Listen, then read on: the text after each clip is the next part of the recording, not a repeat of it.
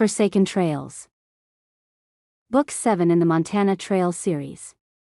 A Clearwater County Romance. By Bonnie R. PAULSON. You only lose love when you seek revenge. Ruby is out for revenge for the secrets kept from her in the past. Sloan is determined to find a way to help Ruby save her dreams and her smile. Neither are looking for love. Certainly not the forever kind. Ruby can't recover from the consequences of an assault in her past. Told she'd lost the baby she'd given birth to from complications during labor, she's dismayed to learn her child, still lives. Sloan needs forgiveness, not from Ruby but from a woman hell-bent on making him regret being born.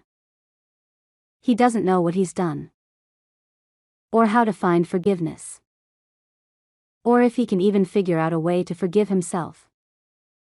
Can Ruby find the lost hope stolen from her? Or will she push Sloan away as everyone she sees is a threat? Pick up this page-turner. Find love in the unlikeliest of places. Chapter 1. Ruby. The regret of a dead man had little sway on Ruby's heart. None of that mattered to her. Not when her own ghosts were rising up for vengeance. Not when her own heart had to work to repair itself after years of loss and grief. To find out that she'd mourned for the wrong reasons wasn't exactly helping her state of mind.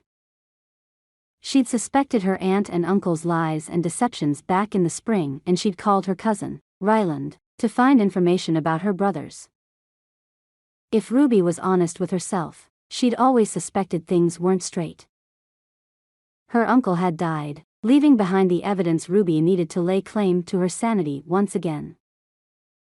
All that time, she hadn't had proof that her maternal instincts were correct. 3 months. She'd called 3 months ago and hadn't bothered getting back to anyone about what she was talking about. She'd merely told Ryland she was coming for revenge and she'd find her brothers soon. Not that they cared. And if they did, she was going to let them sweat it out. In Montana, revenge could be something as simple as glaring at your enemy in church. It could also be something as complicated as spreading rumors about your enemy so they didn't get the position they lobbied for. Ruby's desire for vengeance put all of the above to shame. She needed, an opportunity to get justice for the misdeeds against her. And since one of the perpetrators was dead, that left the rest of the world to answer to her. Her Aunt Cindy's tears and pleas for Ruby to stay at the house had even less sway than her uncle's regret. With Aunt Cindy's pleas falling on deaf ears, Ruby packed her bags. She wouldn't stay put a moment longer when her own flesh and blood was out in the world without her. Her uncle's death released the truth and left so many questions begging to be answered. Her own son. He didn't even know she was alive or out there grieving his death. He had no idea his mother wanted him more than life itself. As she fought with the thoughts tumbling around, Ruby struggled to keep her foot from slamming on the gas pedal. She pulled away from the 2-story split, level home in Nowhere, Idaho. The house she'd called home for almost 10 years. She couldn't get away fast enough. When her uncle had died a while back, Ruby pulled out the adoption papers she'd found even earlier in his filing cabinet. The man was austere and had a gift for making anyone around him feel stupid. Even Ruby had avoided his bullying tactics. The paper hadn't named Ruby as the mother, but the timeline had fit to the day and time. She'd been in the hospital then, delivering what she believed to be a still-born child. At his funeral, Ruby held out the paperwork to her aunt in the middle of the reception line. She'd watched as her Aunt Cindy's expression had gone from sad, quizzical, and then recognition before slipping into horror. She turned her widened gaze to Ruby. "That's what I thought." Smirking with righteous fury, Ruby had walked out of the funeral without looking back. Her things had been packed already. She wasn't stupid. She knew when she was being lied to, even if she didn't catch it until it was 10 years too late. 10 years. Her heart had been broken for 10 years. Well, no more. She wasn't going to sit idly by while someone else lived her life. She couldn't do that. She wouldn't do that. She didn't even look at the cemetery as she stormed by. Her son wasn't buried where she'd put a plot and a headstone. Her heart wasn't there anymore. There was a lightness to her step she couldn't explain. Maybe the fact that she'd been given a second chance had something to do with it. Going after him as a no-brainer. Of course, she would. She had no other choice. Ruby couldn't handle staying in that house of lies any longer. Too much of her had been destroyed already. Why would she stay with a woman who had literally diminished everything about Ruby into a malleable ball she could toss around at will? And Ruby had never fought back. She'd never declined their abuse, believing she deserved it. But not anymore. Cindy had claimed Ruby's sins had killed the baby. She'd claimed something that had to do with the way the child was conceived was the mother's fault and the punishment was too much for the infant to bear, so he died when he came into the world. None of it made sense, except the fact that Ruby already secretly blamed herself. Having an adult she was supposed to be safe with tell her it was her fault, reiterate over and over how much she was to blame, only solidified Ruby's own suspicions. As she drove away, she ignored the fact that in all reality, she had nowhere to go. No family anywhere. Except for Montana. She had her brothers. She'd never go back to her parents. As far as she was concerned, they were dead to her. Was it too much to hope her brothers, that maybe Jareth and Kyle still loved her, still cared for her, still thought of her as their little sister? Would she be welcome in their lives or would she be as much of an outcast there as she was everywhere else? She barely remembered any of her cousins. The only one who had reached out on a consistent basis was Emma. Ruby had never even met Emma in person.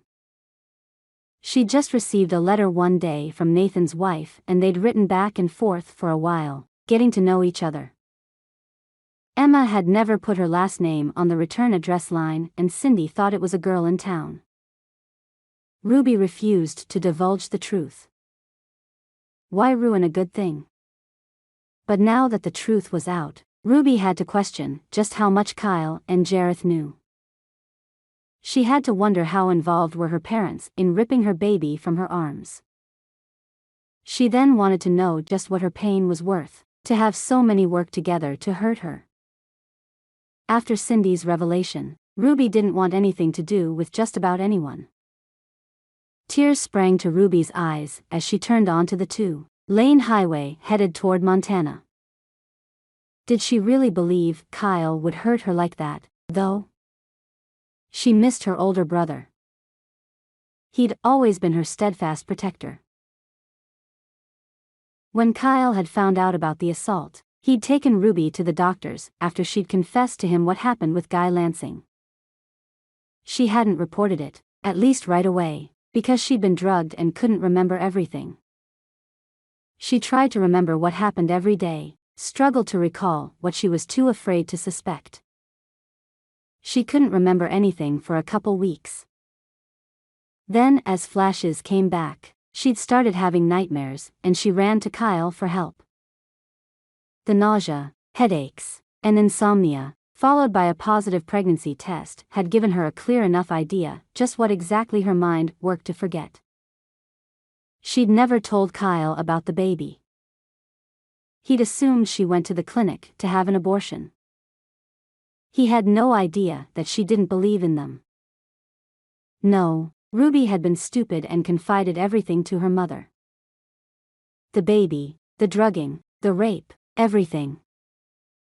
And she hadn't been a legal age, either, back when it mattered if you were old enough or not. Ruby's parents had shipped her off to Idaho relatives, and then she hadn't allowed herself to cry. Of course, she'd cried her soul dry at his death, but she hadn't cried over finding he was still alive. Not quite. She didn't want to face that pain just yet. She couldn't. As long as she held on to her anger, she could power forward. If she cried, she'd give some control up, and she couldn't do that. No. Not yet. Even as she thought it, there was no way she could hold everything in. Her emotions swelled inside her, pushing outward, and she pushed them down until she could park the car she'd all but taken from Cindy's garage. She had to stop driving to lose her sanity safely.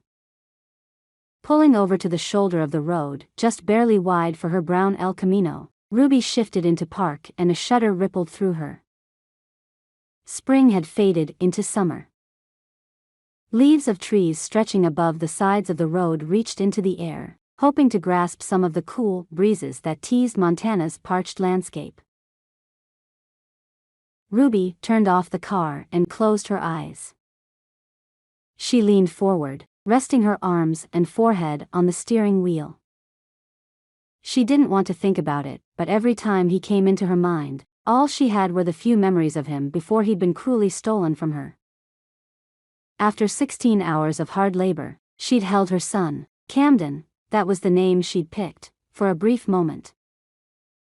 Ruby could still remember the silkiness of his tiny fingers and the perfection of his smooth cheeks. Immediately, she'd felt complete. All of the negativity around how she'd gotten pregnant dissipated. He was hers. They were supposed to have each other. No matter what else, at least she had someone to love her as she could love him. Then the nurse had taken him, saying he needed to be cleaned, and Ruby did, too. In 30 minutes, she'd been moved into a maternity room and told her son had died from complications. That was it. Plain. Sterile. Nothing but the facts. No regard for the way they'd torn out her hopes and stomped them to the ground. At almost 18 years old, she'd been too naive and scared to question anything. Not to mention, her walls were down and she'd screamed and wailed and thrashed so hard, they'd tied her to the bed. They'd left her tied like that for 3 days until she'd become listless and docile. Only then was she allowed to have freedom she didn't want. But to find out her own mother had signed away her son, signed him away to someone she'd never met and without Ruby's permission. Ruby's stomach and chest ached like someone had sucker punched her with a sledgehammer, stealing her breath, her life. Her son. She had to go after him. She had to find him and make sure he was safe and claim him. 10 years were gone, stolen from her. But Ruby would make them right. She'd been gone all that time and her brothers had never come looking for her. In her mind, they owed her. Her parents had abandoned her. They owed it to her to help her find her son. Hot tears heated her cheeks and she swiped at them with the back of her hand. Every second she sat there wallowing was another second her aunt and her mother stole from Ruby. No more. The drive to Bella Acres was going to be long and arduous. She had too much time to think and not enough happy thoughts to hold her over. The only thing connecting her to her son was the adoption paper she'd found. She kept it folded up and protected in a small envelope in her pocket, no matter what she wore. Taking a deep breath, Ruby nodded. She could do this. She had to. Camden wasn't getting any younger, and neither was she. Pulling back onto the highway, Ruby reached the speed limit fast and held it steady. Time would pass as it always did. All she had to do was bide it in patience. She hadn't seen Jareth or Kyle in years. When she had called and spoken to her cousin, she was just trying to find out exactly where everyone was. They were a family of cousins who had always been close. When she'd disappeared, she'd missed them severely. Had they missed her? How could her brothers forget her? How could the Darbys forget who she was or where she was? Nobody had ever contacted her or tried to find her. Nate and Emma's wedding happened and Ruby never got an invitation. Until her aunt revealed she'd been the one to hide every attempt at contact from the family. Thankfully, Emma had somehow gotten through. Ruby had never asked about any of the trails. Instead, she'd eagerly watched for any mention of them, hoping Emma would understand the lack of questions about her family only meant Ruby's pride had been so wounded by them, she didn't want to sink any lower. Ruby didn't know how to go back when she hadn't been in the family for so long. But her pride was going to have to go by the wayside. She needed them. She had no idea what to do to find Camden. She needed help.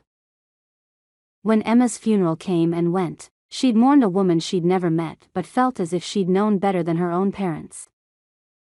The fact that she loved her like a sister and a close cousin would be hard to explain to anyone, let alone Cindy, who didn't even know Emma was who she was.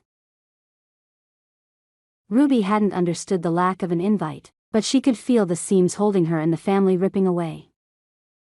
She faced a total of 8 hours of driving. With only 2 crossed off the chaotic schedule, Ruby knew she'd have to get more fuel for herself physically, then gas for the car. She needed food.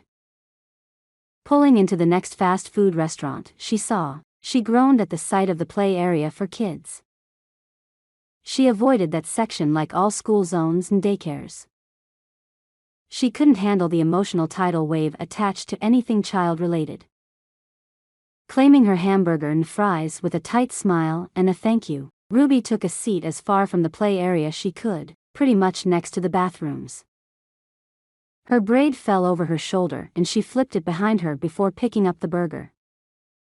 A woman and her son sat down beside Ruby in the next booth over. Ruby tried to smother her groan with a cough. As she took a bite of her burger, she couldn't stop herself from studying the boy. He was about the age her son would be.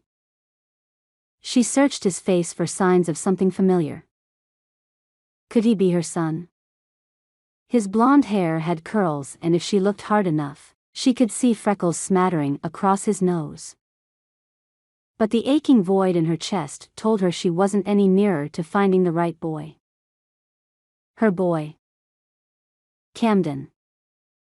A large part of her believed she'd know him when she saw him, even if a completely different part of her called her a fool and a dreamer.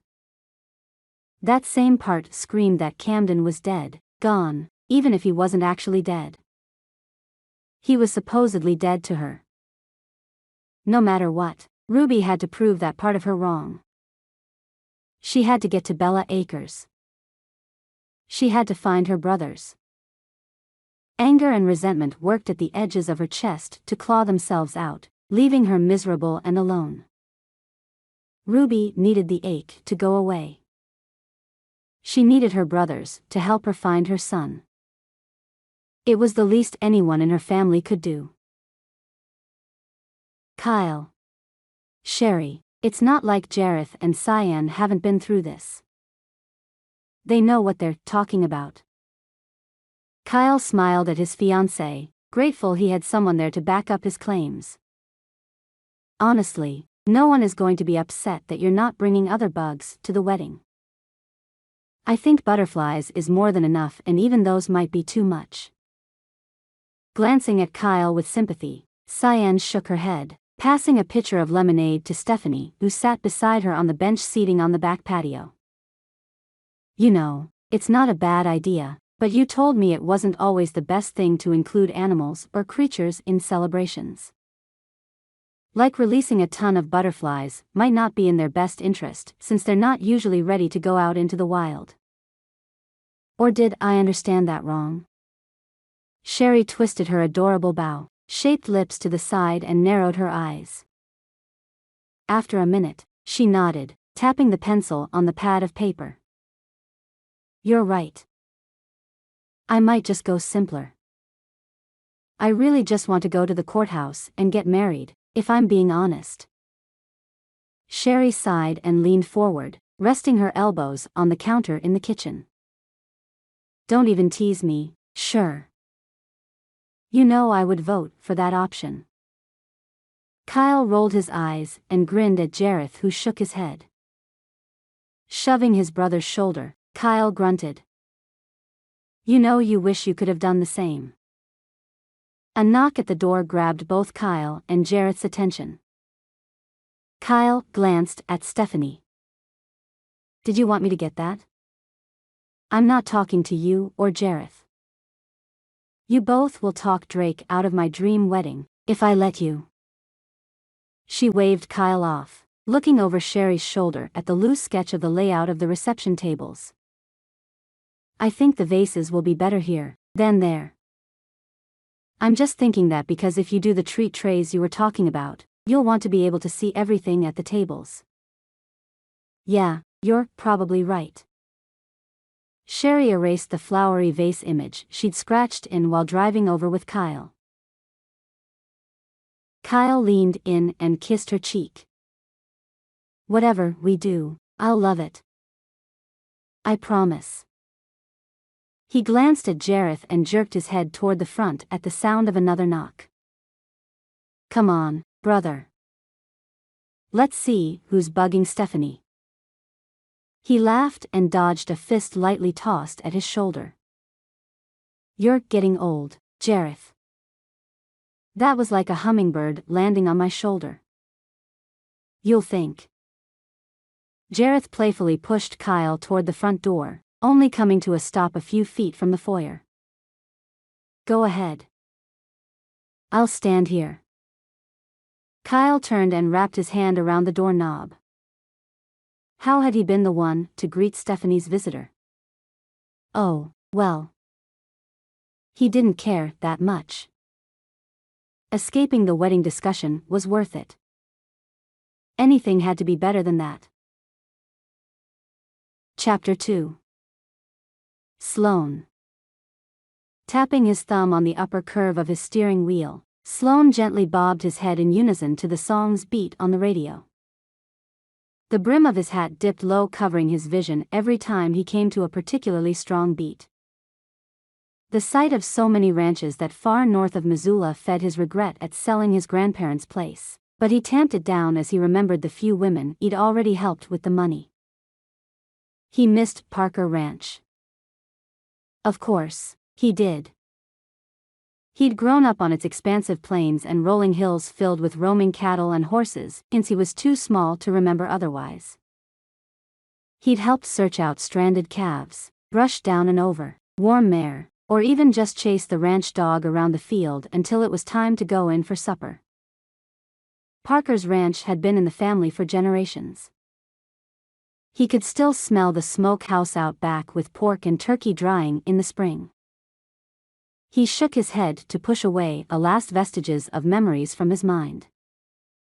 That kind of melancholy would never do, not in his calling. Parker's place. He'd transferred his affection and love for a family ranch after his grandparents died to pushing his own agenda. Parker's Place was a non-profit organization designed to help the victims of rape and sexual assault and their friends and families. Sloan wasn't doing it for fun. He did it because he had to. There was no support for rape victims and their families. Not there in Montana. Funding the project had taken precedence over sentimentality for land he didn't have any hope to pass on to anyone else. The green highway sign on the right said there was only 30 miles left to Taylor Falls. The area was resplendent in varying hues of green that trumpeted in the spring weather of March. Snow runoff filled the ditches and rushed with rippling speed toward the larger ditches downhill. The turnout for Taylor Falls came fast on his right. Sloan pulled into a gas station just before veering off the road to head toward Bella Acres. He waited in line for a spot, staring at a sign that declared the gas station was the last one for 80 miles.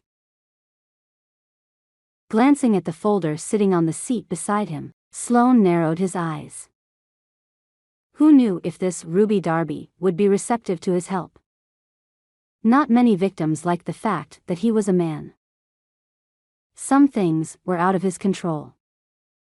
Once he explained his own history, they usually came around and were more open and trusting of him and what he represented. Hopefully, Ruby Darby would be. At the gas station, Sloan ran his debit card and pumped the gas. He stared at the black paint of his truck and tried to forget the last couple years of his memories, at least long enough that it wasn't the driving force behind his every movement. His grandpa's funeral had been just a few months earlier that year. Spring was heading into full bloom, and he didn't think it was right his grandpa had died at the start of his favorite season. The funeral had been tasteful, at least as tasteful as a funeral can be.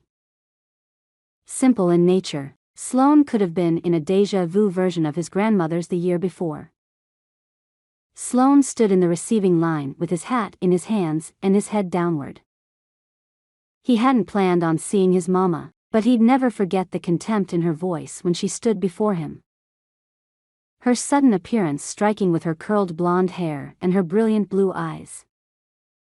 She wore a black off-the-shoulder sheath dress and bright pink nails.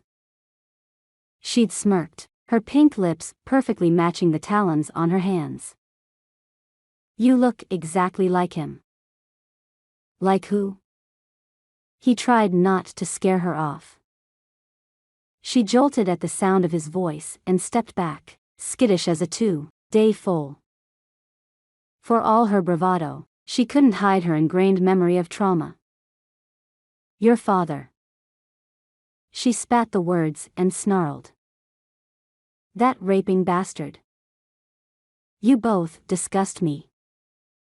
She had stomped off, leaving a wake of confusion and questions not just inside Sloan's chest, but in the rest of the crowd that surrounded them. He couldn't identify the range of emotions ripping through him. He didn't have any way to ask, or anyone to seek answers from.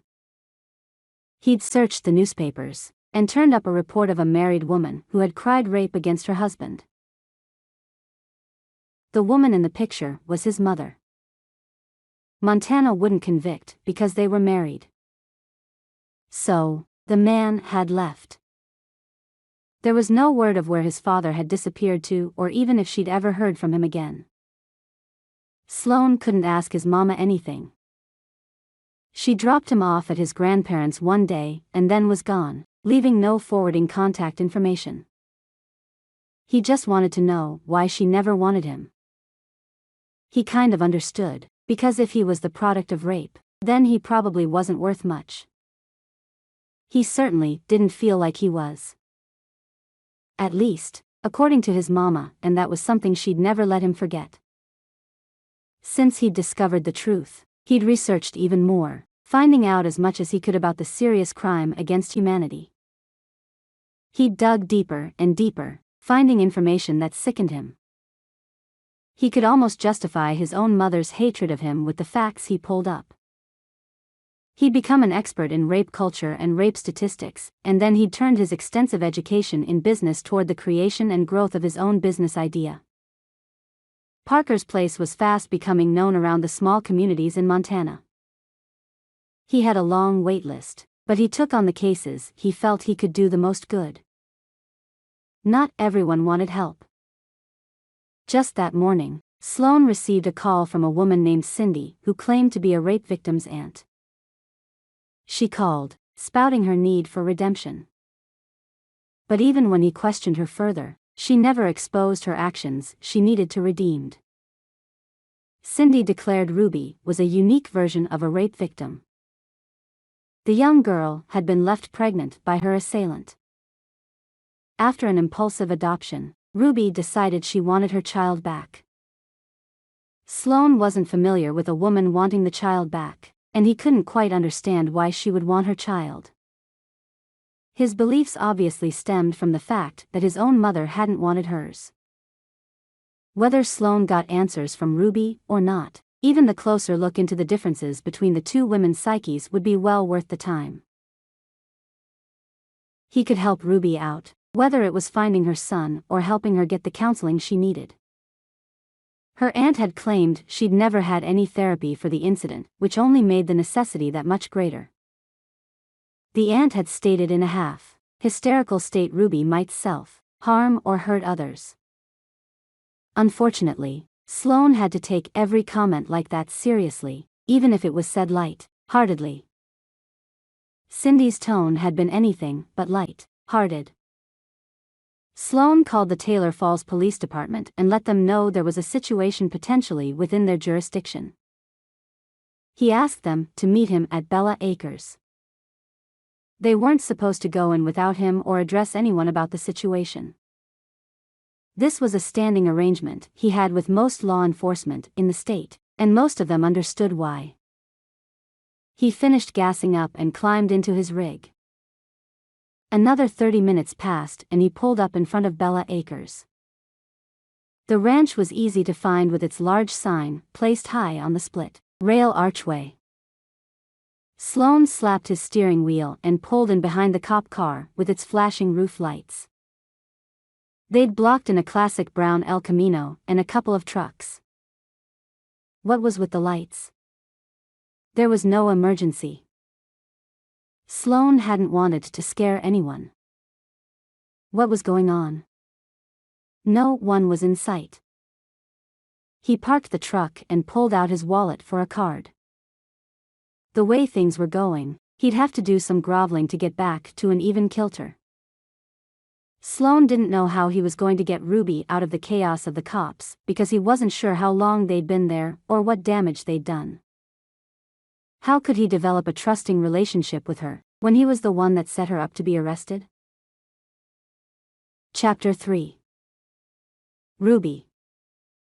Her brothers had matured, filling out shoulders and jaw lines they'd inherited from their dad. Auburn, brown hair tied them all together like siblings, but time had turned them into strangers. Even Kyle's surprise hurt when he opened the door with a grin that faded to curiosity. He cocked his head to the side in confusion when they stared at each other.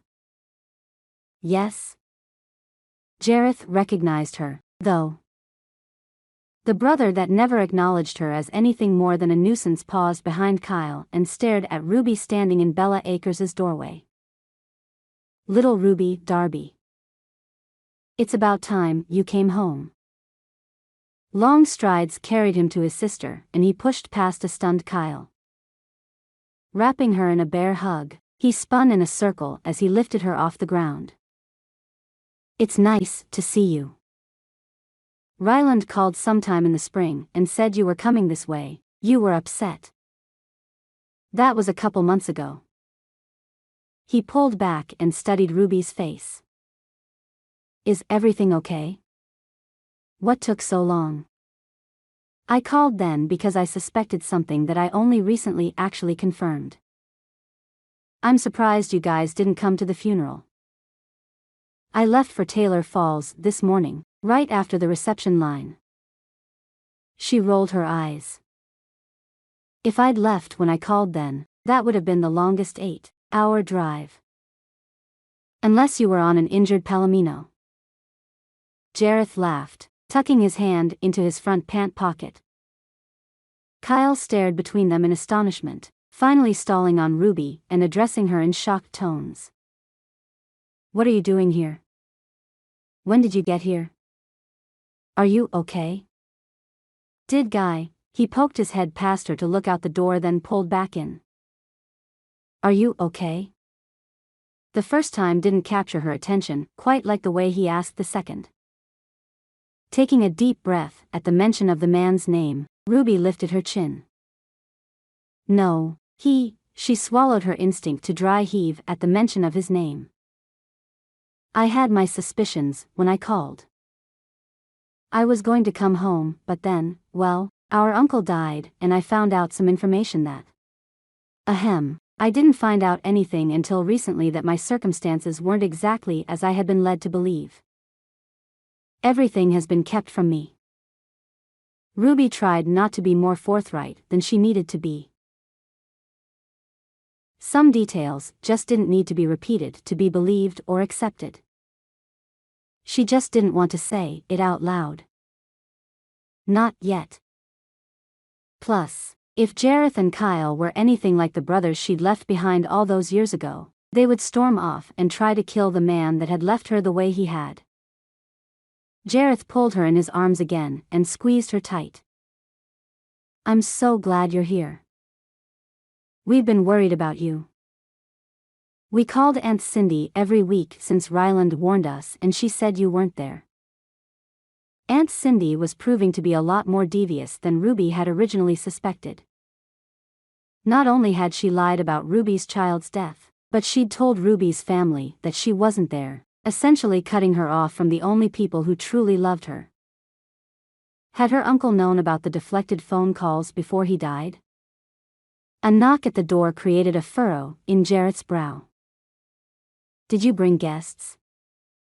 He stepped forward and opened the front door, revealing two policemen in black uniforms and shiny badges. "Hello, sir. We're here to find Ruby Darby." The officer looked at Jareth and then past him. His eyes widened as his gaze lit on Ruby. "Are you Ruby Darby?" She hadn't even done anything.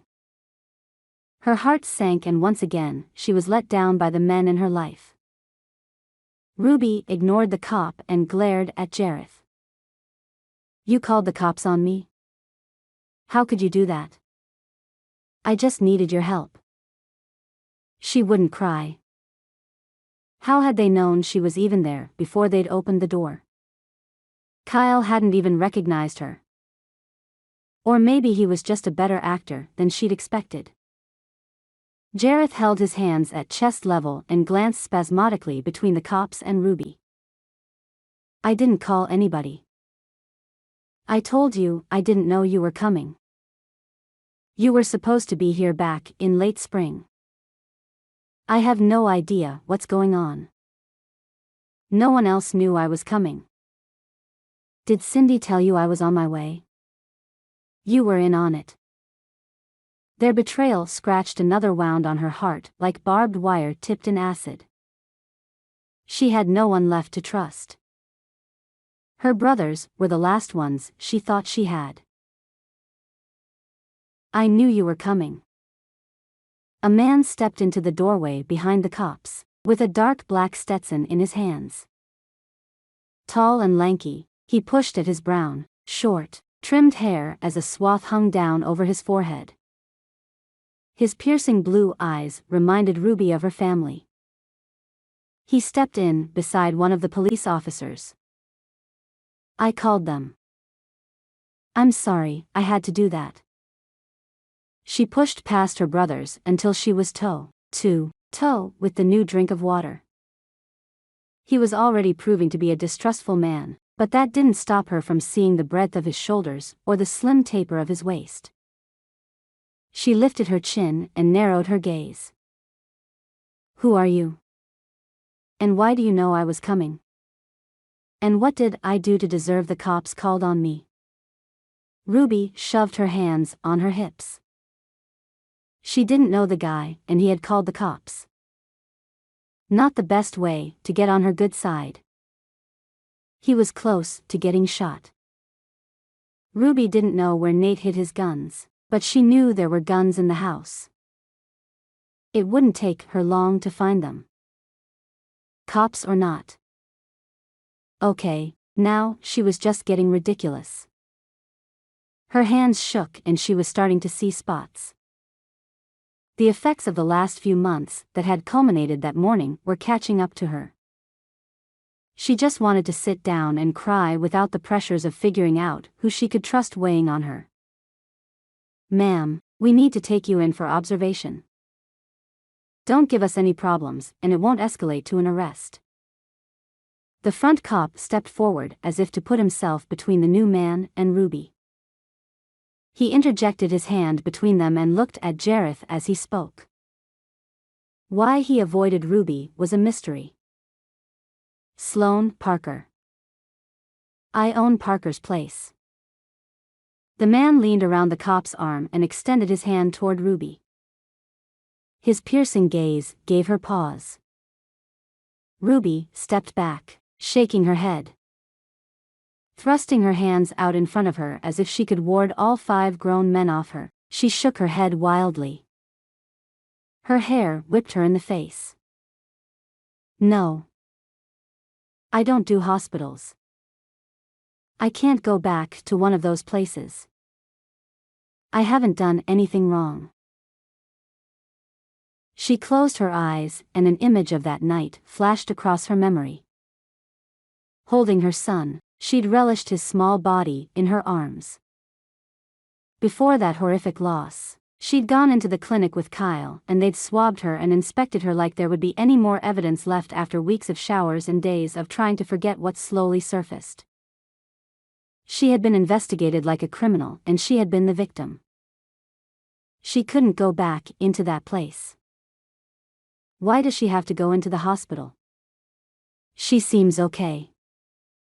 Sloan seemed to recognize the fact that a meltdown was imminent with her shaking hands and trembling breaths. He maneuvered himself around so he stood in front of her facing the cops. We're not going to arrest her, but we could with the report of possible harm to others. Policy requires us to take a self-harm report seriously and have her observed for 24 hours.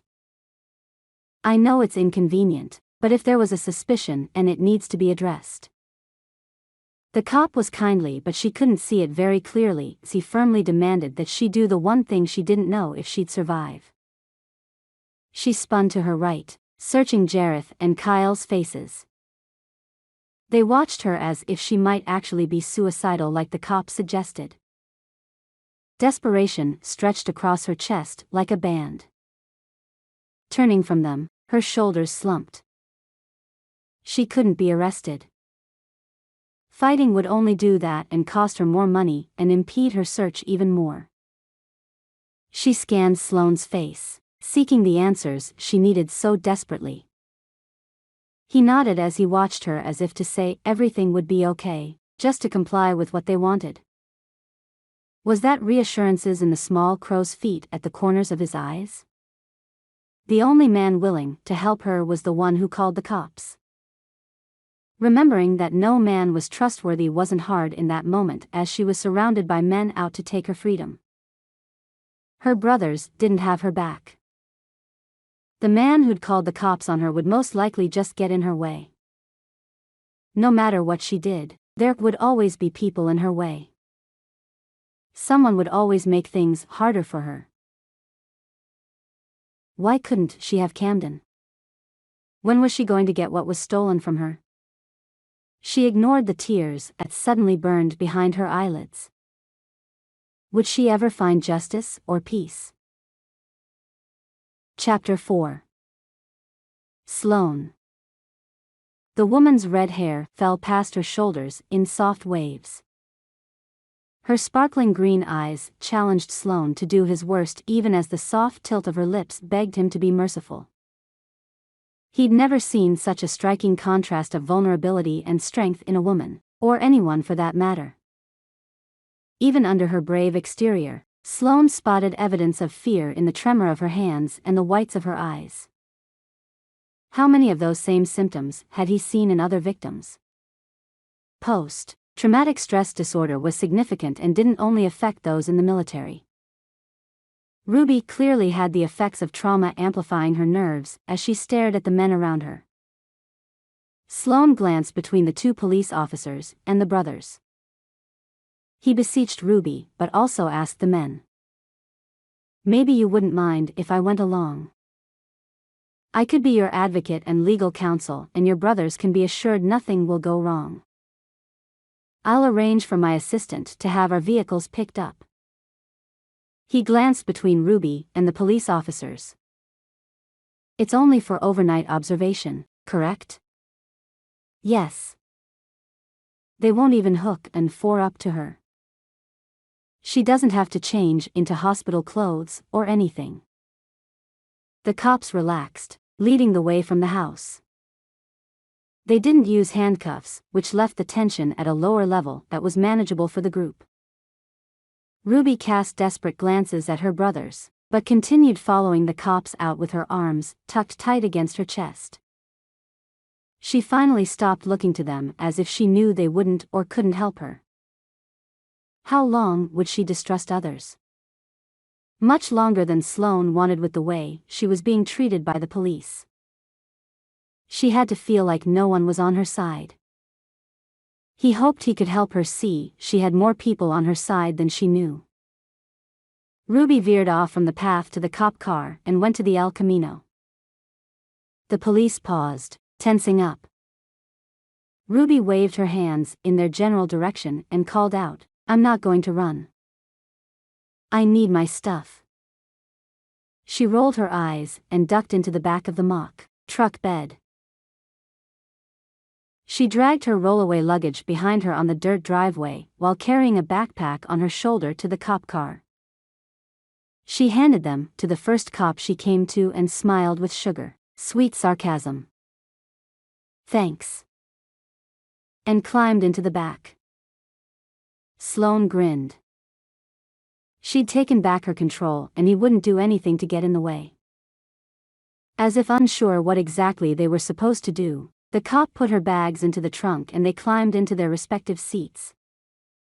Climbing into the back seat of the police car next to the woman, Sloan tried not to look like he was studying her, but he couldn't help it. She had gone from being a 28-year-old to looking like she was 16 again as she slouched her shoulders and stared at her feet. Where was her confident attitude from a moment ago? Why did she suddenly seem vulnerable? He hadn't known her when she was younger, but he could see in her gaze that she was never really young. She'd been faced with adult issues well before she should have. He had to get more information from her. The aunt wasn't exactly forthcoming on all of the details other than to make sure she didn't come off as bad in the telling. As the police officers started the car and backed up, Sloan leaned over, tapping Ruby softly on the elbow. "Don't think getting arrested together means we're getting hitched." He sat back up and buckled his seatbelt. He held up his hands in mock warning. "I'm not emotionally available." He winked, trying to soften any expectations she might think he had helping her. He was a newer advocate for rape victims, and his approach was often clumsy, which he tried to make up for with jokes. Ruby scoffed. Rolling her eyes, she chuckled dryly. "No way, I will never get married or fall in love. So, don't worry about it, cowboy." Her pride bristled and Sloan realized she wore much more than sarcasm as a shield. He leaned back, relaxed. Trying to help her ease into the situation would be harder than just teasing jokes here and there.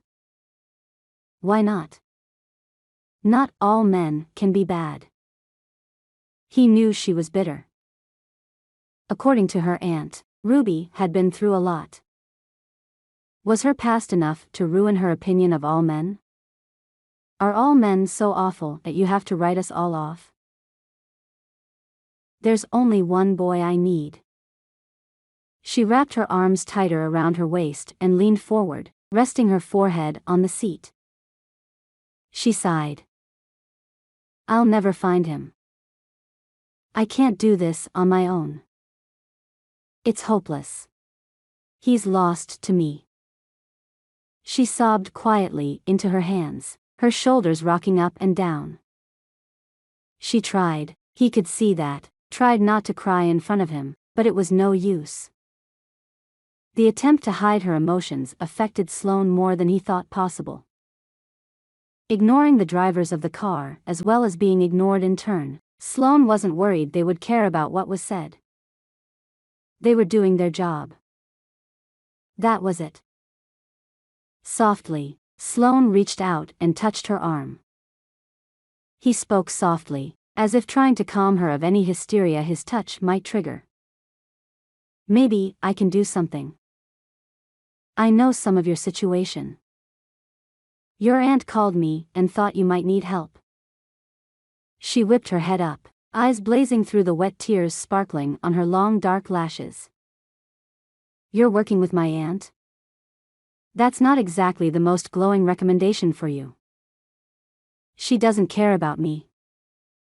She's a huge reason my life is as messed up as it is.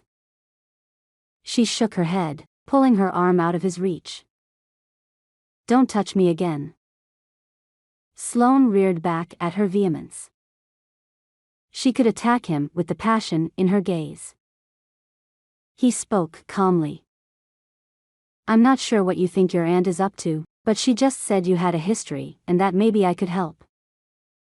She said she was sorry for anything that she had done and she would be paying penance for the rest of her life. I don't really care what she's done.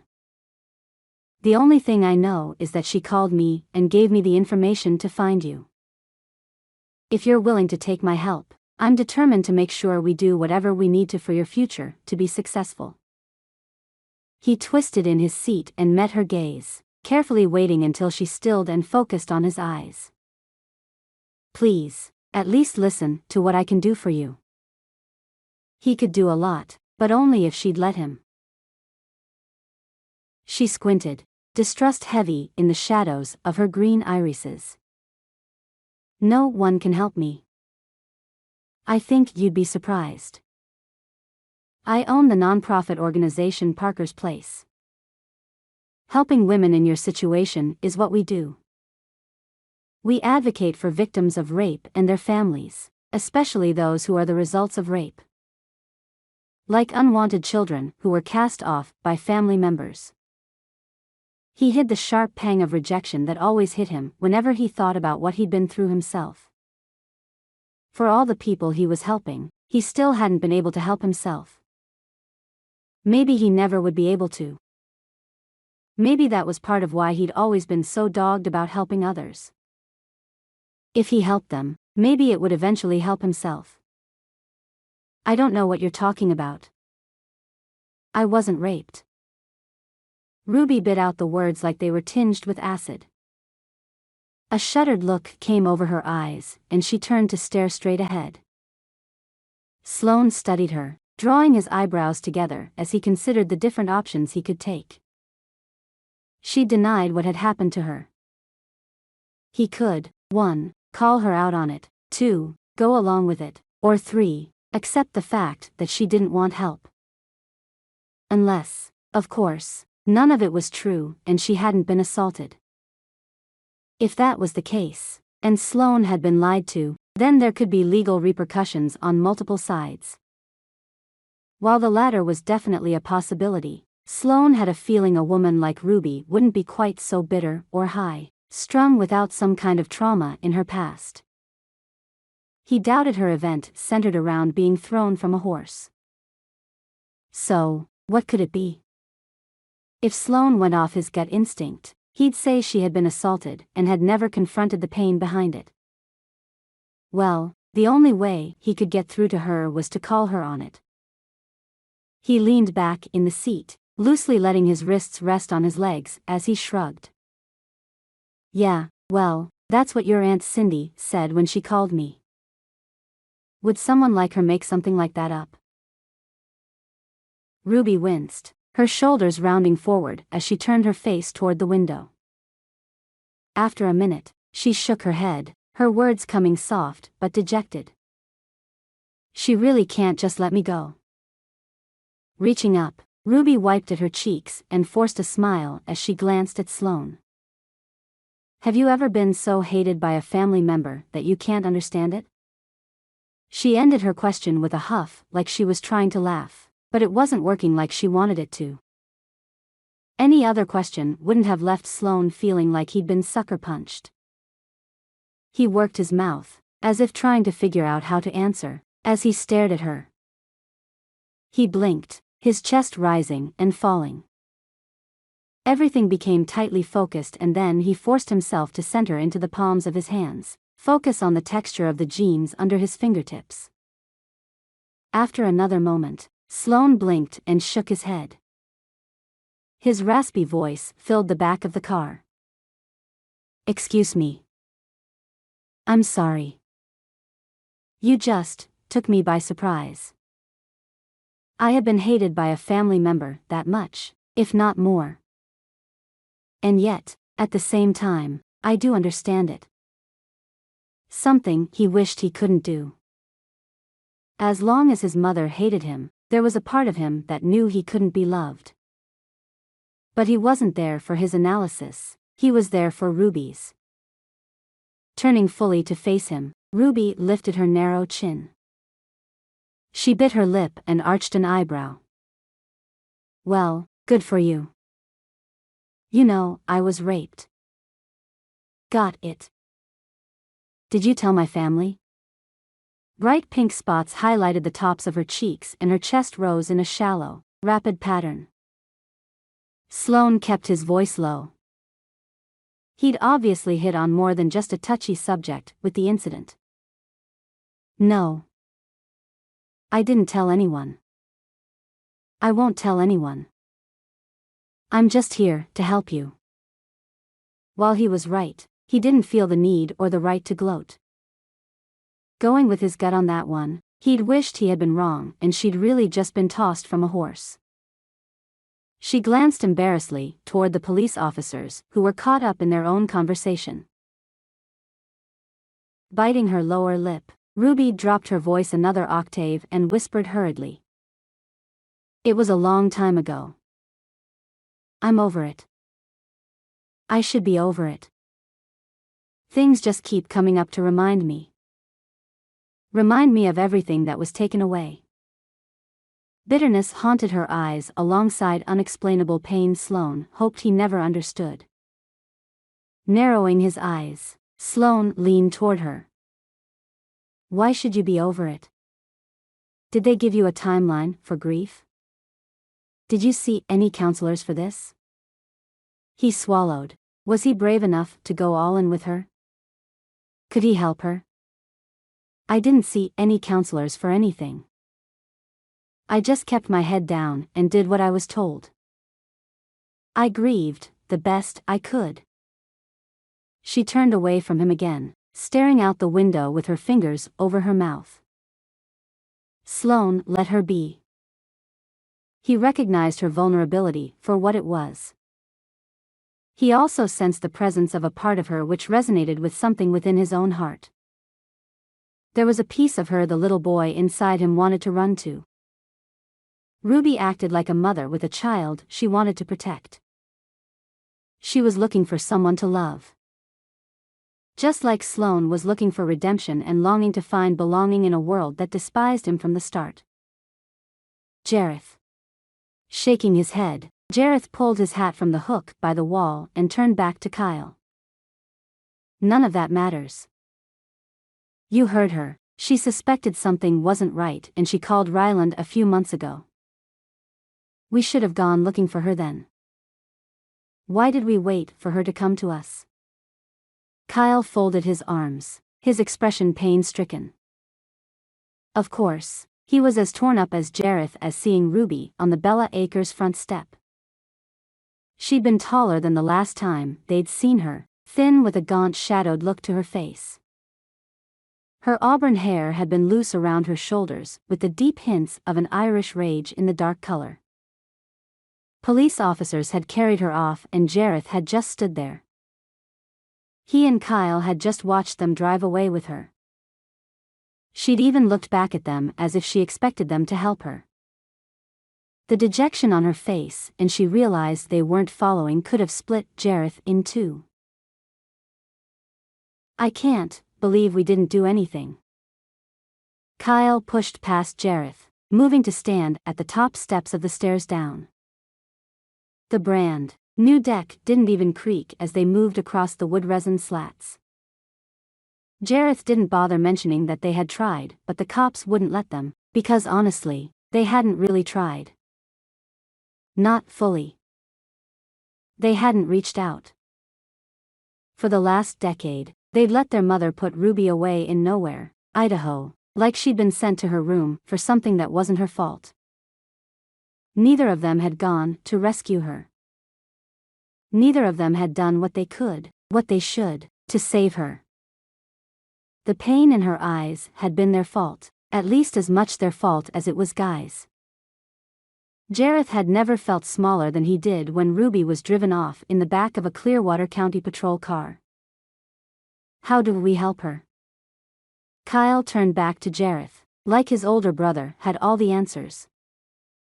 Taking a deep breath, Jareth shrugged. I don't know. I have no idea what she's been up against the last few years. We don't know the circumstances around anything of her life. He reached up and rubbed at his eyes, then let his hands wipe down the rest of his face. Shaking his head, he took a deep breath. I don't know. I feel helpless. Nodding, Kyle didn't even look at him as he stared at the still settling dust from the police car. I knew what had happened. I took her to the doctor. I think she was pregnant. I told her to take the morning after pill. You what? What are you talking about? Jareth turned his head to look straight at his brother. What are you talking about? What happened? Kyle's chest lifted as he breathed in and glanced around the yard, as if the answers to their sister's pain could be found in the warm rays of the sun and the shadows of the buildings. She was assaulted. Guy Lansing drugged her and took advantage of her. Guy? Isn't he the one you chased for so long? Is he the same one that started that forest fire when we worked the Jonesy Ranch? Jareth vaguely remembered random comments made by Kyle about following after a man named Guy. Jareth had always thought Kyle was just being secretive about whatever was bothering him. He'd never thought there would be a more ulterior motive he should know about. Yeah, why do you think I was so persistent about it? He tried doing the same thing to Sherry that he'd done to Ruby. Same guy. He was prosecuted for the fire, but I never brought up Ruby's past with the police or anyone else. Kyle dropped his gaze, tucking his thumbs into the tops of his pockets. Why not? There seemed to be a lot of holes in what was going on, and Jareth couldn't believe he hadn't known about any of the things Kyle revealed. Because it wasn't my secret to share. She'd chosen to go to our aunt's house and, as you know, we haven't seen her since. Kyle's expression turned contemplative as he stared at the brown El Camino. After another moment passed, he glanced at Jareth, who still hadn't decided how he should be feeling, and Kyle pointed at the ground. We need to help her. If nothing else, we owe her that much. Jareth couldn't agree more. But how did you help someone you had no idea was broken until moments before? How did you fix what he hadn't known was cracked? Jareth didn't know, but as acting leader of the Montana Trails and Ruby's oldest brother, he had to step up and try. Would she accept any help he had to offer? Or would she prove to be a Darby through and let her wounded pride keep them all at arm's length? Chapter 5. Ruby. Ruby needed to know more about a man than his name before he wasn't a stranger to her. What did he think she was going to do after he revealed the little tidbit about knowing about her assault? Hug him? No, the fact that the newest stranger in her life knew she'd been raped terrified her. He knew. And he sat there like he could possibly understand what it was like. A big, strong man like that couldn't find any level of empathy in her vulnerabilities or her weaknesses.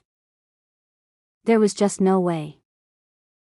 Soon after Ruby had moved in with her aunt and uncle, her uncle had told her a story of a bird whose nest was in danger from a predatory snake.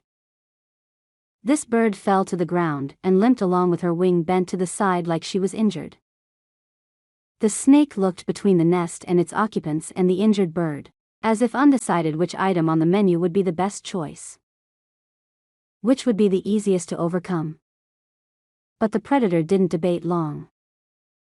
Veering off its path headed straight for the unprotected nest, the snake went after the bird with its injured appearance. The snake chose this path because wounded prey was so much easier to subdue than fighting off healthy prey. Her uncle pointed out that Ruby was injured and any man who knew would try to take advantage of her vulnerability because it would bring out their predatory instincts. They became ruthless and vicious, picking on the person who was already victimized before. The man had pointed out her weaknesses, and then proceeded to belittle her and do exactly what he'd said others would do. He'd never been fully kind to her, if ever. He'd used the allegory to justify his behavior, and Ruby had always felt like she deserved the way he treated her. Because she was damaged, and according to him, marked. Predators picked on who they perceived to be the weaker links. Ruby never told anyone what had happened to her. No one needed to know about her past. There he was, a man she didn't know, with knowledge about her past. Was he a predator? Nothing would be able to convince her otherwise right then, as she sat in the back of a police car on the way to a hospital or clinic where she would be under observation for something she wasn't in danger of doing. Why would she harm herself, and she had a son to save? Doubt niggled at her hardened philosophies of men. A small part of her, deep down, hiding underneath the pain of the assault by Guy and other betrayal by the men in her life, that part of her recognized Sloan was good looking. One of the best she'd seen. The gentleness in his eyes and the soft way he spoke calmed her, which actually alarmed her. She hoped he wasn't the best kind of predator, the kind you didn't know was bad before they struck. She didn't have to trust him or be in love to see how attractive he was. Ruby swallowed, working the fearful lump from her throat. How can you help? She gave in to the curiosity, pricking her interest. Even a slim chance she might be able to find her son was more of a chance than she had without him. If he knew she needed help, maybe he had some way to do what he said he could. She didn't need counseling or therapy or anything like that. What she needed was information on how to find her son. If Sloan could cut down her search, he'd be the one thing she'd rely on as long as she needed to. There was no shame in using others to get what she wanted. There couldn't be. Sloan didn't lean toward her or get more eager or become offsetting in any way. He spoke calmly and glanced toward her once every few words. Your circumstances are rare. I have the resources to help you. You should let me help you. He met her gaze, the blue of his eyes clear and inviting. He lowered his voice. Let me help you. But what can you do to help me? You say you know my circumstances. But, how can you? What steps will you take? She needed to hear a verbalized plan. Just saying I can help and actually being able to help were two different things. She didn't trust the former until she could see evidence of the latter. I'll be able to find adoption information and we'll find out where your son is at. Nothing is impossible. He narrowed his eyes and studied her. Do you really want to know where your son is at, or are you looking to find the father? Some women just want a paycheck. Which, I'm not judging. After what you've been through, you deserve recompense of some kind. If you're looking for the father, then we need to go a different route than looking for adoption papers for a son he didn't have to sign for. Son. Sloan had referred to Camden as her son. The sharp pang of longing hit to the left of her sternum. Ruby recoiled, still unable to believe that she had a son out there she'd only held the one time. Too much had hit her all at once. Gritting her teeth, but grateful Sloan really did know everything like he said he did, Ruby tilted her head to the side. Call him what you want. He doesn't qualify as a father. I never want to see him again. Trust me, he wouldn't be hard to find. She offered a straight-lipped smile, or maybe it could more qualify as a grimace. She'd read a while back about Guy Lansing being arrested for arson that cost the community more than $5 million in damages. Guy wouldn't be let out of prison for quite a while. Ruby couldn't deny her relief over that fact. If Sloan could help her, then she should take the help. Her number one goal centered around getting Camden and living with him, being with him the way she should be. She was his mother. It was her right. Ruby traced her finger along the window sill. How did she ask for help from a man she didn't know? I want my son. He's mine. She blinked and glanced at Sloan. What if he's not safe? Or healthy or happy? What if he doesn't know I love him and need him? I want him. I'm his mom. She nodded her head tightly and clenched her hands in her lap. Her breathing came fast, less controlled, and Ruby hated that she felt that way. Hated that she couldn't maintain even that little bit of control. Sloane's quiet appeal came softly. Even though he came from your rape? There was confusion in his tone, but he didn't back down from the question. Ruby winced at the blatant use of the word. Her aunt and uncle had always avoided the topic, let alone the word, and refused to acknowledge that she'd been raped. She had a hard time saying it herself. She cleared her throat and sat up straighter, clenching her hands in her lap. Nothing of that situation was that baby's fault or mine. I want him. He's my son. Please, if you can, help me. Ruby stopped. Why would Sloan help her? What was in it for him? But, you need to know. I don't have any money. I have a plan to get my feet under me and take care of myself so I can take care of him. I have a lot of family and I want to think they'll help me, but you just saw how they reacted. I'm not sure I can rely on them. Point blank, I just want my son back. Even if she had to beg, borrow, and steal, she'd do what she had to do to get Camden back. Sloan softly shook his head, the cowboy hat moving above his shoulders like a part of him. I'm not worried about the money. Parker's place takes care of all that. We'll take care of everything. I just want to make sure you understand your motives and expectations. There's a lot more involved with reclaiming your son than just saying he's yours. She brushed his underlying warning to the side, but did he have a plan? What do you have in mind? She'd do whatever it took. A battle strategy was a good idea and she was all for it. All she had to do was listen to Sloan and she'd succeed. She could do that. Well, standard procedure is to get you into Parker's place. It's a safe house of sorts and gives us round the clock access to you for care. Plus, it means I can sign you out of the hospital faster if you're staying at the facility. Once you're there, you'll receive your own room, food, your own restroom, and access to a workout room and Olympic-sized pool. All we ask you do is fill out a number of questionnaires. That didn't sound like a lot, but he wasn't finished. I hate to say it, but we do also ask you to reconnect with the incident through counseling as a tool for healing. You also have memories now that you don't know you have that will help us locate your son from the day he was adopted out. He smiled softly, lifting his hand and shaking his head.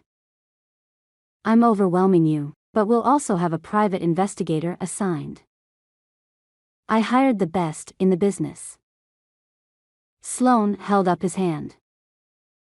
It won't happen overnight, but we'll work on it until we find him. I can promise you that. Everything sounded planned out and he talked like he'd done it before. Anything he put forward would be more of a plan than she had. If he could make it work, If he was as confident as he sounded, she might be able to see her son before the year was out. The chance to get her son back, or even just to find him so she could meet him, made her look at Sloan with hope in her eyes. I hope you're being straight up with me, Sloan. Because you're going to be stuck with me until you perform. Ruby sniffed. Her hiccups pulled her from sleep and she curled her fingers around the edge of the hospital pillow. Someone gently pulled a blanket over her shoulders and settled the warm material around her in the chilly room. The fuzzy material brushed her cheek. Her eyelashes fluttered and she held her breathing steady in case her vulnerability deceived her. Was Sloan going to try to touch her? Would he think she was incapable of sticking up for herself because she appeared to be asleep? Would she have to hurt him? Was he a wolf in sheep's clothing? Her breathing hitched and she opened her eyes to stare into the nothingness of the dimly lit room. Had he lied to Ruby the whole time? He wasn't going to help her get his son. He was going to take advantage of her. That's what his whole business was for. That's what he did. His business model wasn't a sound one. The entire thing was set up so he could take advantage of already damaged women.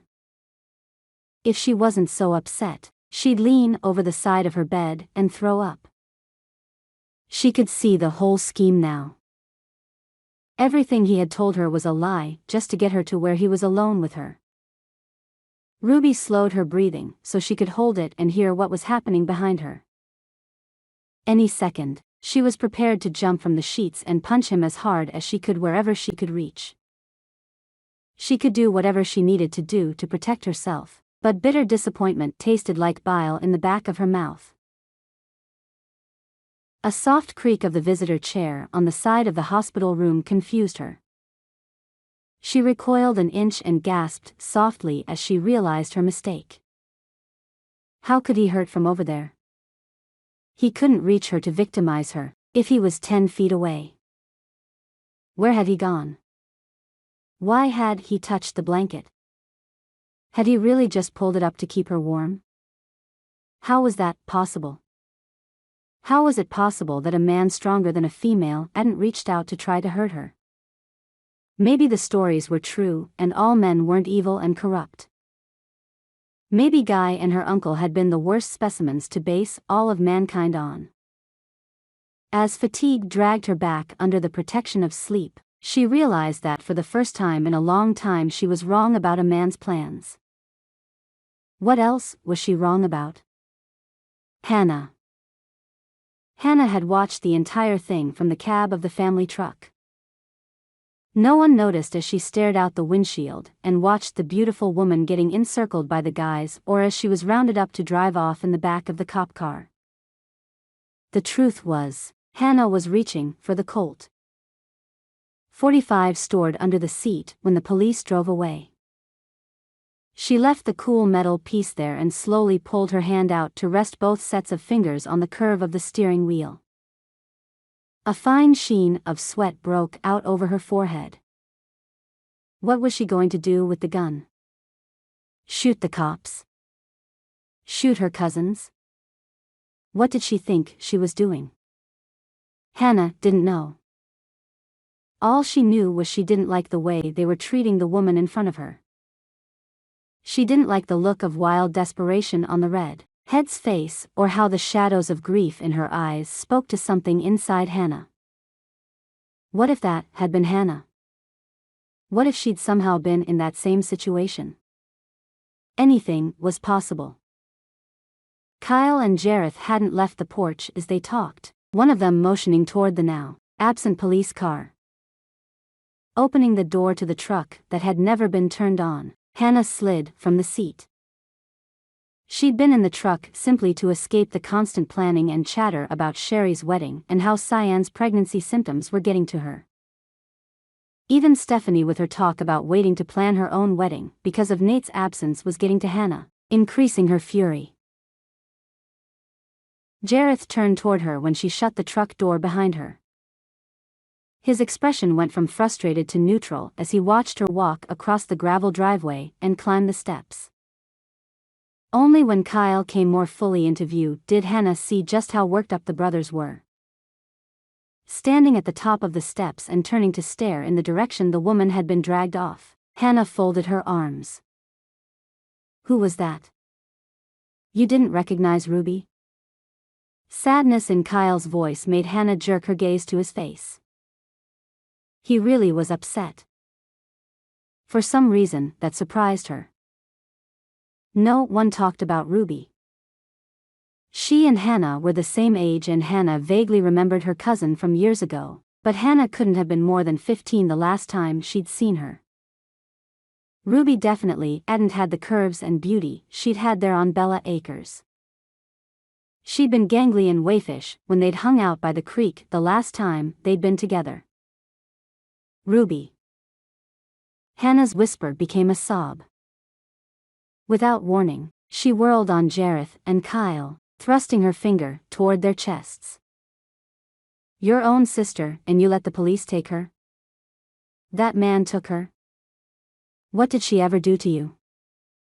How could you let her down like that?" And they had let Ruby down just as surely as they'd failed Hannah while she watched. She shook her head, folding her arms tighter across her chest as she tried to breathe deeply and get her wits about her. What were we supposed to do? The police told us to back down." Jareth's words fell weakly onto the deck where Hannah ignored them. She shook her head and glared at both of her cousins. "No. Rather than chase her down, you're both still standing here, watching the dirt settle. Your sister is being taken to who knows where and you're standing here. You're still letting her down, and you don't even know it." Shaking her head and wiping at the tears escaping down her cheeks, Hannah sighed, turning back to the house. "Don't ever come to my aid the way you came to hers. I don't think I could handle that kind of help." She didn't look back as she strode inside. Disappointment was putting it lightly for what she felt toward her cousins. How could they drop the ball like that? The only redemption they had was when the engine on Jareth's truck started up behind her, coming through the slowly closing front door before she shut it. Fine. They were getting started, but why had it taken Hannah to get them going? Maybe that's what it would take to get Nate back. Maybe she needed to go after him and he couldn't figure out why she hadn't come yet. Sending Ryland hadn't been smart. No, she was Nate's sister. She was the one who should go. All she needed to do now was figure out just how to make her plan happen. Whatever she did, she would have to rely on herself. The rest of the trail seemed to become apathetic toward anything else but themselves. Case in point, Jareth and Kyle toward their sister, Ruby. Hannah needed help, and if that's the way they helped family, she'd get further without it. Thank you very much. All she had to do was figure out just what she needed and go after it. She could do that. Nate, and the rest of the Montana trails, were counting on her. Chapter 6. Sloan. Ruby jolted upwards to a sitting position on the bed, her eyes wide and her hands outstretched. She looked around wildly and sagged back to her pillow when her gaze landed on Sloan. Jerked awake by her movements, Sloan leaned forward and watched her. The vinyl of the chair creaked under his movement. He moved slowly, careful to keep her fear in mind. He didn't want to add anything to her paranoia or trauma. Surprisingly, though, Ruby was turning out to be fiery and fierce, fighting back even when the odds were against her. What kind of a woman must she be to want her son after all she'd been through? After a moment to make sure he wouldn't contribute more to her fright, Sloan moved closer to the bed, scooting his chair to within reach. "Ruby? You're okay, what's going on? Did you have a dream?" It wouldn't be the first time Sloan had seen a woman wake from a deep sleep in terror. Sadly, he knew it wouldn't his last. Glancing toward the clock on the wall, Sloan squinted in the low light. The black hands of the clock pointed out 3:32 a.m. He could barely see Ruby's eyes as she searched the room and stared at the closed door. Finally, light reflected off tears seeping from her eyes, and she shook her head, whispering, "I was holding him. He was, maybe, 2, and his stomach hurt. I patted his back, rubbing his side, and told him it would be all right. Everything would be all right. Then another woman showed up and took him away. She just left with him. My baby." No one stopped her. She sniffed and her sobs started anew as she looked toward the curtained window. Why didn't anyone stop her? Sloan moved to sit on the edge of her bed. His heart hurt for her, and he did the only thing he knew how to do to console someone. He reached forward with both arms. Instinctively, she sat up, leaning into him. Arms wrapped around her back, Sloan tucked her head into the crook of his neck and slowly rocked her back and forth. Sobs shook her body, and Sloan closed his eyes at the frailness of her frame. She carried herself so confidently, it was easy to miss how sensitive she truly was. After a drawn-out set of time, her sobs subsided, and the moment she realized she was in his arms, she stiffened. He didn't blame her, but still Sloan muffled his sigh. Pulling back, he acted like nothing had happened. He smiled and shifted discreetly back to the chair. The dreams are the worst, aren't they? I've had some, but not because I've had a child taken from me. The empty ache in his chest rebounded with each heartbeat. The unmentionable hour left intimate discussion open and possible, like their shields were down, but only during the witching hour. She avoided his gaze as she searched the room again, but nodded. What are your dreams about? She licked her lips like she needed a distraction. He shook his head and leaned back in the cushioned seat. Nah, that's okay. We'll talk about my terrors some other time. Tonight, let's just focus on getting rid of yours. He watched her until she looked at him, her eyes wide and damp. Sloan kept his tone down. Did you ever think of what song you would sing to Camden when you held him? Ruby didn't answer, just stared into space, with tears still coursing down her face. Sloan didn't push her. With some of his dreams, he'd taken days to snap out of the lingering emotions. He settled further into his chair. He'd stay there until she needed him. He wouldn't push her. After a moment, Ruby's soft murmur reached him and he didn't move. I always loved Hush, little baby. At least she'd answered. That would be a step in the right direction. He'd take whatever he could get at that point. Go to sleep, Ruby. I'll be here when you wake up. He hadn't meant to become her support, but part of him sensed that if he left, he would hammer the coffin's lid on her trust in anyone. Sloan couldn't have that on his conscience.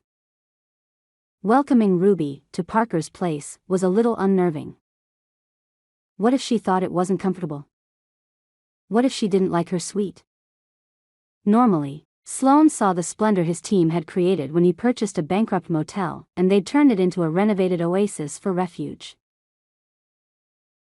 He could see the plush carpet that filled the rooms under comfortable leather furnishings, and the upscale art he had chosen. Even the wrought iron railings he'd put on the balconies lent an air of elegance to the previous trashy abode. The whole of the building wrapped around a large square with an indoor pool in the center. The rooms were inaccessible unless through the security gate in the front. Even the emergency exit in the back was locked from the inside. Sloan had added the security measures with a specific eye to the detail of helping his guests feel safer. All of the rooms had a keyed entryway, and the women were the only ones with access to those keys. What would Ruby think? Would she suspect him of being interested in her? Their moment during the early hours of the morning had prevented him from sleeping the rest of the night. She'd drifted off and he'd watched her, unable to consolidate the image her aunt had given him of Ruby and the woman he was becoming familiar with. The police released Ruby into Sloan's care and he drove them the few hours to Parker's place. She didn't speak, holding her hands tight in her lap. She didn't say a word and just stared out the windshield, probably more terrified than she let on. Arriving at Parker's place, Sloan waited for her to get out first, giving her the sensation of independence. She stood beside the truck door, waiting. He grabbed her bag from the bed and motioned toward the doors. He glanced at the parking lot and waved at the entrance. "I have my guy bringing your El Camino. It should be here this afternoon." Sloan tried hiding his nerves, so he shoved his free hand into his jean pocket while pulling her bag with the other. He watched as Ruby preceded him into the building. She looked around, her green eyes wide. With her backpack thrown over one shoulder, she fell back until she walked alongside her rolling luggage. "This is all yours? This is amazing." She wasn't sarcastic. Instead, she sounded entranced, and Sloan allowed her awe to wash over me. His nerves subsided, and he allowed himself to enjoy the moment. There had to be something liberating in the moment for her. Would she see Parker's place for the opportunity it was? Can I leave whenever I want? Or do I have to stay here? Ruby jutted her jaw to the side and narrowed her eyes as she watched him, even while walking into the foyer. Sloan lifted his hands and shook his head. "You're not under arrest, Ruby. They only took you for observation because our governor is pushing suicide watch right now. With the number of people taking things into their own hands, he's determined to help as many people as he can. Please, don't take it like you're under arrest or anything. You're welcome here, at Parker's place, because your aunt told me about your situation and I want to help. No strings attached. Nothing." Jerking his chin over his shoulder, Sloan shrugged. "You can go as soon as your car gets here, if that's what you want. But, I promise, you won't find a safer or more comfortable place than here. And we have people trained in how to help you get through the struggles around your situation. You even have access to our resources to help you find your son. All of that at no cost to you." He rambled when he was nervous, and for some reason, Ruby made him nervous. Like she might not like him or respect him. When that thought catapulted into his mind, Sloan realized he had to stop. She was a client. There were so many ethical issues associated with the possibility that he might grow to like her. Under her anger and rage, even under the layer of bitterness, Ruby was scared and desperate. He could never take advantage of someone whose vulnerability kept them so innocent. Sloan would never be able to pursue anything with her, no matter how attractive he found her. Plus, he didn't have a chance anyway, with her distrust so strong. She would keep him as far away as possible, and he had no reason to push for more. Not to mention, no right. "Would you like to give Parker's place a try, or do you want to just wait here for the car to pull in?" Sloan refused to be anything but professional. "Just some information to help you make up your mind. All of the rooms have their own keys. Even I can't get in. If someone loses a key, I have to call a locksmith in to change the locks out. No one can get in here without getting past the secure front doors. Food is included. And, well, You decide. Ruby tightened her fingers on the strap to her backpack and nodded slowly. Thank you. I would like to. I mean, yes, please. The opportunity to choose obviously hadn't presented itself to Ruby often. Sloan was grateful he could be the one to do that for her. Keeping her vulnerability in mind, Sloan led her to her room, the third door to the right on the upper level. I'll get you set up with our private investigator, his name is Thompson. Sloan shook his head. Don't ask me what his first name is. I don't know. He just makes everyone call him Thompson. I'll also get you set up with our counselor, Jessica Bland. Ruby reared back before they reached her door. She shoved her back against the exterior wall and stared at him with wide eyes. I'm not crazy. They just let me out of the hospital. I'm not going to kill myself or anyone else. I promise. She shook her head, anxiety rich in her eyes. As if she wasn't acting out of the ordinary, Sloan unlocked the door to her room and held out the key until she opened her shaking hand. He dropped the shiny silver piece onto her palm with a smile. Backing up, he motioned her inside. You're fine. I'm not saying you are. It's just that it has been how long since you and your son last saw each other? You need training on how to approach him.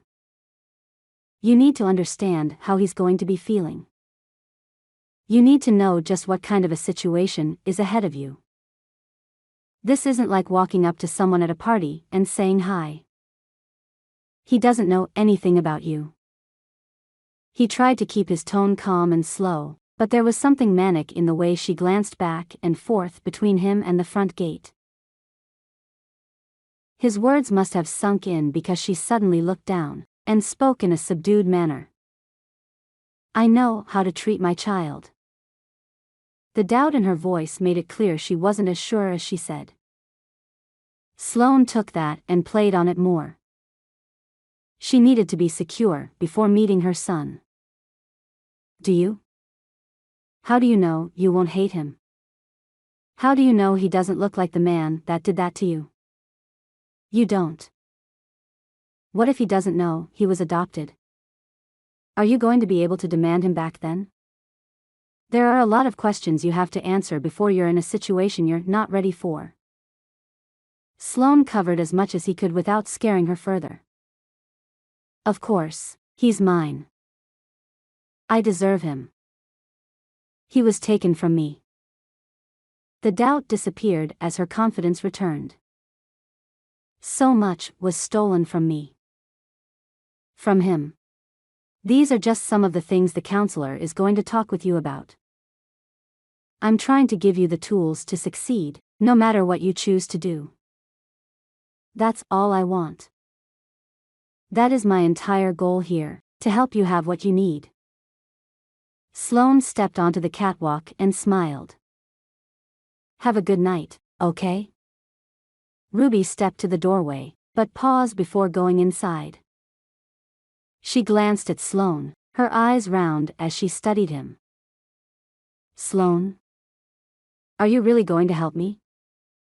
He stopped, resting his hand on the railing, and met her gaze with his. I said I would. I stick to my word.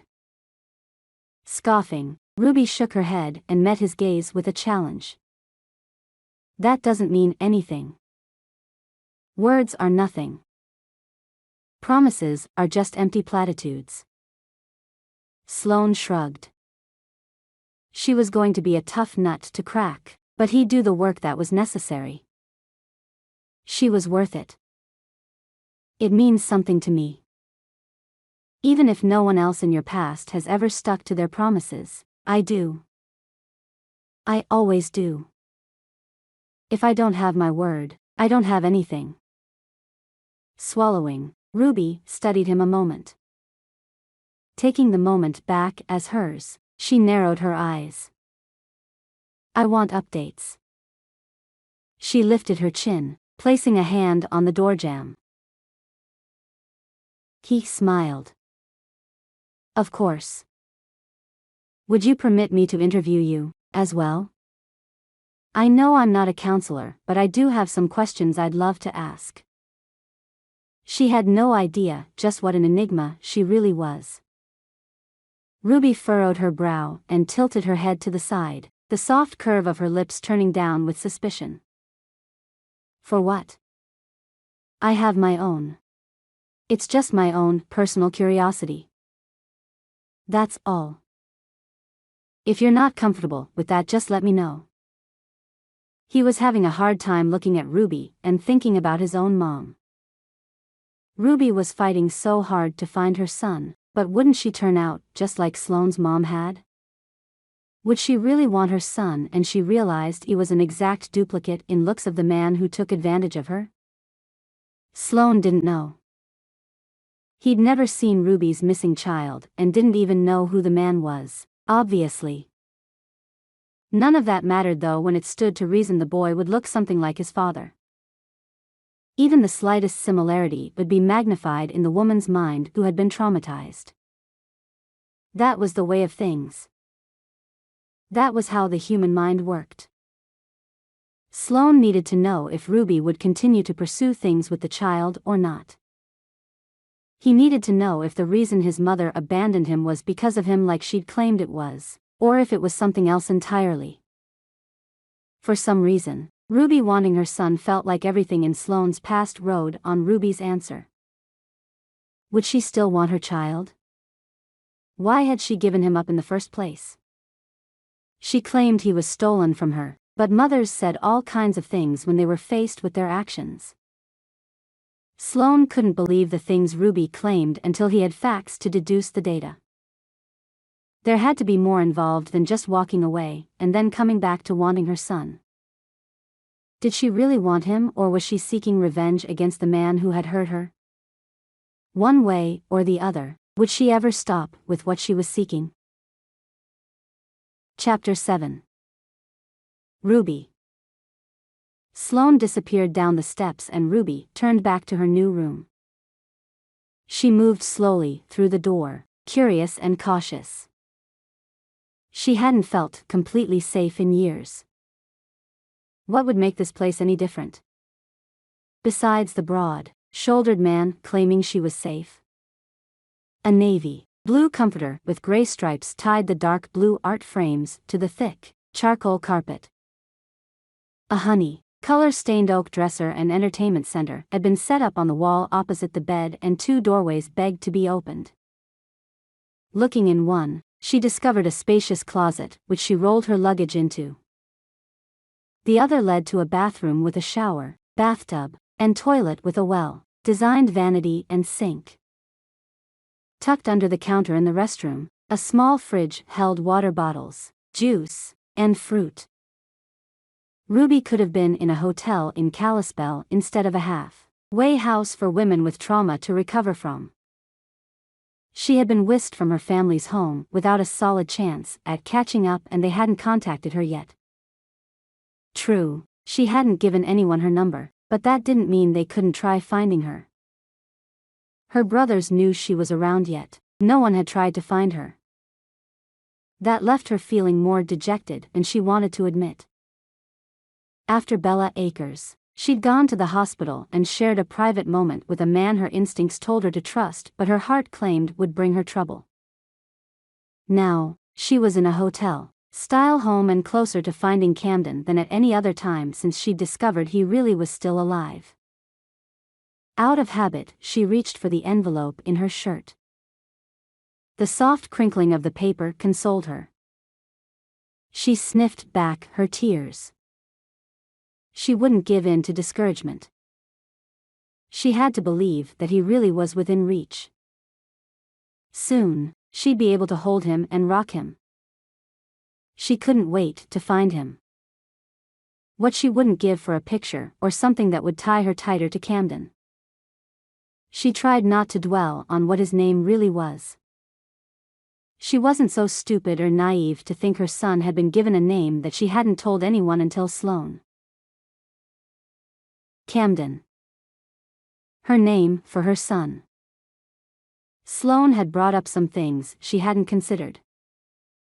If he was adopted, what was he called? Was he taken care of? Did he love his parents? The last word nearly broke her. She was his parent, but she had to take into account that someone else could very well be loving her son and raising him. But they could never love him like she did. They could never take care of him like she could.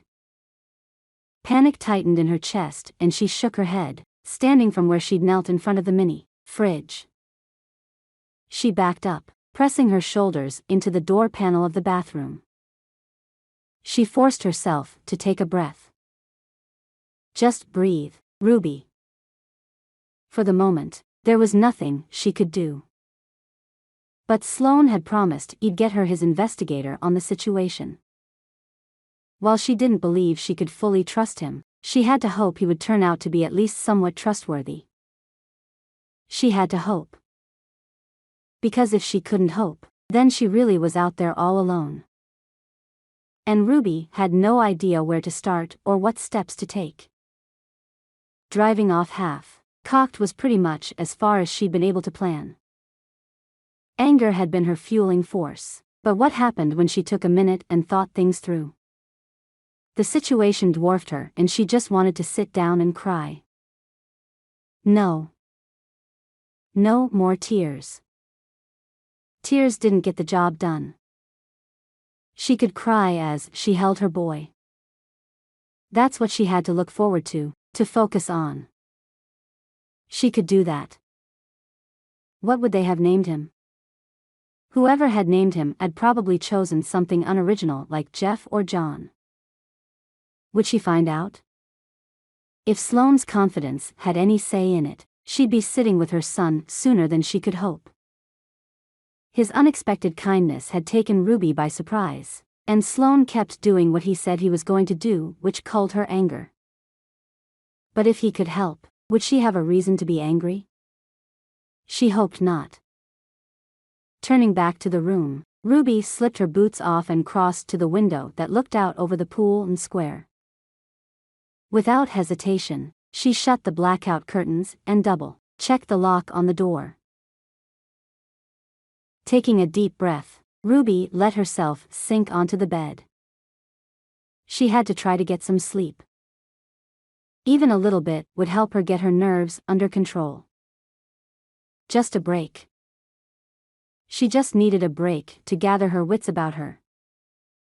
Because the way she was going, thinking about Sloan as her knight in shining armor, she was in definite danger becoming interested in things she had no business being interested in. Sleep would fix that.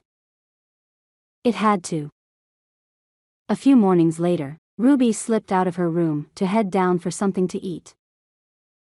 She'd been careful to keep a low profile and keep herself occupied while waiting for something to come up, any information from any of the leads Sloan wasn't telling her about. She'd be lying if she didn't admit to some frustration with his absence. He'd promised updates. So far, he wasn't keeping that promise. Ruby needed something to do, to feel like she was searching. There were no computers in the rooms and venturing out of the room meant possibly dealing with other people. She wasn't sure she was ready for that. Not when her emotions were still so raw. The stress of the last couple weeks had diminished her appetite and she found it hard to make herself eat. She really didn't know if she could stomach more than a bite or two, but she also recognized that if she didn't have energy, she would be worthless searching for her son. She was the only person in the small kitchen, like cafeteria, as she poured herself a glass of orange juice and grabbed a small bagel. She sat at the table by a window looking over a lazy, running river. Ruby had to give it to Sloan, he had excellent taste. The setting of Parker's place gave Ruby a peace of mind she hadn't expected. There was definite safety in her room and she couldn't explain, even to herself, how valuable that knowledge was. It was also extremely dangerous. The desire to stay in the plush room had been hard to overcome. She'd already eaten everything in the mini fridge, or she wouldn't have come out that morning as it was. Spurred on by the desire to ask someone about information about Sloan or Thompson, Ruby had finally slunk out of her room with an eye open in case Sloan wandered the halls or the foyer. Instead of finding anyone to talk to or ask, Ruby just found some delicious-looking food in a well-stocked kitchen and peace and quiet to enjoy it. For the moment, she wouldn't worry about Sloan's whereabouts. Speaking of, Sloan slid into the chair across from her. His sudden appearance jolted her back as she took in his black Stetson, which set off the blue of his eyes. He scraped the chair across the tiled floor, the sound loud in the otherwise empty room. Tapping the top of the table, Sloan leaned over. "Can I talk to you?" Without any expectations. He nervously flitted his gaze down to the table and then back at her, folding his hands on the smooth surface. Disappointment crushed the hope she'd tried so hard to keep dim. She knew it was too good to be true. "Don't tell me, you can't help me." She sighed and picked a chunk out of the bagel. "I knew this was too good to be true. There's nothing good about anything, not without the bad tied to it." She huffed, closing her eyes. Why couldn't anything be the opposite of exactly what she expected? She hadn't seen him in a few days, and it would have been nice if he could have been more upfront from the beginning. "Are you done yet?" Gentle rebuking softened Sloane's next words, making her snap her eyes open as she studied him. He rolled his eyes, offering a soft smile when he knew he had her attention. "I have a PI to interview you based on your questionnaire answers. But he won't see you until you've had your first counselor appointment. I can set that up for you, if you're willing to go." He picked at his thumbnail cuticle and leaned his forearm on the table edge as he stared at her. Ruby slumped back in her seat, holding the bagel between her hands. She narrowed her eyes, holding the blossom of hope from springing forth like it wanted to. "Really? You mean you weren't lying?" Sloan rubbed at his eyes. He dropped his hand again to the table and blinked at her. He looked like he hadn't slept very well in a while. "Without admitting that I'm insulted?" "No. I didn't mean to insult you. If that's all she had to do was see a counselor, then she would see one right there at the breakfast table. She had nothing to hide and nothing to talk about." "How soon can I see a counselor?" Sloan flipped his hand over, palm up, and shrugged with one shoulder. "Her name is Jessica Bland. I have her on retainer for this facility. She has an opening in 20 minutes. Will that work? Could it really be happening?" Ruby's heart pounded and she tried to breathe normally. "How soon can I see the investigator after her?" Ruby could let go of her suspicion that things were too good to be true.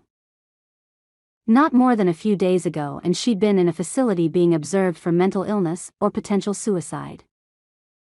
Now there she was about to meet with a counselor and a private investigator to find her son. The surrealism was too overwhelming. Maybe she really could start picturing what she would say and what she would do when she found him. "I'll get that information as soon as you walk through the door to Jessica's office. Once I can tell Thompson that you're in a session, he'll let me know when he can be here. I'm telling you, I pretty much don't control Thompson. He's in charge of his everything." Sloan sighed and crossed his arms. "I can't begin to tell you how frustrating that is as an employer and client." The short bark of laughter bursting from Ruby's lips surprised her. She reached up, covering her mouth as she stared at Sloan. "Ah, you can laugh. I didn't know that was a possibility." "Well, it's a nice laugh." Sloan tapped his fingers on the table, suddenly looking less tired and worn out than a moment before. His smile grew slowly, revealing a curve to his lips that had a hypnotic pull. Suddenly shy, Ruby blinked, pressing her lips together. "Thank you so much." But they both knew she wasn't talking about his compliment. She looked at Sloan in amazement. He hadn't let her down yet. She wasn't sure how to hate a man like that. Ruby scanned the ceiling of the counselor's small office again. It was her 15th time circling the room with her gaze. The room itself seemed to welcome the challenge as it offered Ruby a view of a single shelf about 8 inches lower and the ceiling with all kinds of Winnie the Pooh items. A stuffed Winnie the Pooh bear sized anywhere from 3 inches to 18 inches tall was placed every couple feet, separated by a plethora of piglet, Eeyore, owl, and rabbit dolls. There were no Christopher Robins. Flat cream paint covered the walls and a bookcase stacked with all kinds of books manned the wall opposite the door. But Ruby didn't go inspect them like she wanted to. No, instead, she sat in some kind of a couch that rested on the floor. As in the couches had no legs. The cushions were flat and the arms rose from the ground like sharp walls in a very uncomfortable contemporary style. Ruby wasn't quite sure where to put her legs, so she wrapped her arms around them with her knees drawn up to her chest. Fine. She could do that. She wasn't going to say anything first, though. Jessica had smiled when Ruby arrived and just sat on the couch watching her. Like a specimen or something expected to do something amazing or entertaining. They were in some kind of silent contest. Who would break first and speak? Ruby was about to get up and walk out. The only thing holding her there was the promise Sloan had made to get Ruby a meeting with the PI. Ruby needed that. She had to know how close she could get to her son.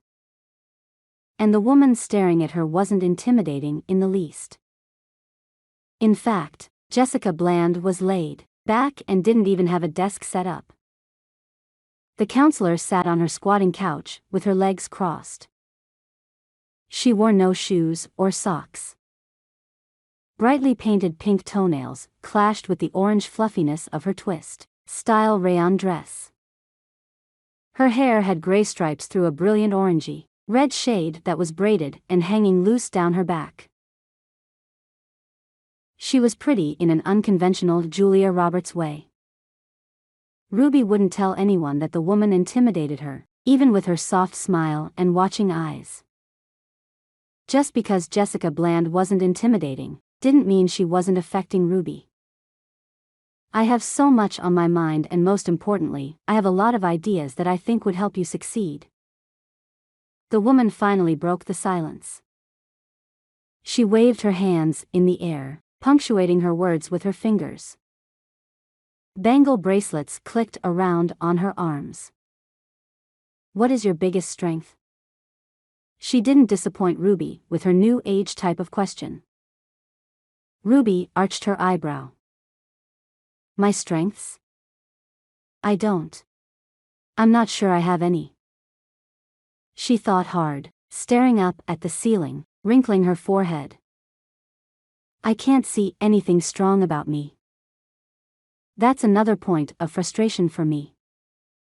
She had a habit of laughing at the end of her statements, like the laughter would make anything she said less real, less painful.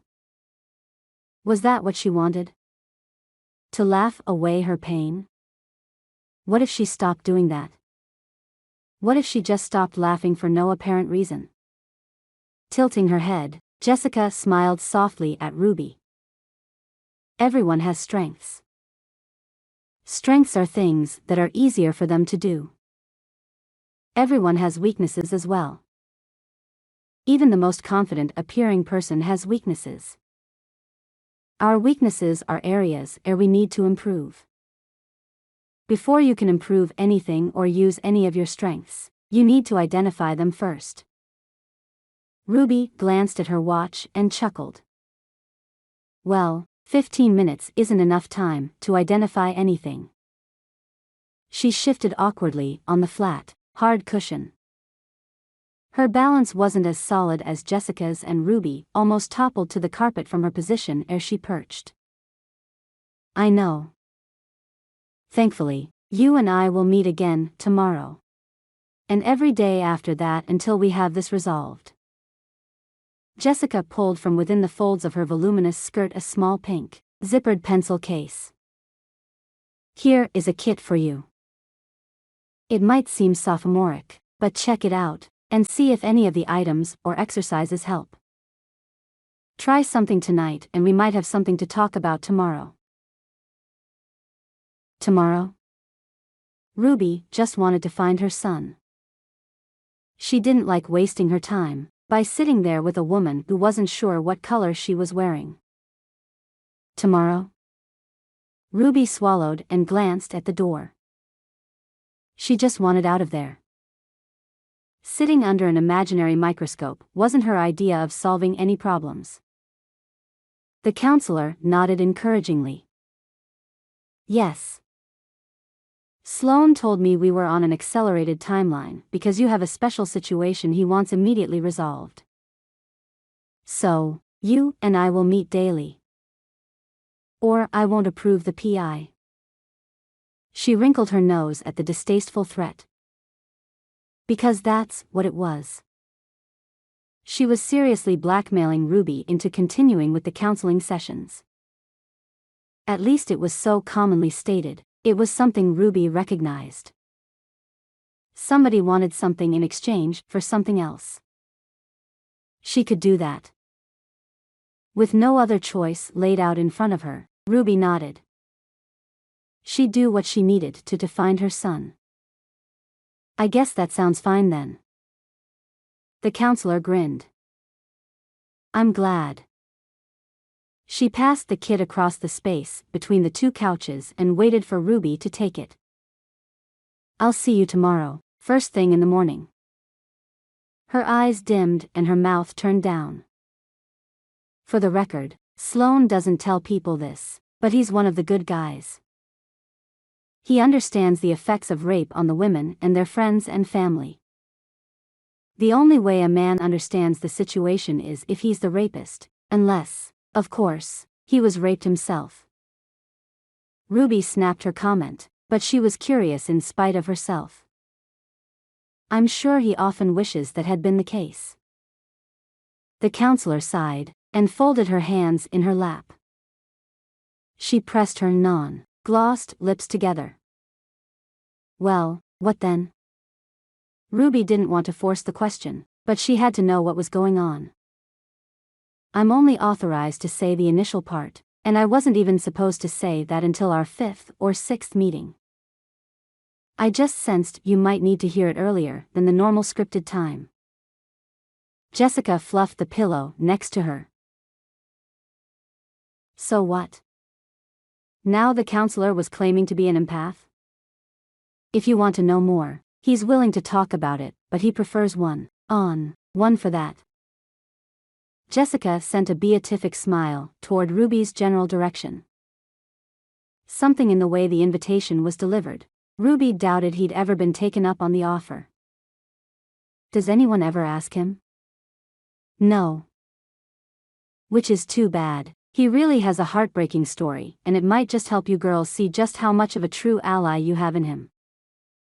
Bland's despondency fell even more into a crestfallen state.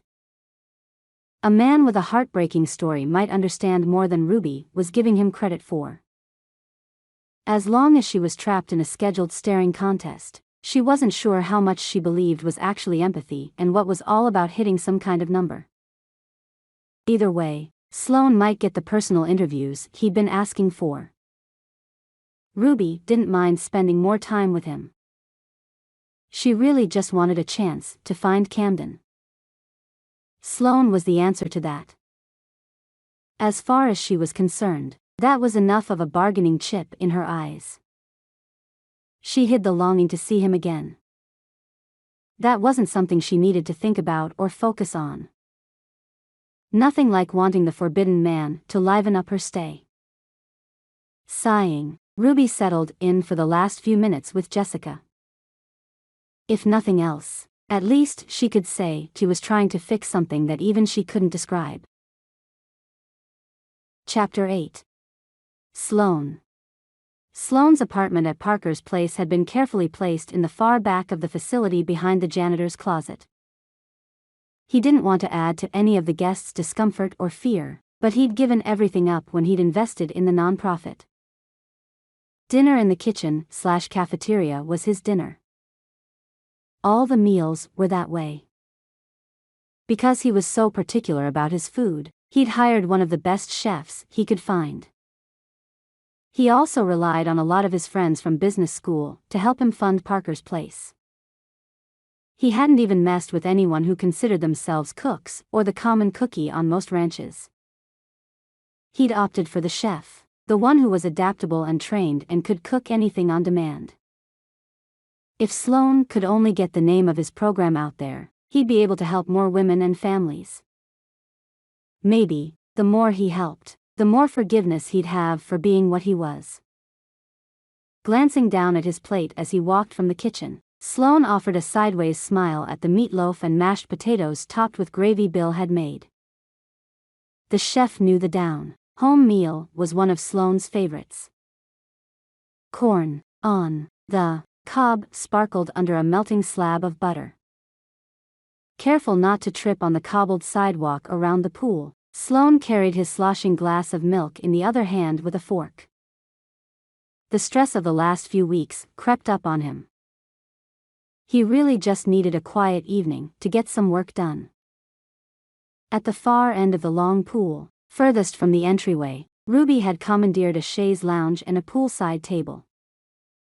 She motioned for him to come toward her when she saw him and called out, "Why don't you join me?" It wasn't a question, even though it was phrased as one. Sloan lifted his chin and grinned. At least she was opening up. She hadn't even been at the place that long and already they had clicked. He liked seeing her around the building, asking questions of whoever was within earshot, usually Thompson, and offering suggestions to whoever seemed to need them, usually Sloan. Ruby's bluntness didn't come across as brash, just refreshing. Sloan found himself seeking her out. Having her wave him over for dinner was pleasant and more than welcome. The surface of the water in the pool was like glass.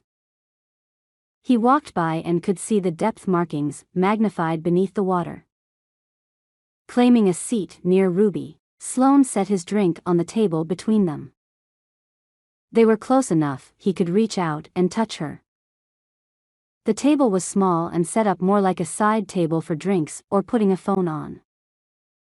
Sloan picked up his fork and took a bite of the meatloaf.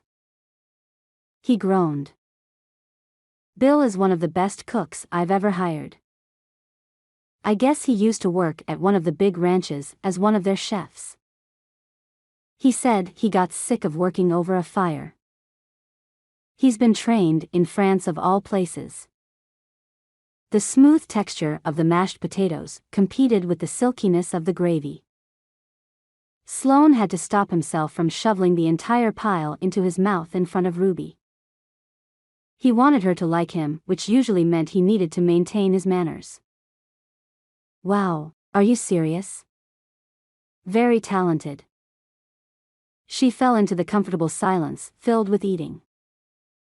One didn't disrespect a meal like they had by talking through the whole thing. After a while, Ruby looked around at the pool and all the rooms.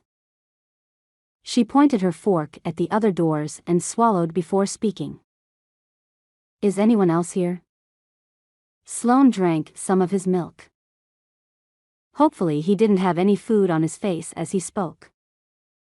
He glanced repeatedly at Ruby with her auburn hair tucked into a tight braid and her green eyes framed in thick, black lashes. As far as he was concerned, there was no one else out there. No, not right now. Unfortunately, there are more assaults out there than we know of. Not very many are reported.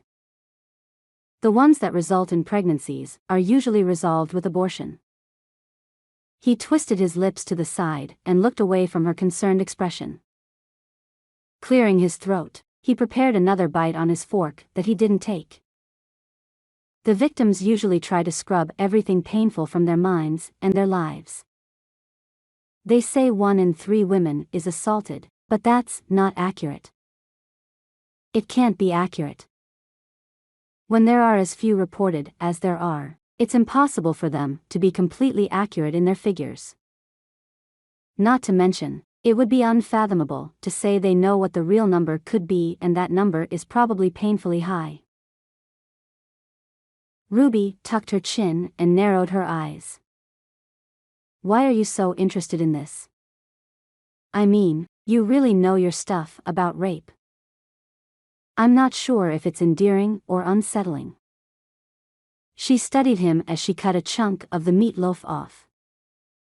Jessica said you have an interesting story, but that no one asked you about it. Was Ruby asking? Was she expressing interest in him? Or was she turning the focus off an unsettling topic? Sloan nodded.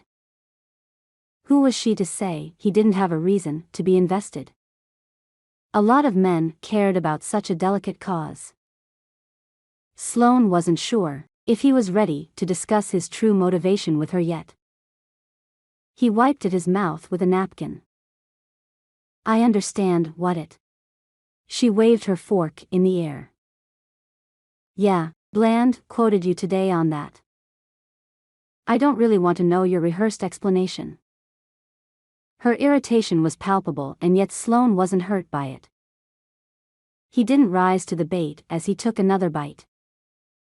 Maintaining his calm, he replied, I don't usually need to go into detail. The usual people who come here don't really care. We haven't had that many yet, since we've only been open a few months, but of the ones that have come, most just want to use the resources. I don't blame them. There's not a lot of support for victims out there. Ruby arched her eyebrow, narrowing her eyes. I'm not usual people. And can you quit calling us victims? It makes me feel like that's all I am. That moment, that night doesn't define who I am. I'm no longer a teenage girl stupid enough to leave her drink unattended and to fall for the flattery of an older guy. She wasn't rude when she said it, but her passion was strong. Her hair moved as she bobbed her head for emphasis. After a brief moment of defiance, she dropped her eyes toward her plate, hiding her shame well. Sitting up and leaning his elbows on his knees, Sloan offered a slight nod. My apologies. You're right. Everyone is unique. Everyone who has been hurt in any way has been injured in their own right. But, if I can ask, what makes you different from them? He had to draw her out more. What made her so special? Maybe her answer would help him figure out why he couldn't stop thinking about her, why he looked for her around the campus, and why the details to her case were the only ones he couldn't stop looking for. Jessica said Ruby wouldn't open up, and that she raised her defenses. Bland hadn't expected Ruby to immediately conjure up deep attachments to other women without work, but the complete lack of vulnerability with Jessica had surprised her. That was saying something, since nothing surprised Bland. Unfortunately, if they were going to accelerate the process, Ruby had to open up about the situation. The counselor had suggested Sloan give it a try. Ruby's bitter laugh surprised Sloan. Even without humor, the sound was off base. Please. The difference is, I'm not weak. So, what, if I was raped? I was a teenager and I couldn't tell anyone because my mother told me not to.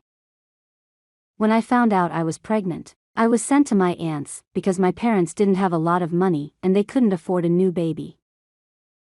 And, she scoffed, poking her fork brutally at the already mangled meatloaf. Let's be honest, they didn't want to deal with me or my problems anymore. My dad pretty much blamed me. He said I must have been asking for it. Her words trailed off, but the unspoken pain lingered on the air.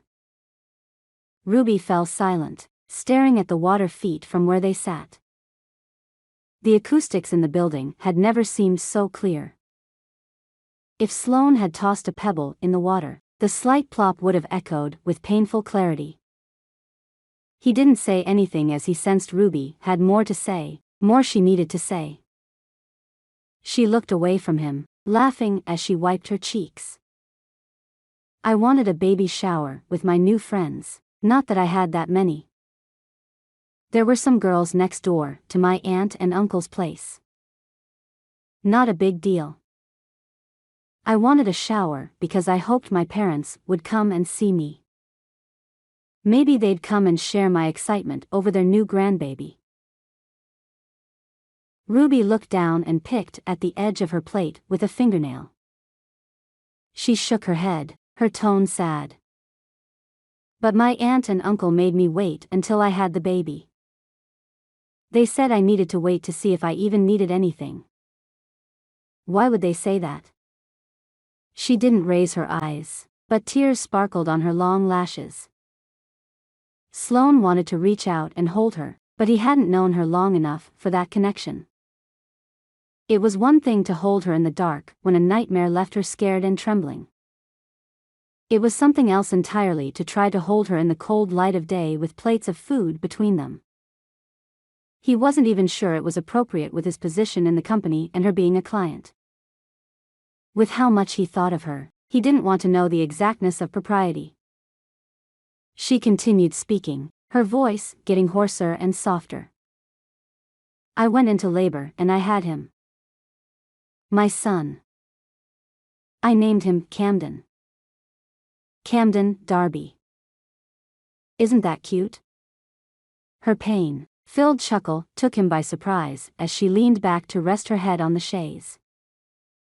The dinner plate she'd taken to ignoring rested on her upper thighs. She stared up at the sky, a soft smile covering her heart-shaped lips. I've never told anyone what his name is. No one ever asked me about him. A pleasant warmth filled Sloane's chest. He still didn't speak as he watched her, waiting for her to get off her chest what she needed to say. She stared at the ceiling, her eyes widening with each word. I only held him for a moment. A moment. It was perfect. His hair was so soft. All of his fingers, so tiny. They could barely wrap around my pinky. She wrinkled her nose as she lifted her pinky finger and looked at it as if she could still see his grasp on her hand. She swallowed and blinked. I think I whispered his name. I can't remember that part because someone's hands were there, taking my baby away for a routine checkup. They promised me he'd be right back for a feeding. They promised. She hiccuped as if she were trapped there, in that painful moment. Closing her eyes, she took a deep breath and shook her head. Her expression hardened and her voice became neutral. Not long after they took him, they told me was dead. I don't know, they didn't give me a cause of death or anything. She blinked rapidly as if regretting her tears, and she lifted her head to refocus on her plate. Sloan could almost see her mentally push the images from her mind, the pain from her limbs like a physical object she could control. He relaxed in the tension. She'd shared a lot. Bland had gotten only a little, whereas Sloan had gotten so much. He wondered how he could push Ruby, help her find what she needed to feel whole again. Wow, it sounds like they told you everything finally. I'm glad. Sloan slicked up his potatoes and gravy and corn. He would relish the meatloaf and the special red sauce after the weight of the discussion had lifted. She would feel better. At least he hoped so. Ruby shook her head and leaned forward, placing a foot on either side of the lounge. No, they didn't tell me anything. I had to discover it all on my own. My uncle died, gosh, a week ago. Anyway, I went through his things for my aunt, filing them, and selling things, and throwing stuff out. When I was in his effects, I found this. She reached into her front pocket and pulled out a small envelope with smudged edges and bent corners. She handed it over reproachfully, as if to say, "Look what they hid from me." Sloan took it carefully. He opened the envelope and pulled out the repeatedly folded and refolded paperwork. Adoption records with clear dates and business names and even identification numbers. "Why didn't you tell me you had this?" She shrugged, the constant challenge in her eyes. "You didn't ask if I had anything to help. Plus, I wasn't sure if you were serious about helping me or if you were only in it for yourself. I didn't know if I could trust you." "Well, I hope you feel you can trust me now. I'm very serious about helping you." His plate was clear and he wanted to avoid the topic she'd asked about. How much would she trust him once she knew what he was? Where he came from? He hadn't told anyone but Bland his whole story. He wasn't sure he was ready to have someone as amazing as Ruby know the whole truth. "Have you been in the pool?" He tried to divert the seriousness of the topic. He recognized the possibility of too much emotional turmoil.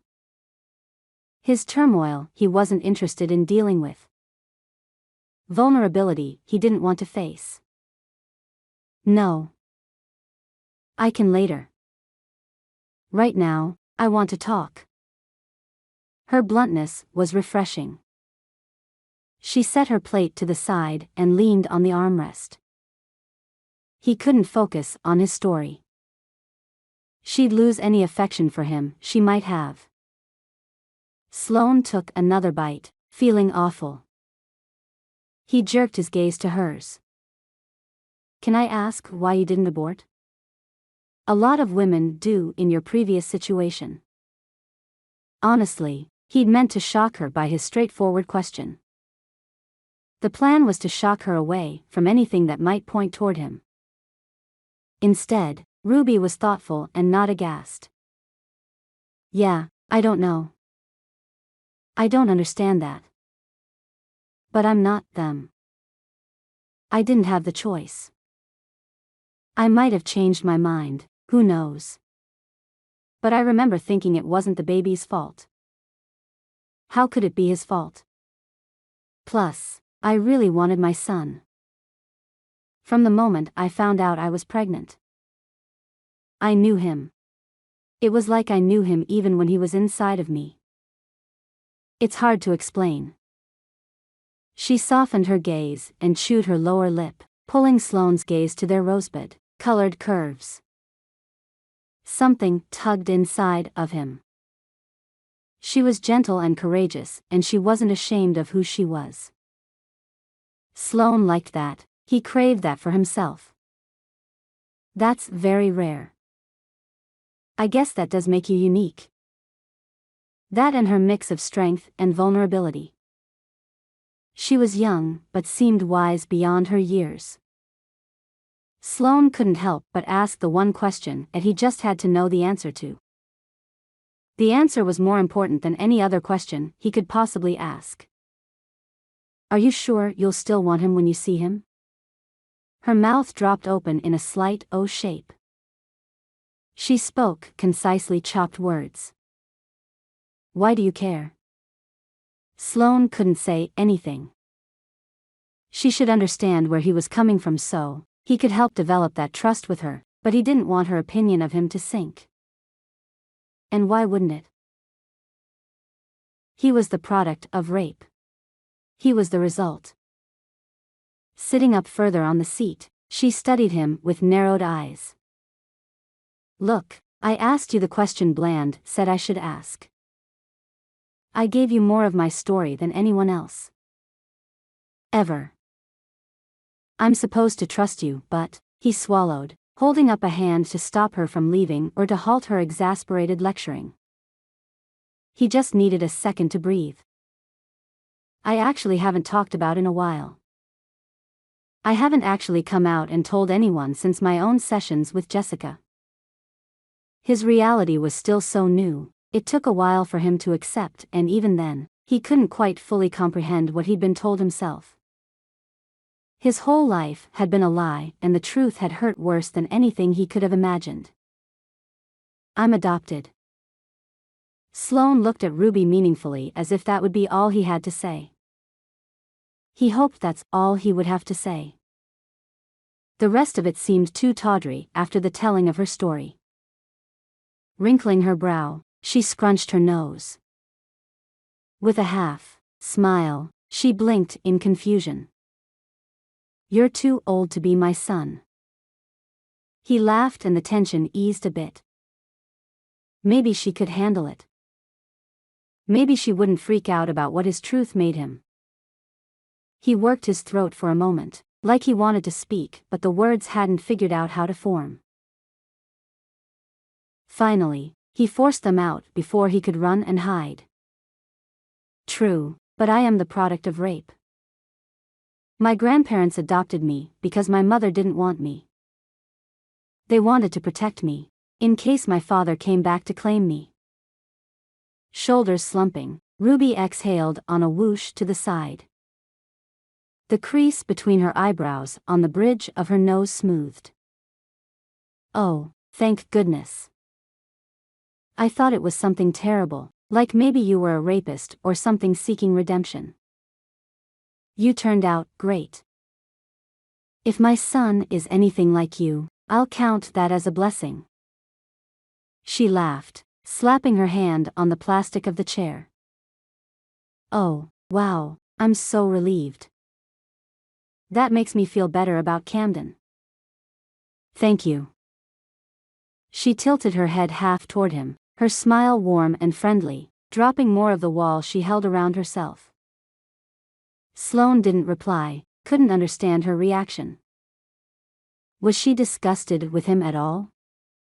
Why wasn't she looking at him like he'd done something wrong? He assumed she was just saying that it wasn't her son's fault when she'd said that. She hadn't really met the boy. Watching her, Sloan wasn't sure how to respond. What do you mean, you thought it was something terrible? Isn't that bad enough? What could be worse than what he'd been other than the assailant? What could possibly have made his mother hate him more than she already did? He wasn't sure he could imagine anything. Well, having a baby isn't really a bad thing, though, you know. If someone didn't want to keep their child, they could give it to someone who did want it. Your grandparents took you in, right? Did they love you? Were they mean to you? What did they do that made you doubt your value? Ruby took a bite of her dinner, more relaxed around him than he'd ever seen her. No, my grandparents were great. I couldn't have asked for a better home to grow up in. My mom didn't want me, and that hurts. Saying the simple words was harder than he wanted to admit. He just wanted her to understand. Why was it easier for Ruby to talk through the hard things than it was for Sloan? He couldn't understand what was going on. Why didn't your mother want you? Did you ever ask her? She leaned forward on the lounge and reached across the table to touch his shoulder. She waited to continue speaking until he'd looked up and met her gaze. There must be something wrong with your mother. She must have been very hurt by what happened. I'm so sorry for you for having to deal with that, but I'm not sorry for how you turned out.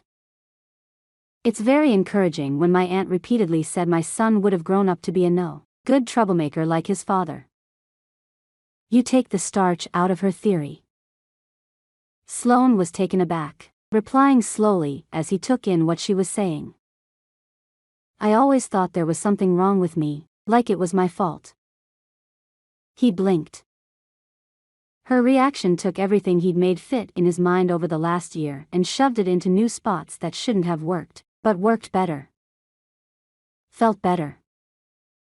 Ruby shook her head.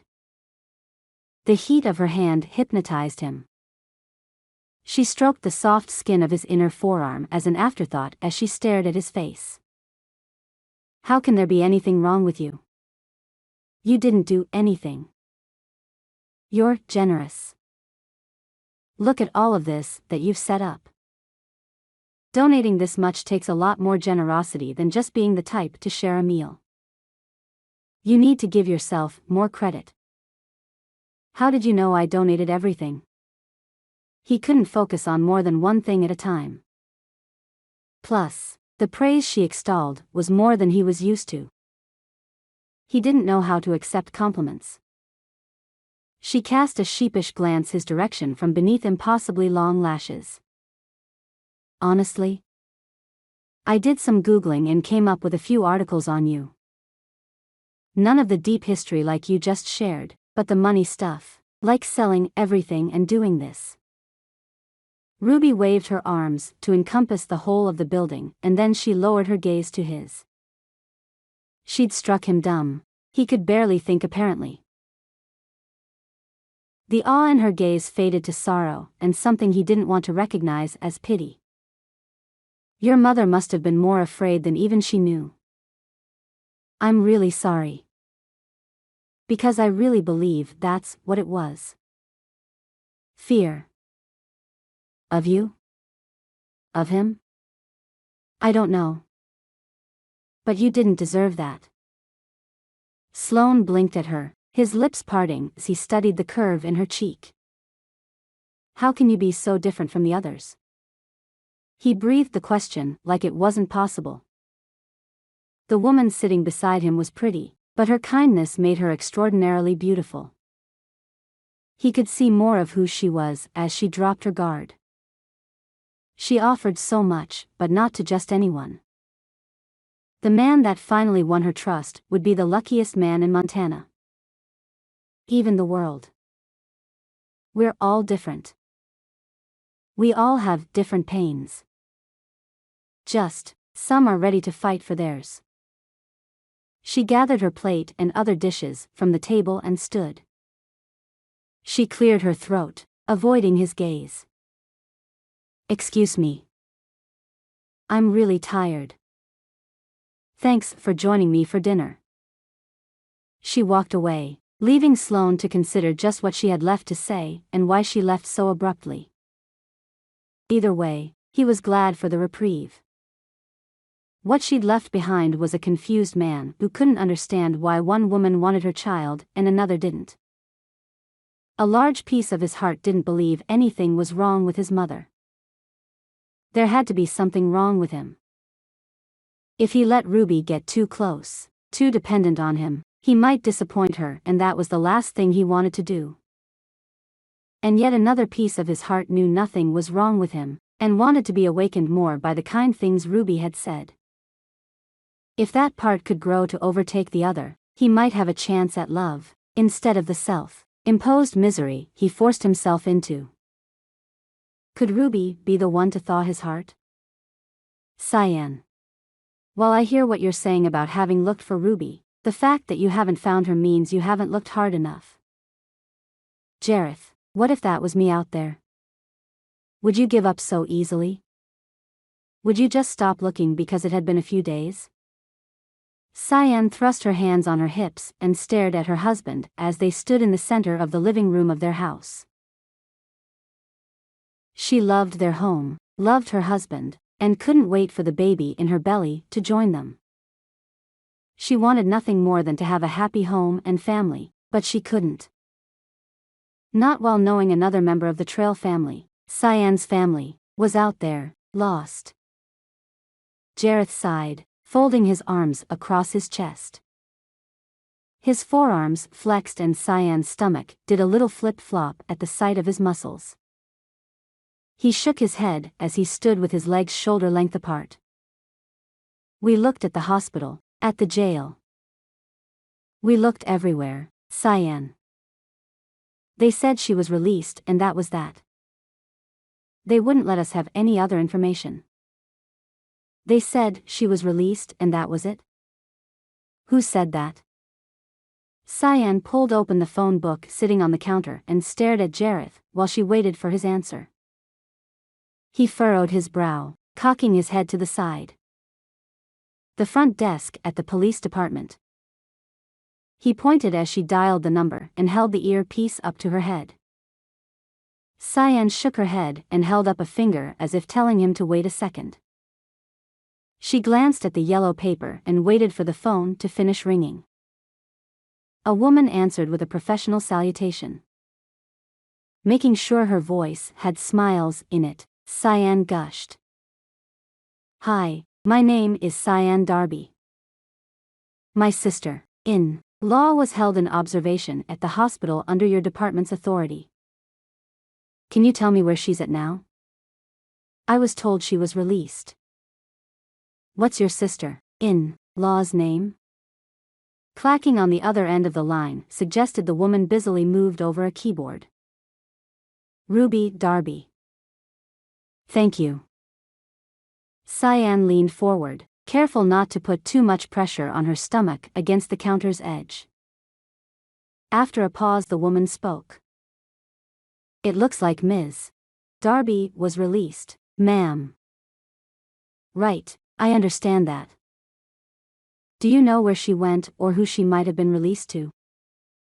"I just want to find her and make sure she's safe. You know how these younger sisters can be. I'll tell you what, I don't remember being that wild and free when I was her age." Cyan laughed, taking the edge off her request. The woman chuckled as well, a sign that Cyan was breaking through the professional exterior. Usually, that was all it took for Cyan to get what she wanted. "I hear ya, honey. The things my sister did. I'm surprised I was allowed to work here." More keys clicked and then, "I have that she was released to Parker's place. If you have a pen, I'll give you that address." "Thank you, I appreciate your help."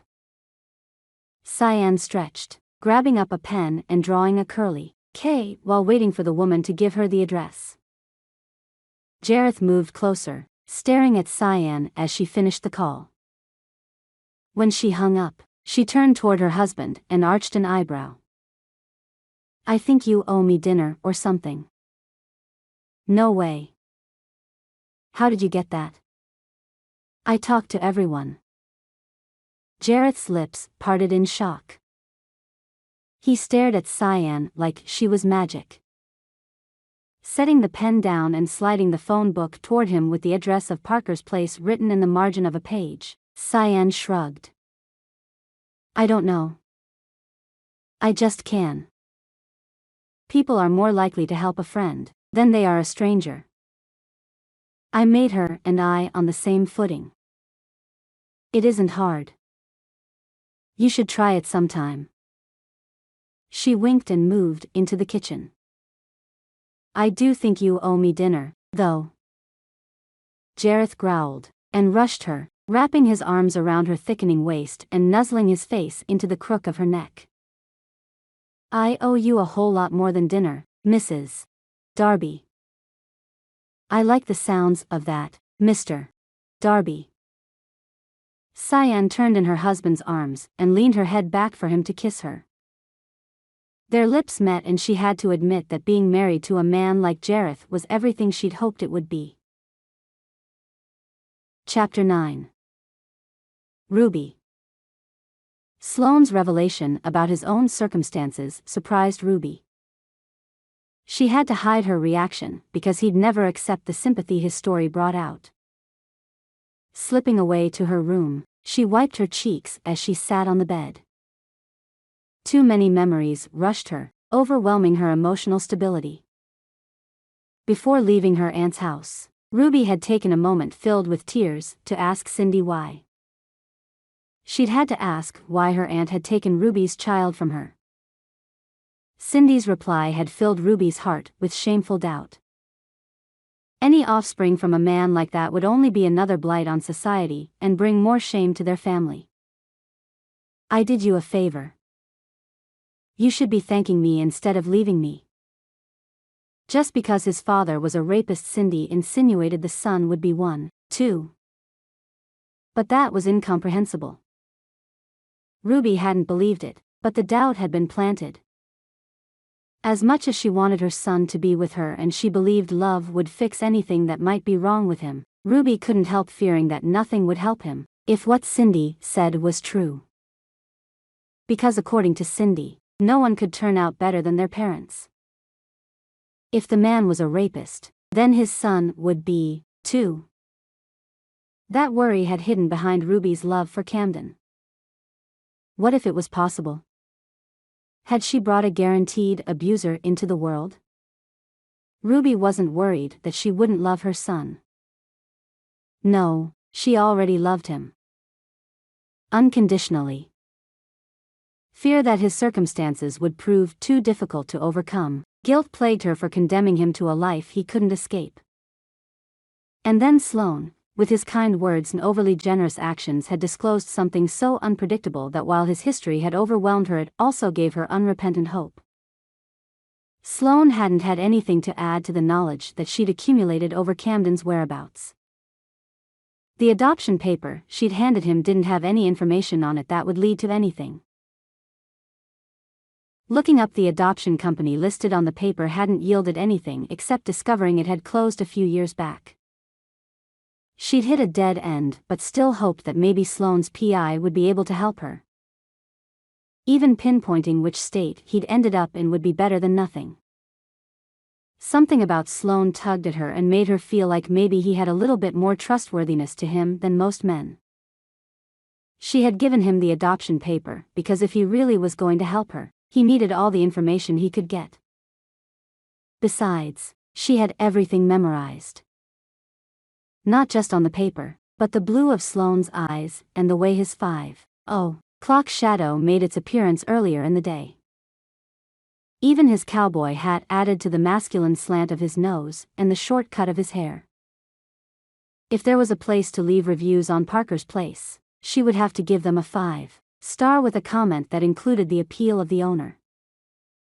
Sloan was definitely easy on the eyes.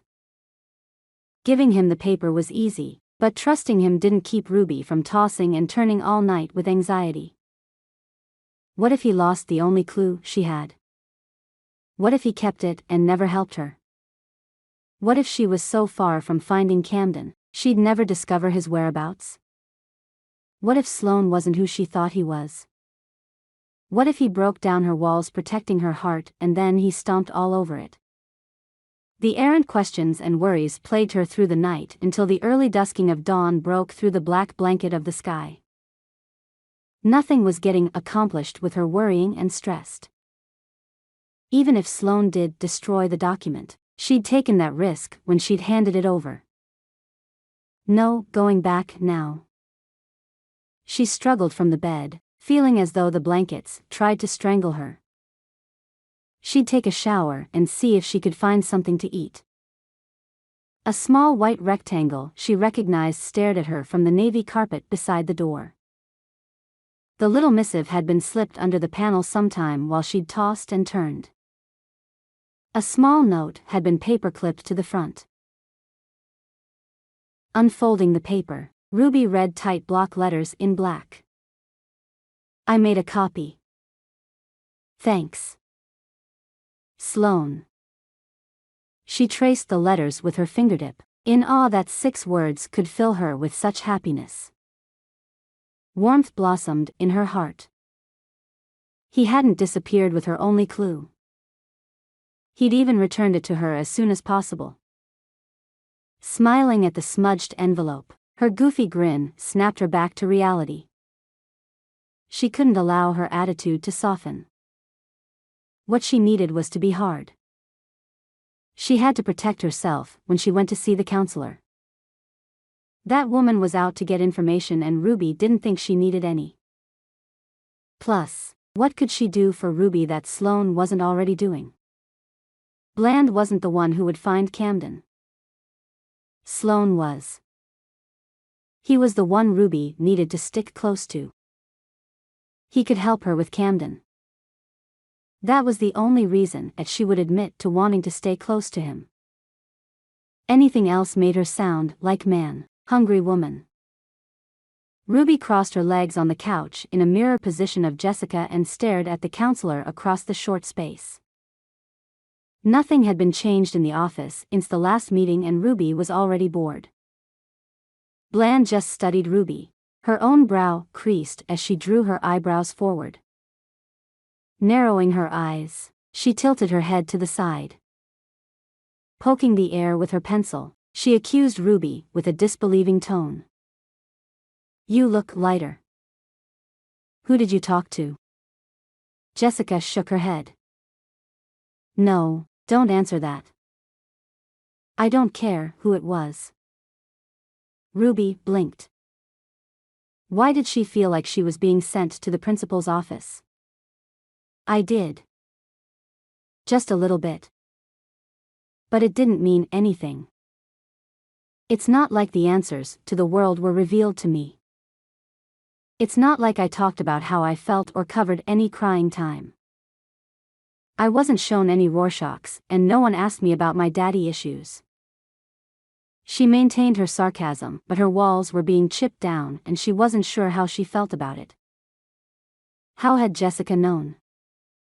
Ruby hadn't talked to Sloan because she wanted to. She wasn't the type to spill her secrets just because. She'd had an involuntary reaction that he thought she was weak and that she thought she was more important. Nothing about her past was special. She was just like every other woman out there. Except her son had been stolen and she wanted him back. Jessica cut through Ruby's ruminations with a soft question. "Do you want to tell me?" Bland cocked her head to the side and watched Ruby. "We can talk about it. I'm probably a safer bet.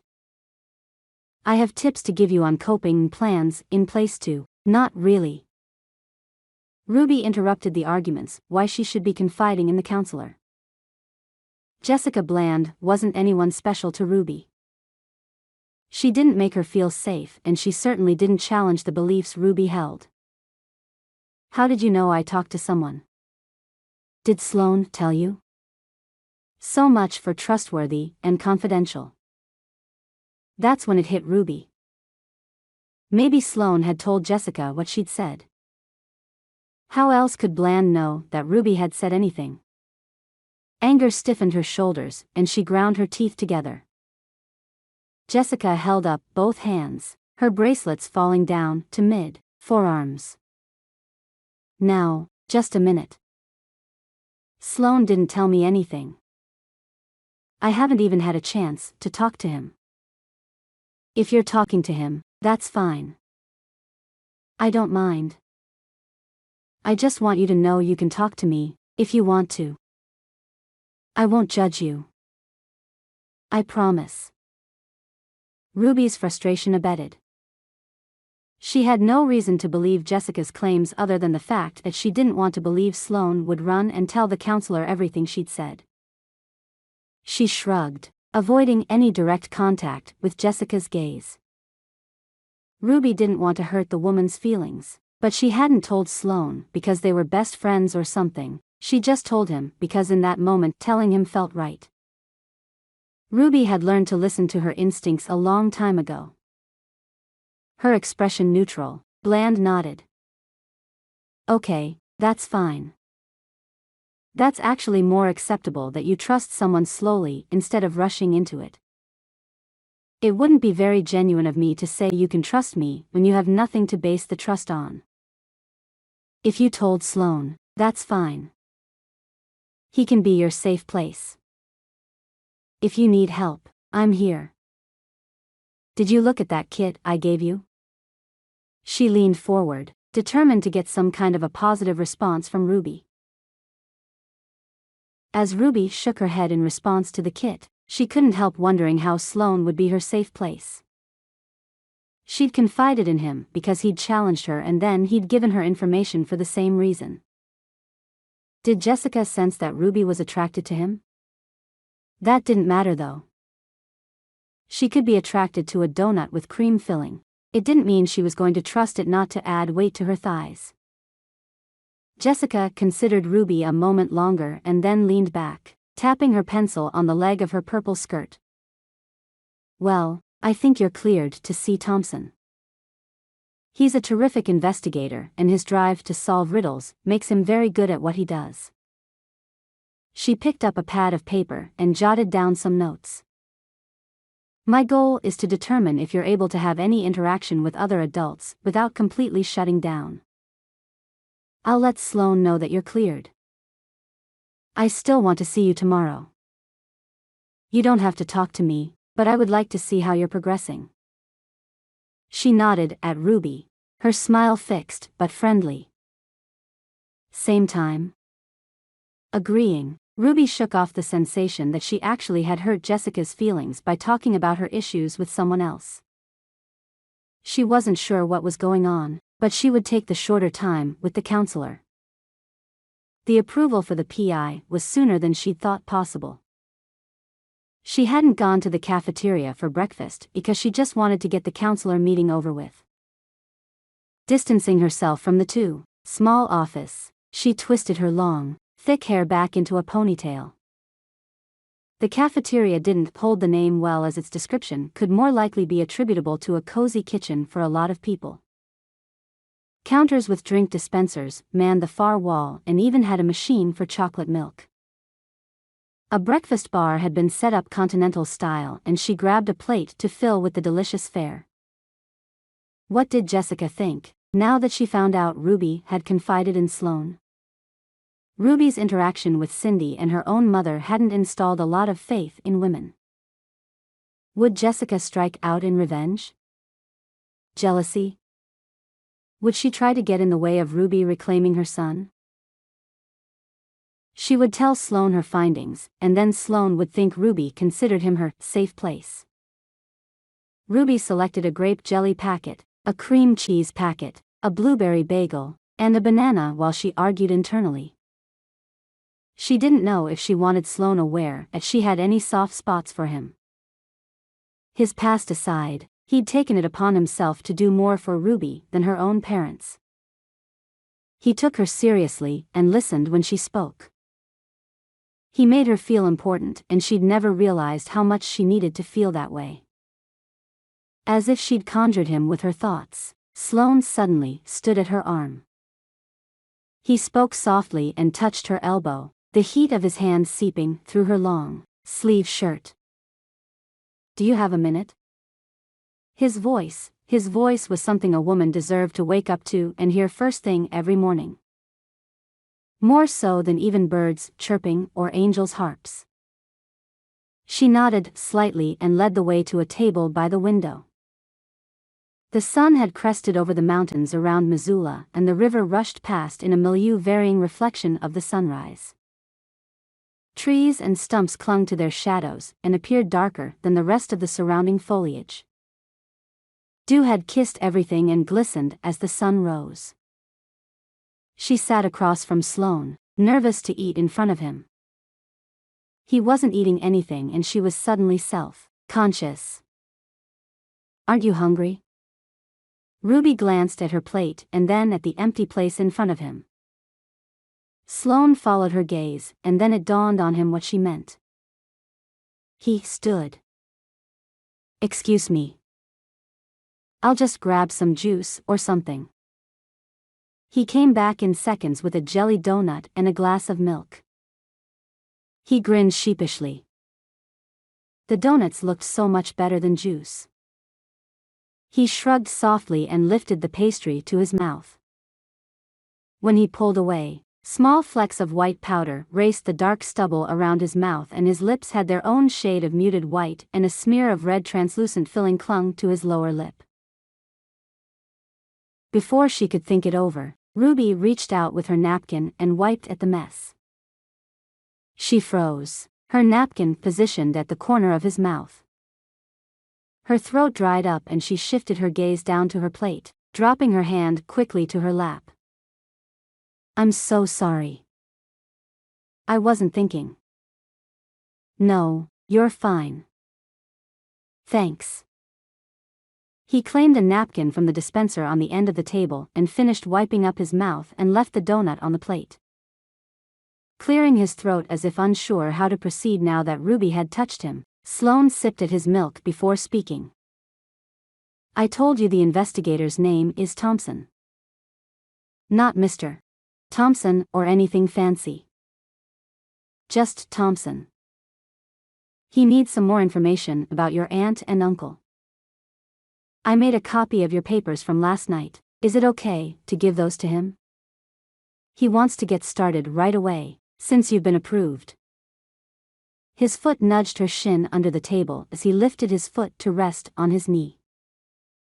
Ruby jerked forward, unprepared for the sudden contact. What was she doing? Maybe she needed a do-over day?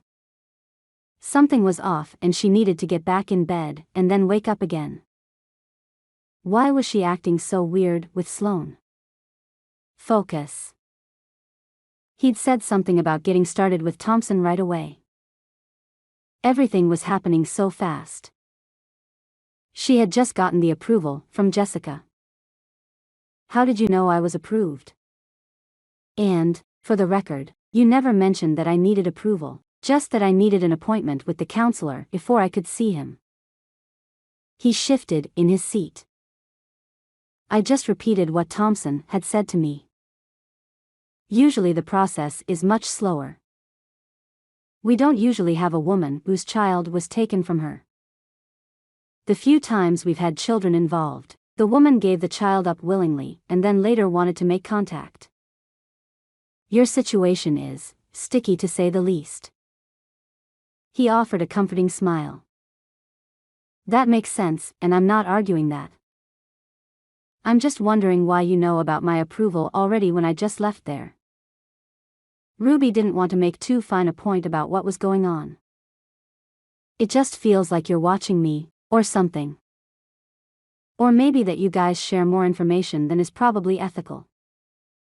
She smeared the cream cheese on her bagel and then topped it with the jelly. Sloan watched her, his eyebrow arched and his lips curled in disbelief. What are you doing to that poor bagel? He didn't take his gaze off her as she lifted it to her lips and claimed a bite. He blinked and gave a soft shudder. That doesn't look natural. Okay, first of all, I'm not exactly watching you. I'm watching out for you. There's a difference. Ruby glanced at the bagel and then at Sloan. I accept that there's a difference. I'm not going to argue it. It's just weird that you know seconds after I left her office, that's all. She held out the bagel until it was just inches from his mouth. Try a bite before you knock it. It's actually one of my most favorite things. Sloan eyed her and then leaned forward, claiming a bite of the bagel concoction.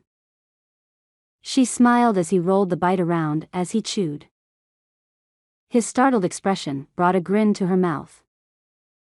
Wow, that really is good. He shook his head, licking his lip where loose cream cheese had strayed. So, back to your question. I require Jessica and all of my workers to let me know the statuses of the women and families that come here.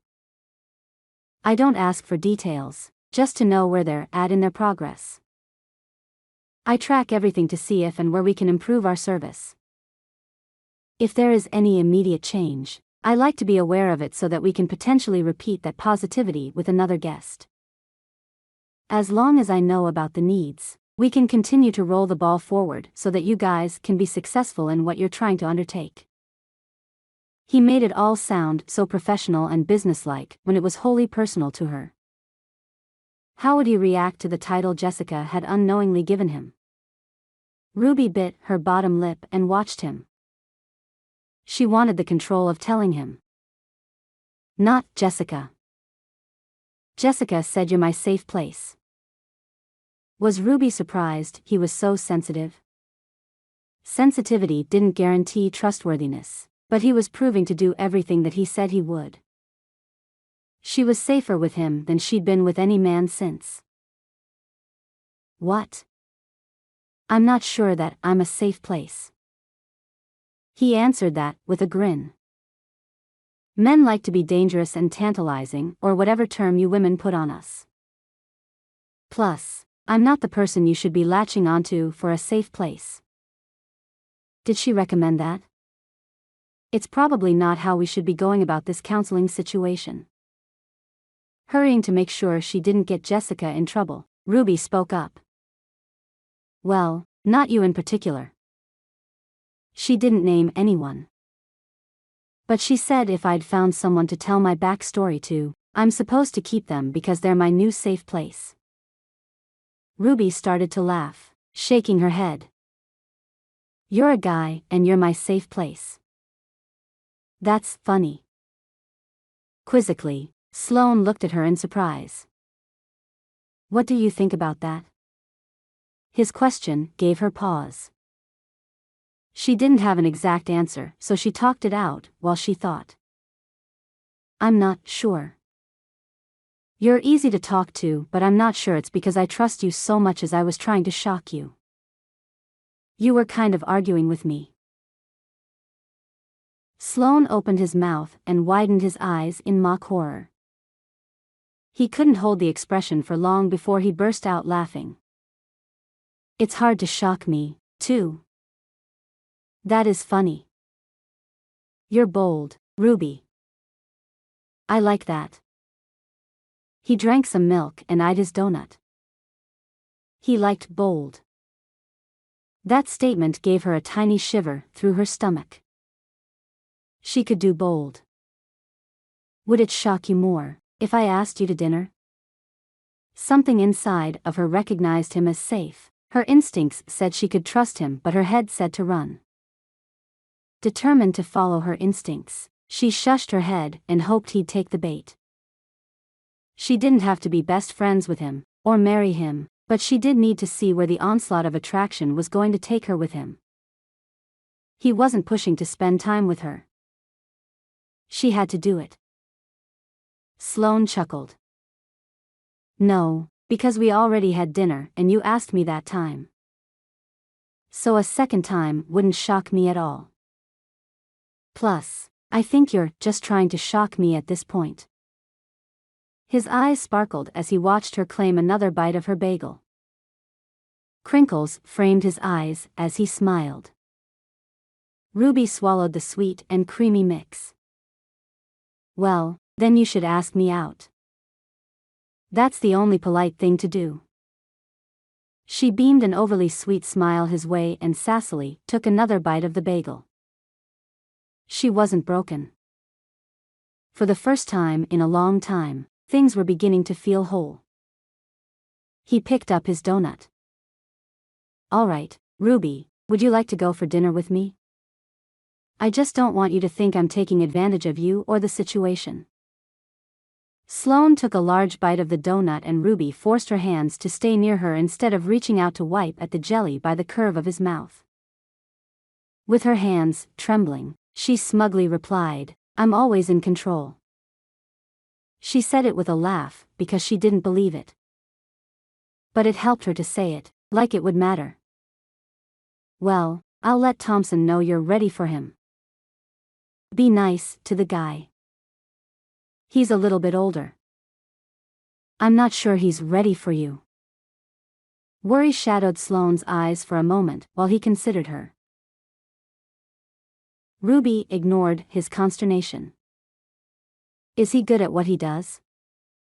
Sloan nodded emphatically. He's the best. The slope of his button-up shirt grazed the underside of his jaw. She reserved her excitement in front of Sloan. She didn't want to seem desperate, but she was. Pretty soon, she might have her son within arm's reach. Once she got that figured out, she'd be able to see just where she could go with her heart. Nate. Rolling over on his bedroll, Nathan Rourke tried to ignore the buzz in his pocket. How many texts had he gotten over the last few months from family? He'd almost blocked numbers, but he sometimes needed the reminder that he wasn't completely alone in the world. That late at night, though, seemed like a weird time to be getting texts. He couldn't help wondering what if, What if someone was sick, hurt, or, heaven forbid, dead? He didn't want to see anyone. That didn't mean he didn't care. Reaching down as he stared up at the brilliantly clear night sky, Nathan pulled his phone out and flipped open the device. He wasn't a fan of the cells and their ability to make everything accessible, but at the same time, he liked how easy it was to use. A deluge of texts came from Hannah. Ah, Hannah. Nate's heart hurt for her. He had to leave and she'd been hurt by his decision. She hadn't stopped reaching out, though. No matter how much he'd ignored her personally. He carefully scrolled up to the start of the new messages and began to read. Nate, Ruby is missing. Cyan said she's at Parker's place.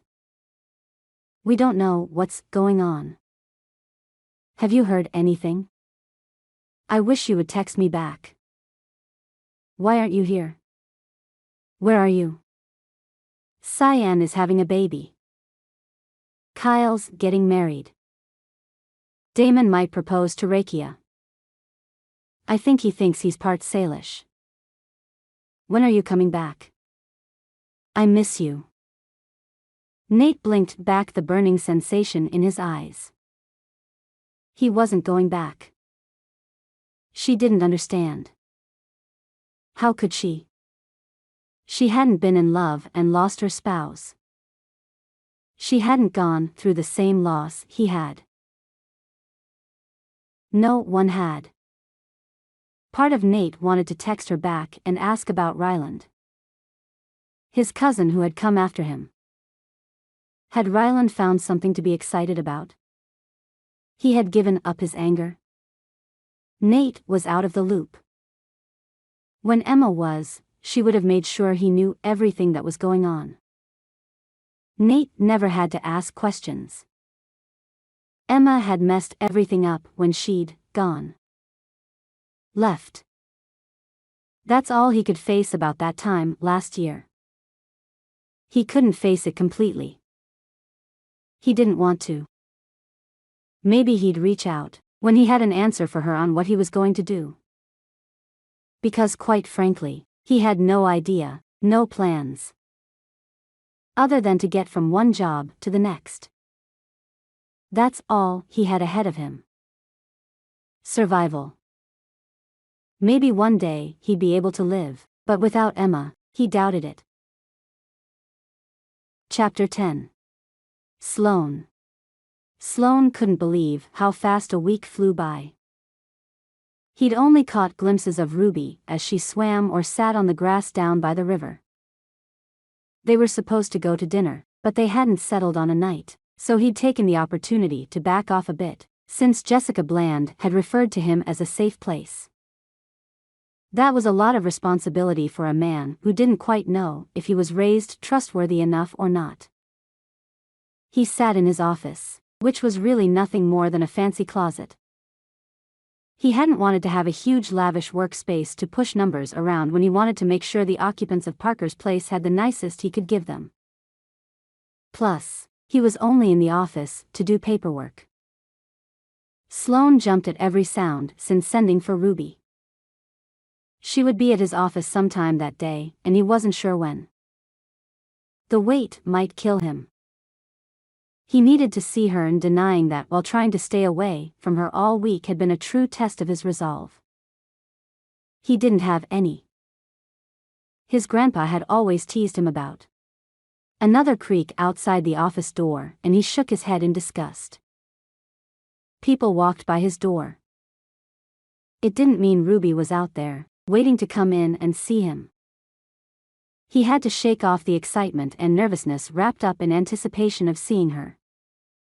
Taking a deep breath, Sloan let it out on a whoosh.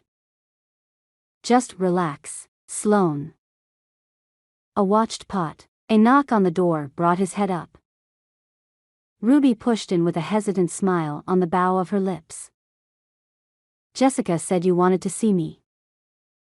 Her presence was almost painful because he didn't have a real reason for staying away from her, and seeing her again when his reasons weren't clear felt like an unjust punishment had ended. Only, she wouldn't understand, and some of her guard had returned. His pain aside, a healthy color tinged her skin instead of the paleness she'd arrived at Parker's place with, and she wasn't as fidgety as she'd been. The brilliance in the green of her eyes and the slope of her neck confused him, and he blurted out, "I figured maybe tonight would be a good night for dinner. Are you hungry?" Of course, he would have to have an ulterior motive to see her, but he needed that dinner date. Craved it all week, and since all of his defenses were down, he easily allowed himself to ask. He was grateful he needed to talk to her. In case she pushed him for more, he had another reason to speak with her. She scrunched her lips to the side, confused. "That's why you called me out here?" She looked down and fiddled with the hem of her shirt. "I mean, we haven't really spoken all week. I figured you didn't want to do dinner." Ruby lifted her vulnerable gaze to Sloane's face, and he felt the shame of his actions course through him. The woman was too good for him. He straightened some things on his desk and nodded tightly. "Yes, I have some news. I'd like to talk to you, but I'm hungry. I'm afraid of what will happen if I don't eat anything." He eyed the black stapler on his desk. "That stapler is looking mighty tasty." All of his joking only earned him a small grin. She fidgeted with her thumbs, dropping the hem. "I figured because it's been a week, you're going to tell me you can't find anything. Is that what this is? Can you just let me know if it's good or bad? I don't do well with long periods of time." The strangled tone in her words sounded like she might throw up. "I feel like I'm not doing anything and he's already been gone so long. Every second burns. Let's go to the burger place down the street, it's my favorite. Let's talk. And just so you know, a week is lightning fast." He didn't want to tell her more or give too much away. He wasn't sure what her reaction would be, and he had to get to a comfortable place and gauge every word as he discussed the situation with her. Dang it, that didn't reassure her. Her shoulders slouched forward. "All right, I'll grab my things." Her tone was subdued, and she didn't meet his eyes. Was she upset he wasn't telling her the good news right away? Probably, but he had to know how to move forward, and he couldn't just blurt it out. That might be how he asked her out, but it wasn't going to be how he told her about her son. He wasn't starting out very well. "I don't think you need to worry just yet." He didn't want to give anything away. They walked down to the cafe in silence, Ruby's constant optimism a faded shadow while she trudged along beside him. Was she excited and having a hard time containing it? He couldn't wait to tell her, but he wanted to do it the right way. Maybe she was upset that he wasn't telling her everything right then.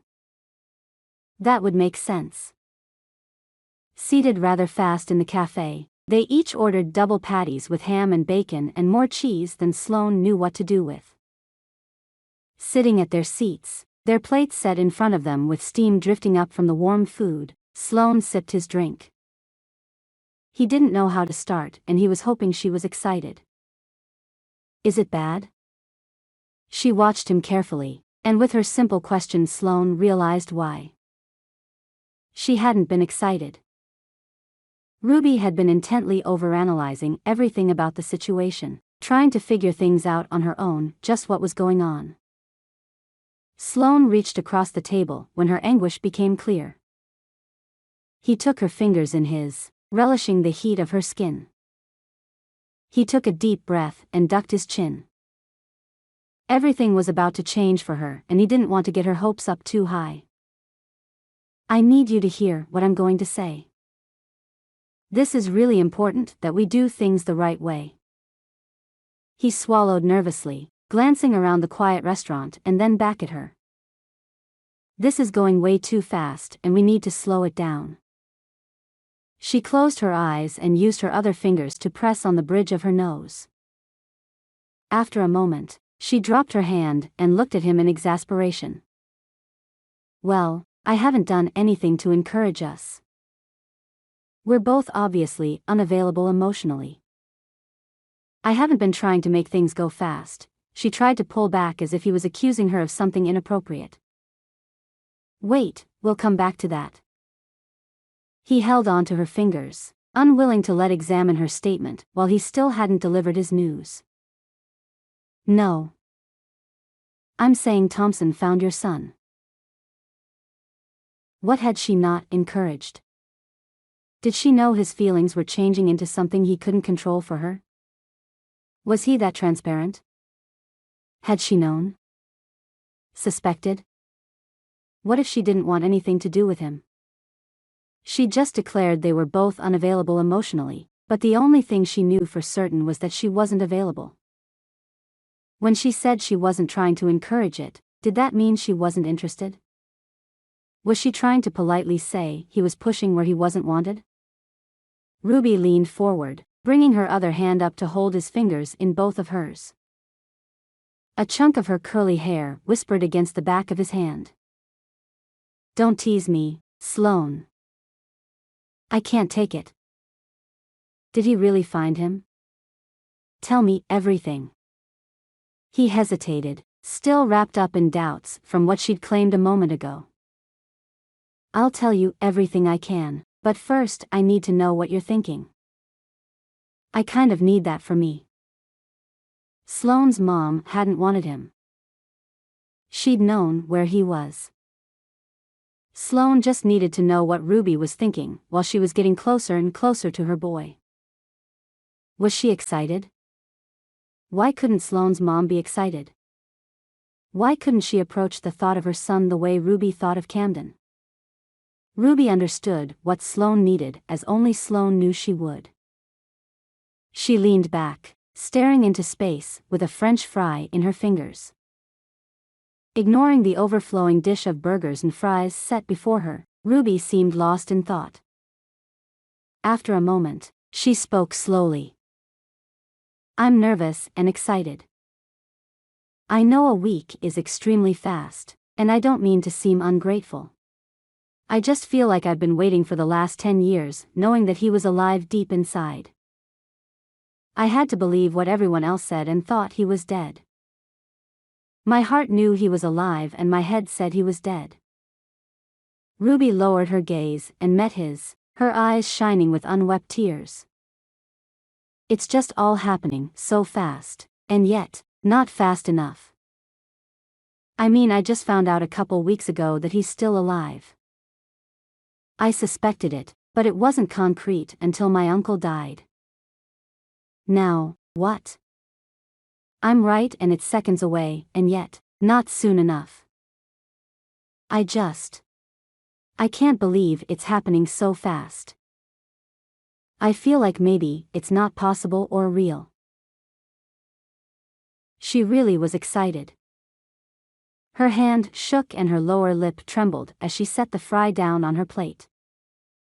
Moved by her emotion about seeing her son, Sloan shifted and worked past the hoarseness of a tight throat. Thompson said it was really easy. He contacted the agency that bought the company who stole your son. He talked to some previous employees and one of them remembered the pairing of your son to his adoptive parents because the couple who got the baby had been waiting for over 12 years for a match. Ruby waved her fingers at him and picked up the ketchup bottle. A tear slipped free from her control and slid down the smooth skin of her cheek. Okay, hold on. I need you to wait a minute, please. I don't want to know any more right this second. This is really overwhelming.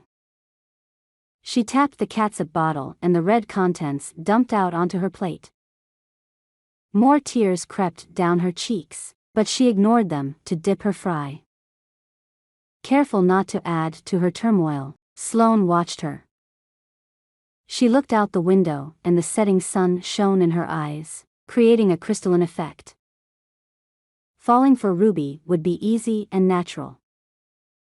She was gentle and cautious, while being refreshingly blunt. Shifting in his seat at the direction his thoughts had turned, Sloan picked up his burger. "Let me know when you're ready for more." He wouldn't push her. He'd told her enough for the moment. He agreed. Things were moving fast both on the business side and the personal side. Sloan wasn't sure how far he would be able to take either, but he was interested in both. Ruby nodded, allowing the rest of the evening to ease into a comfortable banter. After dinner, Sloan walked her to her room, their footsteps slow and measured. She hadn't asked any more questions and her hands trembled the rest of the evening as she tried to drink her pop or eat her French fries. She really was excited and he really had overwhelmed her.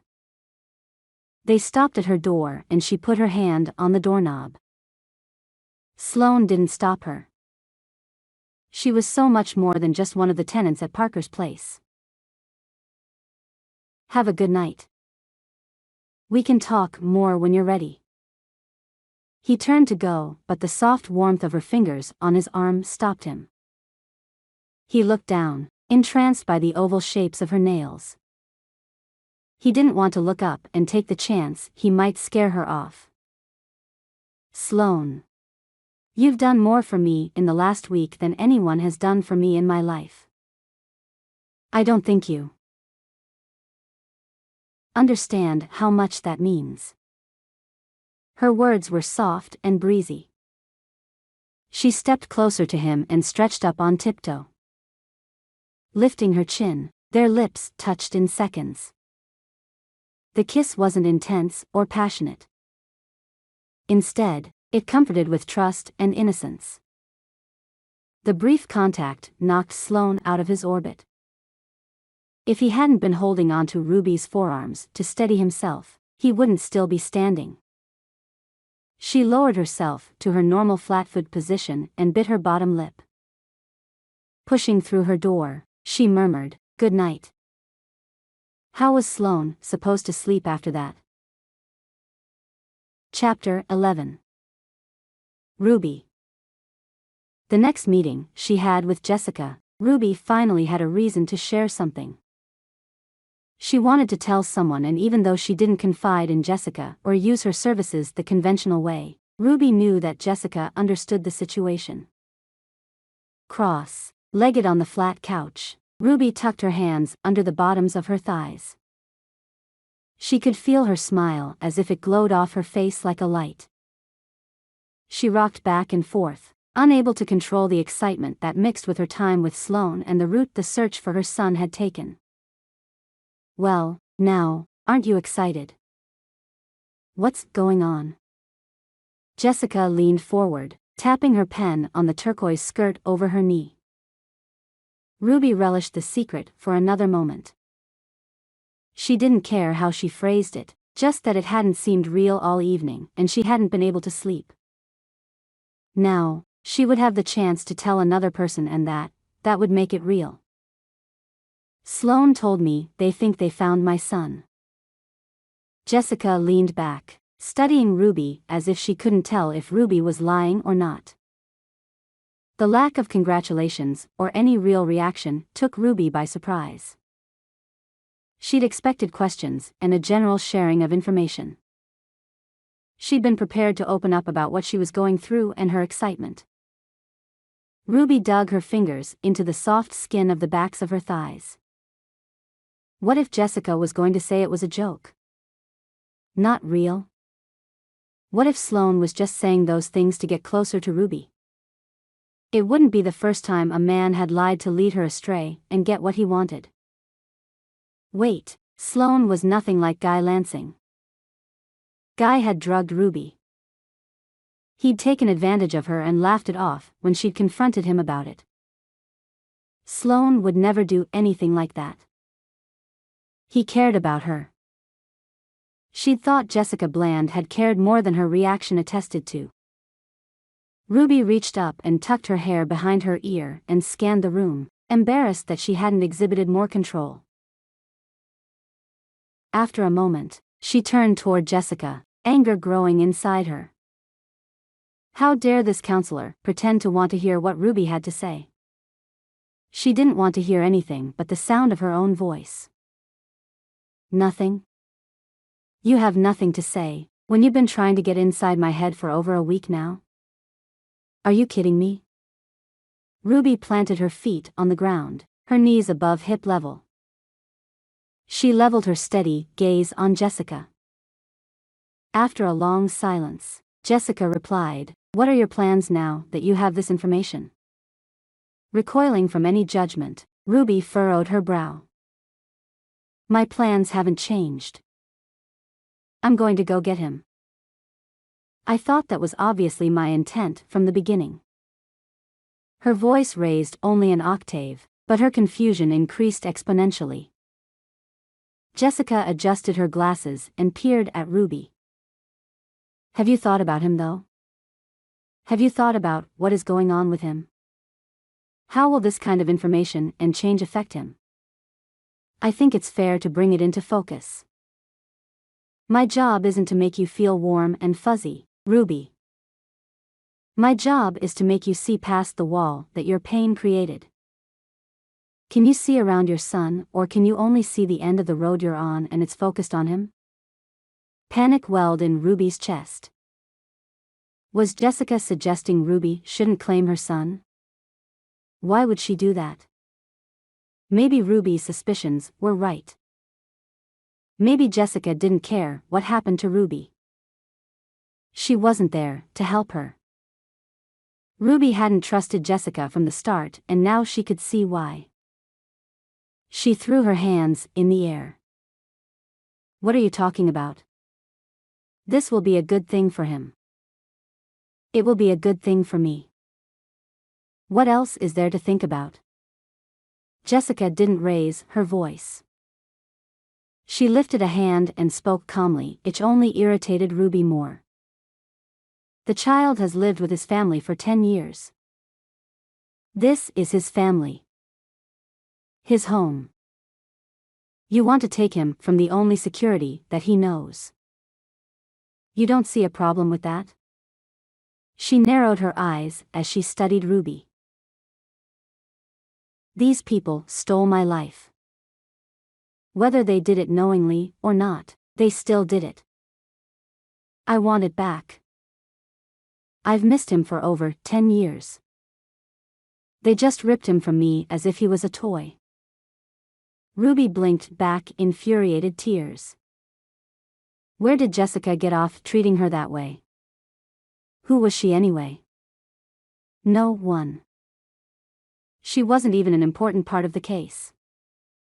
Ruby wouldn't come back. She didn't need that in her already unsteady life. The counselor relaxed into the couch and shook her head. She lowered the pad of paper and pen. "I'm afraid I can't sign off on this. I don't think you're ready. I don't think he's ready. I don't think you're coming at any of this with a maternal perspective. Your approach is purely selfish. It's all about what you want, not what's best for him or you." The counselor didn't wait for Ruby's reply. She continued as if Ruby cared what she thought. "Without putting too fine a line on it, I'm going to recommend that Sloan hold off on reuniting you with your child until you're in a better state of mind. We need time to go over this, you and I, and come up with a plan." Bitterly, Ruby bit into the soft skin of her inner cheek. Bland's name should have been Blunt. Before she could scream, Ruby slapped her hand on the couch, the thwop loud in the small office. "I won't be back. Sloan already told me about it, so there's nothing you can do to stop this. I'm surprised he's hired such an incompetent person to do a job that is so important." Ruby jumped from the couch and rushed from the room. She knew she couldn't trust that woman. All Jessica wanted to do was keep Ruby's son from his mother. Jessica and Aunt Cindy were probably best friends. Fleeing the room, she couldn't believe how she'd arrived so excited only minutes before. Halfway down the hall, almost to the stairs leading up to her room, she ran into Sloan. Her damp cheeks burned in humiliation at being seen like that. He slowed her down, wrapping his fingers gently around her upper arms and ducking his head to see her better. SH. Ruby? Are you okay? What's going on? He lifted his gaze and looked beyond her as if to see who chased her. Ruby's nervous anxiety didn't quell the butterflies stirring in her stomach at his presence. She was excited to see him, especially when she was so upset. His calming presence was exactly what she needed. Plus, he had told her about Camden's whereabouts. Sloan wanted her to be happy. She could trust him. She spluttered, trying to gather her thoughts into a cohesive explanation. She caught a whiff of his cologne and needed another. She inhaled. I just had a meeting with Jessica. She said I shouldn't take my son back. She said that I shouldn't do what I'm doing. She said that? Sloane's eyebrows knit together and he glanced over her head and then back at her. Ruby rolled her eyes, reveling in his steady grasp on her arms. Well, not exactly, but she definitely insinuated it.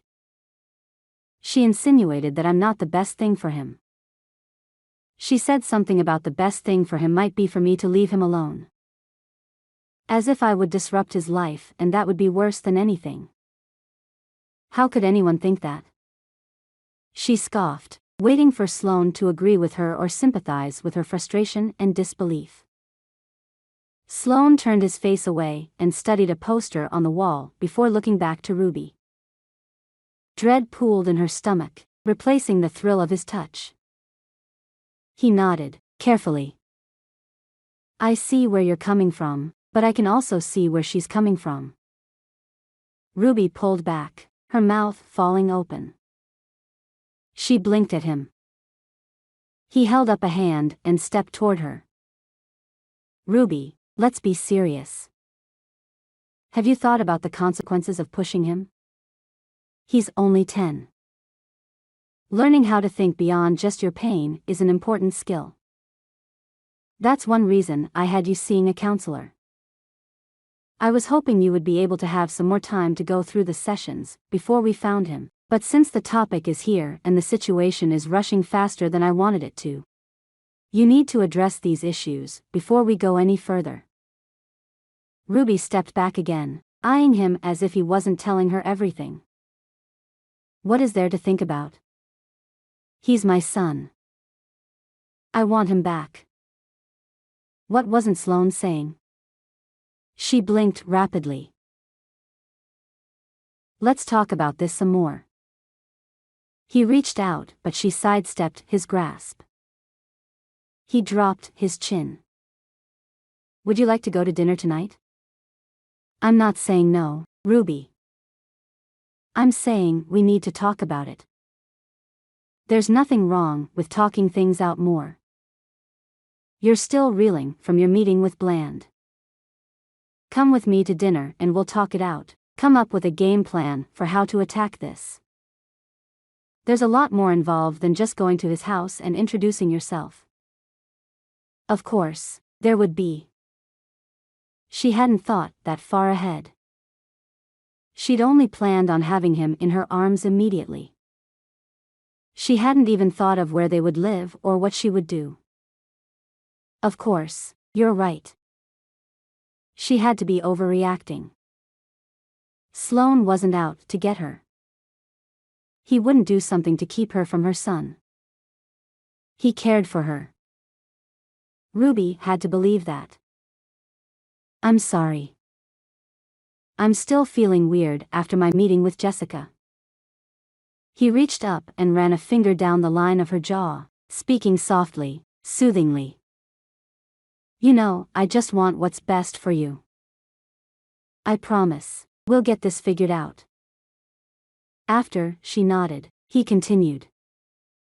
Do you like Mexican? I'm going to be busy for most of the day.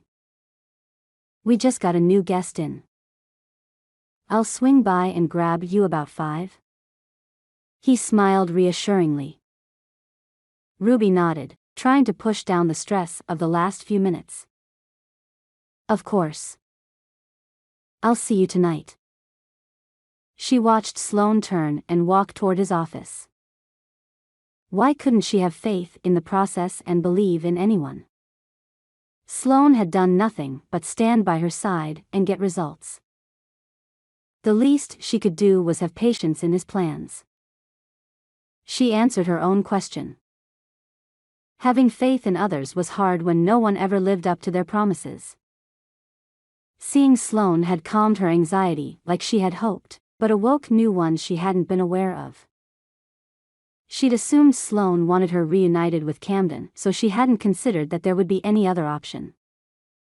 That was an assumption she would pay for, but what would the cost be? Would she lose her chance at her son? Would Jessica Bland convince Sloan that Ruby wasn't ready? She was ready. She'd never been unprepared to love her son, and that's all it would take. Love. She could do anything as long as she had Camden with her. Somehow, Ruby had made her way to her room. She couldn't sit or lie down or do anything restful. In the kit that Jessica had put together, Ruby found a bright yellow stress ball emblazoned with a white heart. Ruby tossed it back and forth while she paced from the window by the door in her room to the line on the floor where the linoleum and carpet met at the bathroom. Why would Bland suggest Ruby wasn't ready? Why hadn't Sloan immediately stood up for Ruby? If he was being loyal to his employee, that made sense and was something Ruby could support. Would he go and discuss things with Jessica and then have more information for Ruby at dinner? Ruby didn't have anything concrete in mind regarding Camden. She didn't know how she expected it to play out. The only goal she'd had in mind regarding talking to Jessica about the latest development was to tell someone. She had no one else to tell. She just wanted to be excited and share what was going on. Why couldn't Jessica have been excited with her? She could have responded with excitement and then offered the ideas she tried shoving on Ruby from the start. The lack of bedside manner would be detrimental to creating any kind of counseling relationship between the two of them. Not that Ruby would be going back to pursue anything with the woman. That bridge had burned. Ruby needed to burn some energy before dinner that night. Maybe a few laps in the pool would help. She could release some of the doubt that morning's events had created and reclaim the excitement of Sloan's announcement. Camden. She had to focus on Camden and seeing him again. Changing into her suit, which was really nothing more than a t-shirt and shorts, she grabbed a towel from the bathroom and made her way down to the pool. The appeal of the open pool, with the rooms looking down on the water, was it was only women allowed in there for treatment. There was safety and security in just that thought alone. Ruby pulled up short at the sight of a woman standing at the edge of the pool, staring into the sparkling water. She was fully dressed in faded jeans and a stained sweatshirt with her hair pulled back in a double-plaited braid. Ruby recognized the despondency on her expression. She'd felt that way many times and, even then, she tried to drown out those negative feelings. Walking up beside the woman, Ruby followed her gaze. "It's so much better when you're dressed for swimming." She laughed, motioning at her own clothes, then held out her hand. "I'm Ruby. It's nice to meet someone else in here." The woman's jitteriness had her fidgeting. She couldn't settle red-rimmed eyes on Ruby for more than a second. "Catherine. Is it just us in here?" She shivered and looked back to the pool like she'd been hypnotized by its depths. "Yeah. It's just been me for a while." "What's your story?" Ruby moved over and draped her borrowed towel on the chaise closest to them. She sat down and kicked her shoes off and tucked them under the chair. Catherine followed Ruby away from the water's edge and sat on the chaise across from Ruby. Leaning forward, Catherine braced her forearms on her knees, hanging her head and then lifting her face to offer a condescending laugh. My story is I'm a junkie who everybody thinks they have to save. She gave a derisive snort, pushing herself back off her legs to lean back. Shaking her head, she twisted her lips. The only problem is I'm happy exactly where I'm at. The drugs keep the pain at bay. Motioning toward her shaking hands, Catherine continued, the withdrawals. They're awful. I've been raped a few times, and, you know what? I don't care. Her false bravado struck a chord in Ruby, who ached for the new woman. Unable to hide her anguish, Ruby nodded, scrunching her nose. Yeah, I get it. I was raped in high school. The guy drugged me. I got pregnant. They told me the baby died, but I just found out my son was actually taken from me and given away. She replaced her frown with a broad smile. But Sloan and his investigator have found him. I'm really excited to get him back. Dark shadows hid in the cracks between the teeth that she still had in place. She smiled encouragingly. Are you going to get your boy today? Is he coming here? Is that why you're swimming? Catherine picked the soft skin beside her thumbnail. She chewed on it and spit whatever she pulled off to the side by their feet. No, they're asking me a bunch of questions and telling me it's not the right time. Ruby rolled her eyes. It's so frustrating because I'm ready, but they don't feel like I am, you know? Jessica didn't. Sloan would understand, but he had to follow procedure. Was there procedure for something like her situation? How many times had a child been stolen that there had to be policy in place? What's holding them back from getting him for you, right now? Do they know where he is or not? It sounds like your case would be cut and dry. Catherine leaned forward, narrowing her bloodshot eyes. What aren't they telling you? Ruby didn't have an answer. The woman's question was logical and made sense. Ruby couldn't figure out why they wouldn't take her to him immediately. She'd thought she was just being unreasonable and paranoid. If there were legal ramifications or something else, that would make sense. But nobody had said anything to her about that. The law should be on her side since he'd been stolen from Ruby. She was the victim and, in this instance, if it would get her son back, she'd take the label. She could ask Sloan.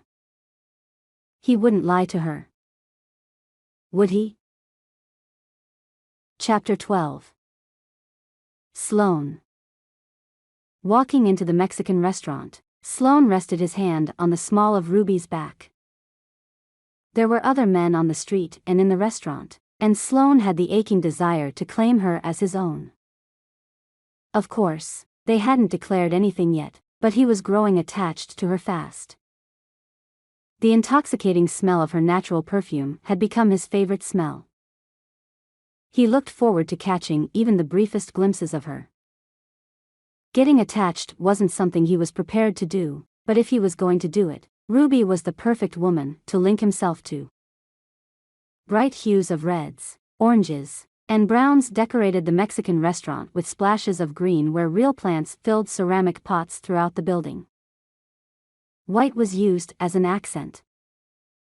Heady aromas of mole sauce and thick queso sauces filled the air. Around the perimeter booths, a group of wait staff sang Happy Birthday with maracas and large sombreros with gold tassels. Let's go this way. Sloan led Ruby to a back booth in the opposite corner and handed her a menu from the stack on the side under the window. He sat across from her to see her eyes. She had a way of expressing her feelings with the smallest movement of her eyelids or eyebrows that made her face come alive with emotion. How have you been? I hate that I don't get to see you every day. Sloan pointed at the corn tamales on the menu. These are my favorite, but get whatever you want.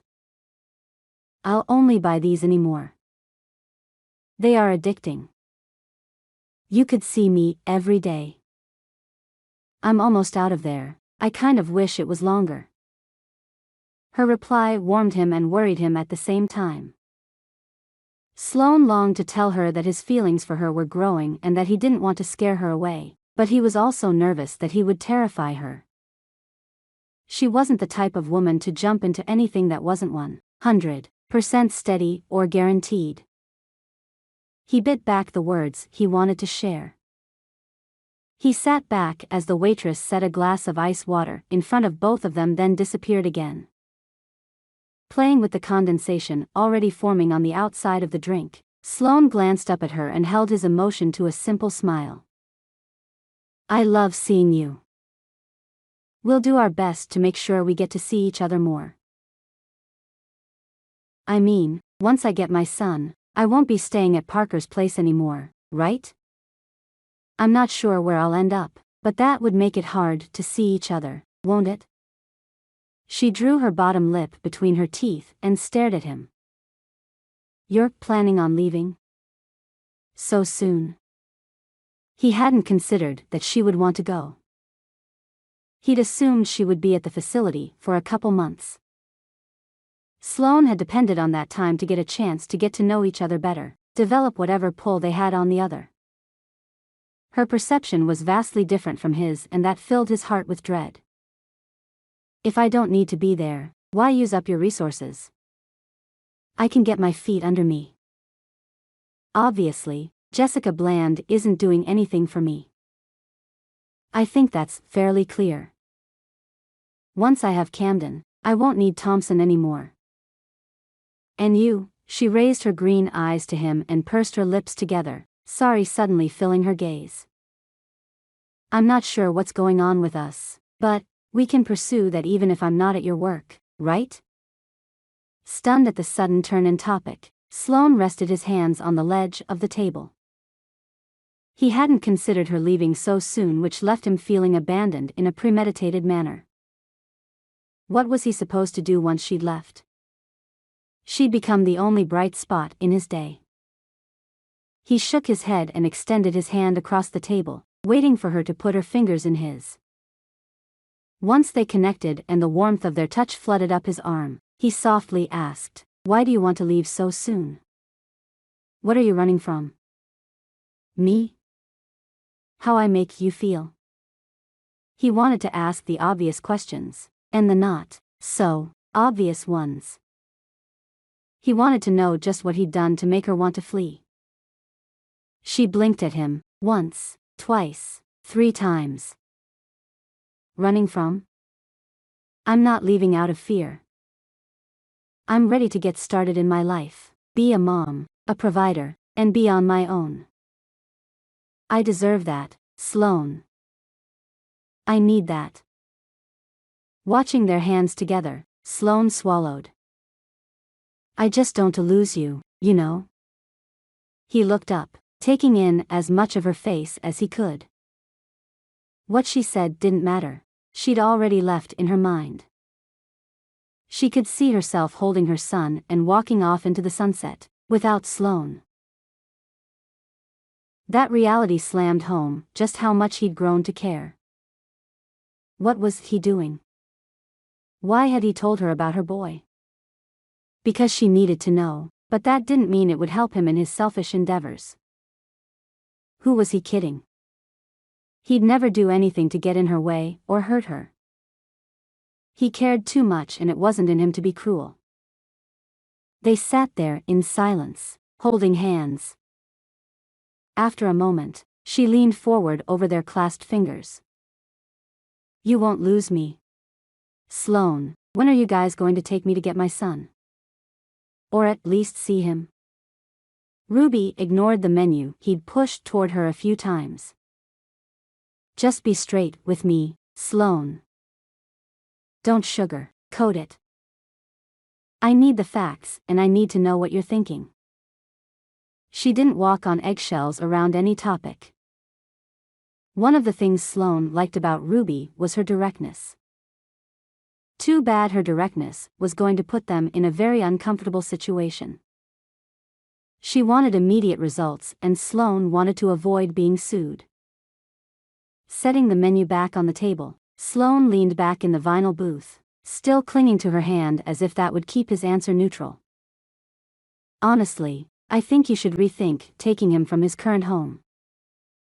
Thompson gave me a complete dossier this morning on the entire situation. After studying all the information, I just don't think that kind of change would be beneficial for the child. He ignored the fine layer of perspiration that broke out on his neck. She'd wanted direct. He'd given it to her. Hopefully, she wanted what she got.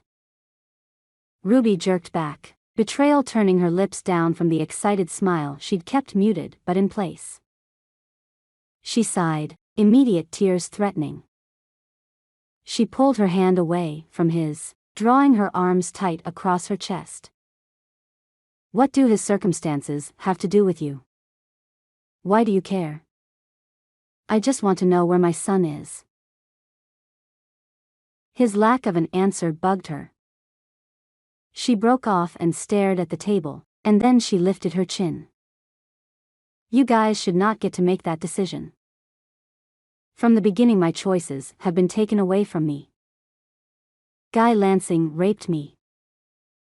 I was sent away from my home and not allowed to come back. I was pregnant with a baby nobody asked me if I wanted or not. After I had the child that I realized I did want, he was taken from me. I was lied to. I didn't get a choice. Then, I came home to my family, and I know you think that it was a choice that you gave me and that you were helping me, but you took me away with those police officers. I didn't have a choice. After the hospital, I came here. Because I didn't feel like I had a choice. You offered me my son, which made me feel like the choice was obvious. You told me you would help me. And now, here you are as if I had a choice in the entire thing. And I don't. You're telling me what to do. Just like Jessica Bland told me what to do. She thrust her finger into the air between them. All I want is my son. Some control over this life of mine would be nice, too. Sloan sucked in air like she'd punched him in the chest. He'd been contributing to her plight when all he'd wanted to do was help her. Ruby, I just want to talk to you about your options. I feel like you and I could be going somewhere. I just want to make sure you're prepared for whatever you end up doing. I want to be a part of your life, no matter what happens. Sloan wanted her to calm down. He wanted to make her see how he was feeling. She'd never be able to see his affection while she stared at him in disappointment. Ruby slid from the booth. Shaking her head, she looked down at him. Where is he? What is his name? Where does he live? That's all I want from you. I don't want to be with you when you can't be honest with me. I don't want it. She moved her hands between them as if trying to show him the line that was between them. We're not together. This thing. Whatever it is, or was, it's not there anymore. You've lied to me. I can't trust you. Do what you promised and get me my son. She crossed her arms and waited for an answer. Sloan refused to believe she meant what she said. Her emotions were in the way, and he'd seen them more than once. I honestly don't have the exact location. It's in a file. I don't want you to be gun-shy about this or paranoid. I understand why you are. But I want you to know I am not setting out to hurt you. That's not what this is. This is me trying to protect you. I'm trying to protect your son. Ruby slammed her hand on the counter and leaned into him, piercing his eyes with her own. It's not your job to protect me. Before Sloan could stop her, Ruby whirled and ran from the restaurant. He didn't know how, but he would have to find her and make things right. Sloan just wanted her happy. He wanted to be the one that did that for her. How could he do that when she pushed him away, without even trying to see things from his point of view? Chapter 13. Ruby. No one was on her side. Once again, Ruby was left alone to deal with a situation she'd counted on others to help her with. When was she going to learn? She could only rely on herself. That was it. Things were not going to turn out the way they had last time. No one was going to take her son away from her again. She didn't have the chance to fight for him when he'd been born. Now that she knew he wasn't dead, she wouldn't let anyone take him. She had a choice, and it was a clear one. Sloan would expect her to go for a walk or go to her room and sulk. He'd expect her to wait by the car or something a normal girl would do. He didn't expect her to go after her son herself. No one ever expected Ruby to do anything. Somehow, she'd been saddled with a label of helplessness. She was anything but. If she couldn't trust a man, any man, she'd have to trust herself.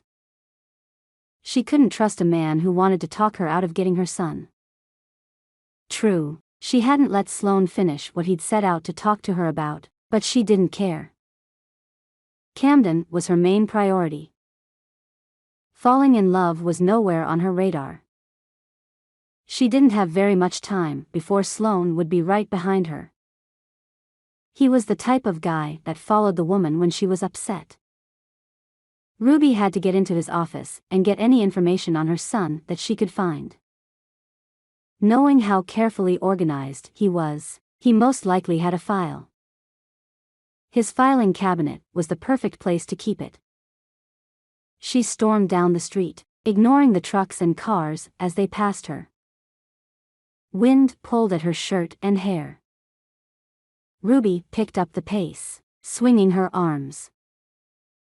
What if she got into his office? Could she get in and find the file before Sloan got back from the restaurant? Was he the type of man to rush after her to try to stop her? He had wanted to drive them. He probably thought she was waiting outside to walk back with him. They weren't more than a mile from the hotel, but did she have enough time to cross the distance and do what she needed to? Would he still try to eat? He had longer legs than she did. He could catch her, if he really wanted to. The numerous variables clawed at her. She couldn't walk any faster. The curves in the road leading to the facility turned sharp, giving the illusion they were long. Ruby broke into a jog spurred by desperation. No one wanted to give her any information. No one wanted to help her. Forget them. She could figure out the problem on her own. She was wrong. The distance to Parker's place wasn't a mile to the facility. She reached its security gate in approximately 800 yards. The curves in the road didn't lend to a realistic length. None of that mattered. She let herself into the security gate and closed it tightly behind her. She had to get into his office without any light. When she was in there, she could use the light on her phone to search the files, but who knew if he would go in there when he got back? Uncertainty knotted in her stomach. She clenched her fist over the soft spot below her navel and pressed deep as she carefully made her way to the office area. Would his office be locked? She approached the door, looking around for the security guard who walked his rounds nightly. The sun had dropped below the mountains, but still lit the sky. While the inside of the building was dim, The outdoors waited for the sun to set. Ruby put her hand on the brass doorknob and closed her eyes, taking a deep breath. She whispered, "Please, be open." She pushed softly on the door and twisted, opening the panel silently. The breath she had held whooshed out in relief.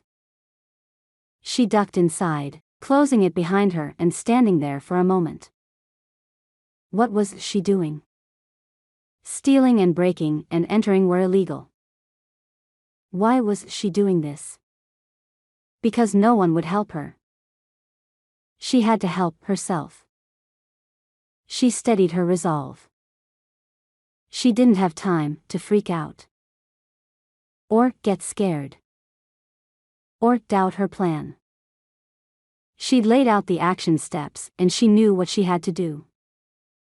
Just get it done, Ruby. Her eyes adjusted to the dim interior. She rushed across to his desk, stubbing her toe on the desk leg. She grabbed her foot and glared at the tall filing cabinet standing beside it like a tower in the castle. She scanned his desk, which was cleared off except for a desk calendar and a lamp. There was no sign of a file. It wasn't there. She ran her hand under the surface, encountering only one drawer in the center. Carefully opening it, she wrinkled her nose at the pencils and pens. Turning to the filing cabinet, she trailed her fingers along the smooth surface of the desk. She couldn't help thinking that Sloan sat there. He worked in that office. She tried ignoring the cologne lingering from his presence earlier in the day. Opening the top drawer, she rifled through the numerous manila folders. He kept it alphabetized, but whose name was it under? Camden? No, because he couldn't verify that was the child's name, right? Ruby. Ruby Darby. D. Her hand trembled. There. Her name was there. She pulled the yellow file out and set it on the desk. She carefully closed the drawer and claimed Sloane's seat for her own. Scooting forward, Ruby held her hand over the file. Wait. What was she doing? She didn't have time for that. She pushed back from the desk and shoved the file under her shirt, sucking in her stomach to hide its form. Stepping out of the office, she closed the door and looked around. No one in sight. She crossed her arms over her stomach to hold the file in place and further hide it from eyes that might look too hard for something suspicious. She needed to get to her room. Walking toward the stairs, Ruby winced as a pebble worked its way around in her shoe under her sock. She stopped for a second at the bottom of the stairs and kicked off her shoe. Bending over, she shook the small rock out. Ruby. Wait. Sloane's voice called out, making her stand, and she lifted her chin as he approached. Ruby froze as his footsteps carried him closer and closer. What if he knew? When had he gotten there? Had he seen her leave his office? Did he know? She turned slowly, arms tight across her stomach. What? She had to put up her defenses against a man she'd felt so safe with. The need for protection hurt more than anything else. She ignored his apologetic look as he studied her with his blue eyes. Clearing his throat, he held out a paper bag spotted with grease on the sides. I didn't want you to miss out on dinner. I waited for them to put everything into the to-go boxes. I hope that's okay. His voice was low and gentle like a caress. She didn't want to take his offering. What would obligate her to do so besides her attachment to him? Ruby could control her emotions. When I let my guard down. I knew better than to let my guard down. I'm not going to do that again. And dinner isn't going to fix it. But, thank you. She turned before he could see the tears pricking her eyes. He didn't try to stop her, and she was grateful as the weight of the thick file pulled at her shirt and rubbed against her skin. Ruby made her way up the stairs and ducked into her room. Closing the door, she leaned against the panel and sighed. After a moment, she sank to the ground, still leaning against the door. While she didn't sob, tears definitely poured down her face, dripping off her chin and jawline. After a long moment, she roused herself and moved to the bed. Turning on the light, she pulled the file out from under her shirt. The file was thick. Sloan really did have a lot of information on her. Ruby paused, her hand above the folder, and then she opened it. Pinned to the left panel of the folder was a 4 by 6-inch picture of her from a year or so ago and a standard sheet of personal information. How many times had he opened it and seen her face staring at him? If she had a file on him, how many times would she have looked at him? She didn't want to answer that question. On the right-hand side of the file, a thick stack of papers waited for her perusal. The very first name she saw was Guy Lansing, and she pulled back her hand like a mountain lion had licked it. His picture had been folded in half and creased. She unfolded it and stared at the face of the man who had set her on that course 11 years ago. The picture depicted an older man, a man desperate to find companionship. He didn't hide the loneliness in his eyes. Ruby didn't have any compassion for him. She'd long ago decided he wouldn't rule anything about her. He wouldn't take any more emotions or time away from me. She didn't even see him as Camden's father, just a man who ruined her past. She didn't care about Guy. Where was the information on her son? She flipped the stack of papers on Guy to the side and caught her breath. A picture of a 10-year-old boy with green eyes and curly red hair took her breath away. His picture had been stapled to 3 pieces of paper filled with his personal information: what school he went to, where he lived. The picture covered his name. Ruby put her hand over his picture and looked up at the ceiling. Did she want to know? Did she want to know what his real name was, or did she want to just continue calling him Camden and make him adjust to that when she took him with her? Camden. She loved the name, but she loved the boy more. She wouldn't ask him to leave his life and his identity behind. She took a deep breath. No, that wouldn't be fair. She pressed her lips together and squeezed her eyes shut really tight. Reality was rushing around her. What was she doing? Wait, just a second. Breathing in and out, Ruby couldn't believe she would know his name.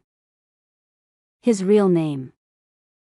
She tilted her head down, eyes closed, but she positioned her face so the first thing she saw would be his picture and the information she craved. On the count of 3. 1, 2, 3. She snapped her eyes open and scanned the handwriting. Her jaw dropped and her breath hitched. His name wasn't Camden.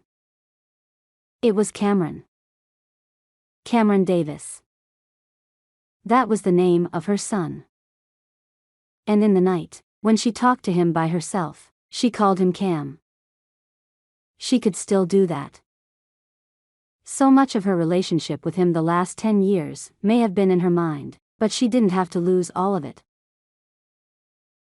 She tenderly picked up the picture and studied him. He had freckles across his nose, and the shape of his jaw was just like his Uncle Jareth's. No matter what, Sloan was not getting that picture back. Having the information right there made her want to see her son even more. As if her desire could get any stronger. She decided she wasn't going to wait. No one else was going to choose for her. She wanted her son and she was going to go get him. Chapter 14. Sloan. What had Sloan done? Had he pushed her away? He really only wanted what was best for her. Ruby was paranoid and Sloan hadn't done anything to make her feel better. He dropped the ball and she had no problem making sure he knew it. Where had he gone wrong? No matter what he did, he couldn't sleep. Dropping a bombshell on Ruby, he'd told her they found her son and then he yanked it all away from her. What she said made sense. He had taken her choices from her. That wasn't his intention, but that didn't matter. He still did it. He still told her what to do, rather than presenting her with all the facts and letting her make the decision he knew she was capable of making. The next morning, Sloan found himself at the bottom of the stairs waiting for her around dawn. He had to see her. Even if all she did was yell at him, he didn't care. She had to know how sorry he was and that he hadn't meant to make her feel powerless. The woman had transfixed him and he couldn't continue acting like they were just friends. She meant too much to him and he didn't want her to leave and he didn't want her to be upset with him. That was out of his control. Just like her son was out of hers. She carried herself with dignity down the stairs.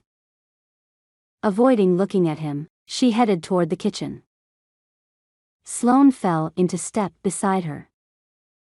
His heart twisted at her indifference, but he cared too much to stay silent. I just want you to be happy. Ruby, I think rushing into things would be bad for you and him. I really don't want to see you get hurt.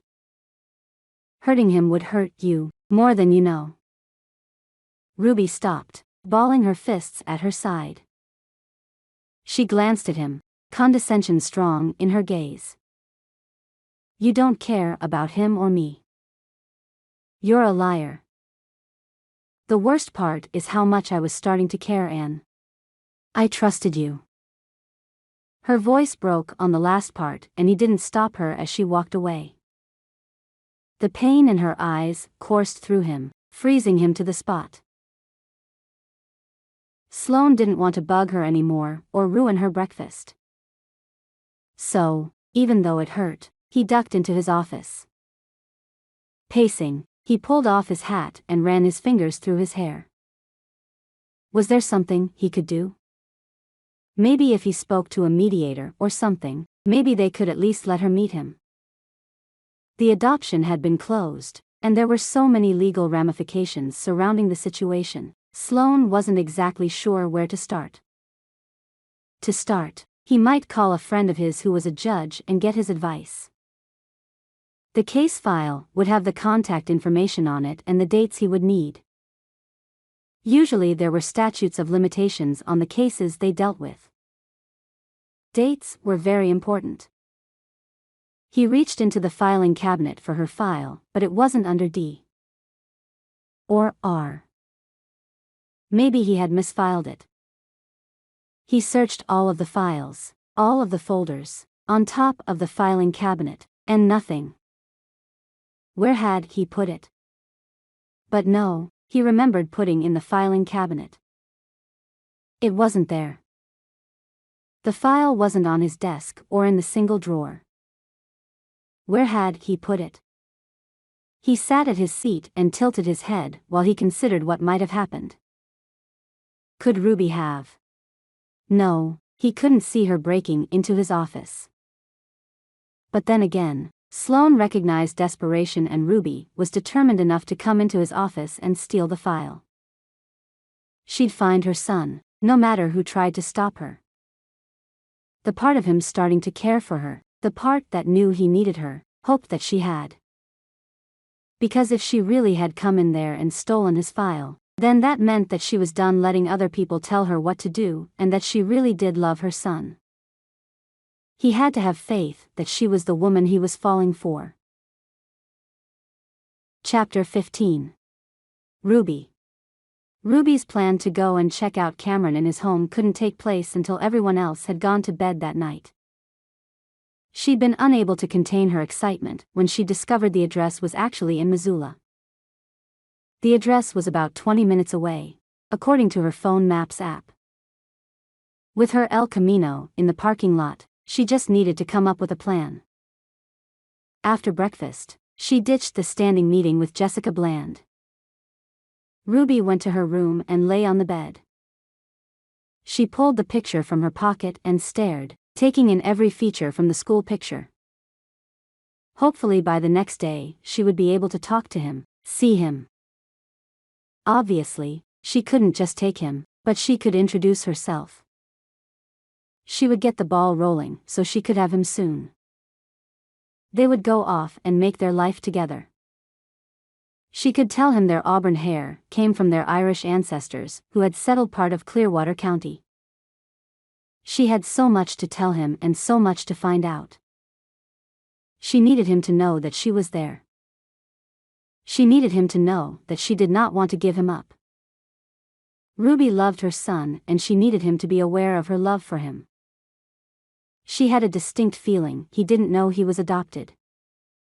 She would attribute that to her mother's instinct. He didn't know he was supposed to be looking for her in the women he passed on the street. Even though she searched the boys she passed. But now, she had a picture to study, to memorize, to reference. Her mother's instincts had prompted her to keep hope inside her heart that he hadn't died. She was connected to Camden in more ways than one. Jareth. Glancing at the scrap of paper in his hand, Jareth climbed out of the cab of his faithful brown Ford pickup. Even with the money Cyan had, Jareth couldn't bring himself to replace the trusty truck. Kyle shut the passenger door and looked across the hood at his brother. "Are you sure this is the place?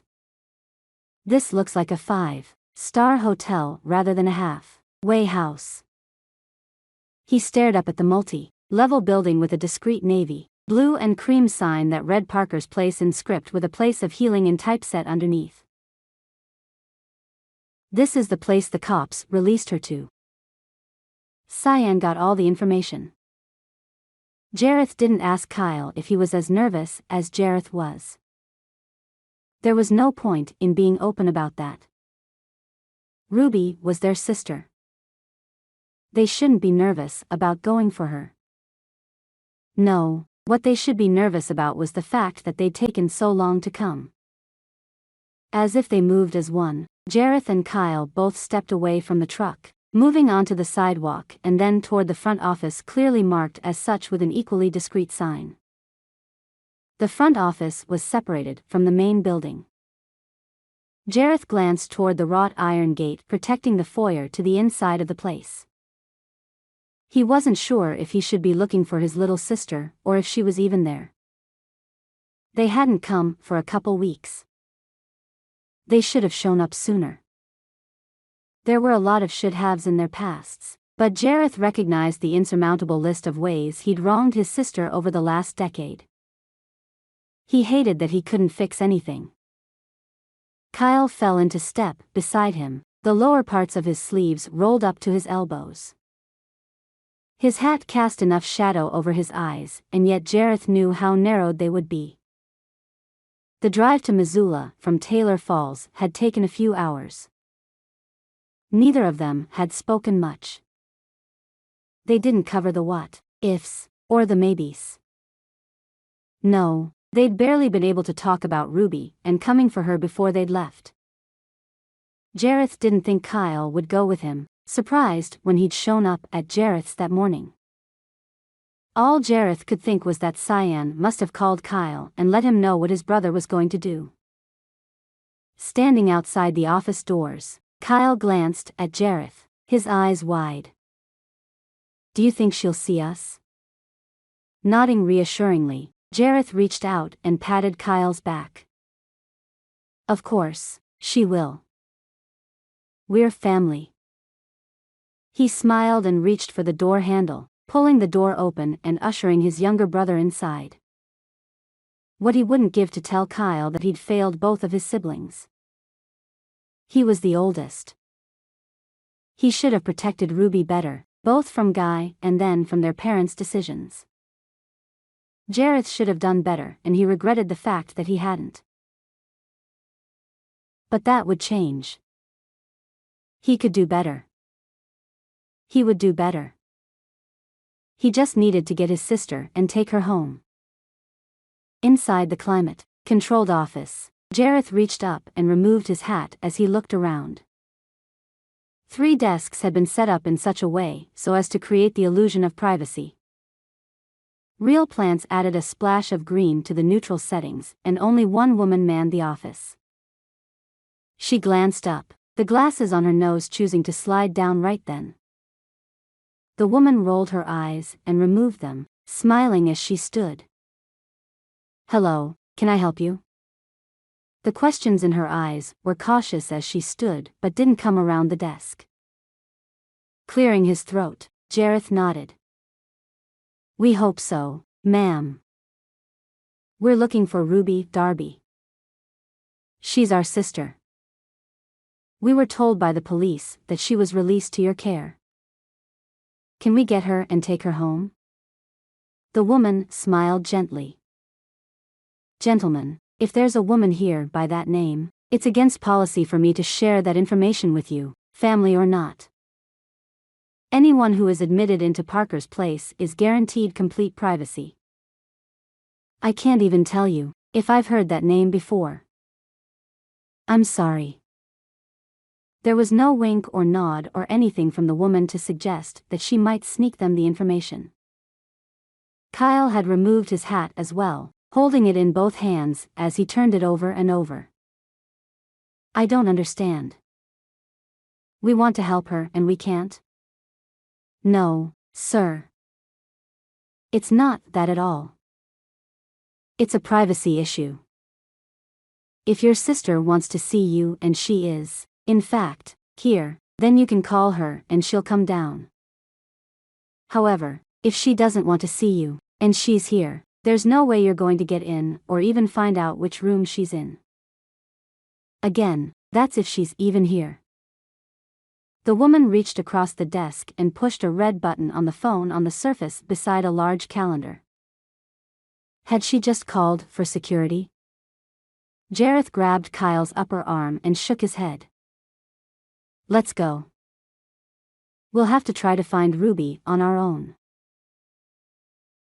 A task that had become daunting all on its own. His brother didn't fight him as he turned, glancing up at Jareth as they walked out of the office. Back in the truck, Kyle leaned his elbow on the truck window and sighed. "I don't understand. Why can't they just tell us if we're at least in the right area? We don't need to get in. We just need to know if we're wasting our time. Right? Am I missing something?"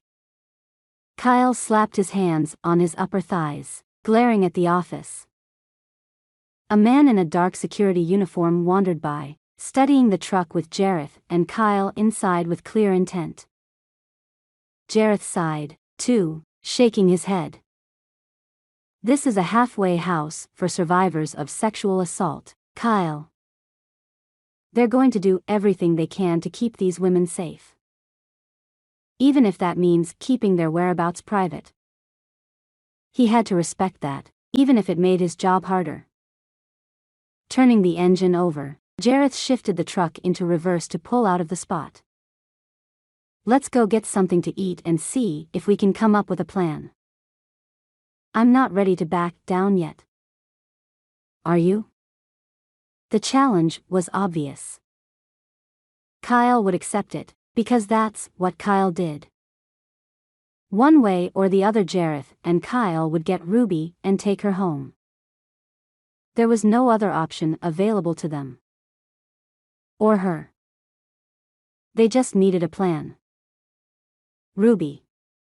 Ruby tightened her ponytail and leaned her car seat back a little bit further. She'd parked across the street from the address in the file, the folder laid open on the seat beside her. She didn't need binoculars or anything, since she was on a normal residential street.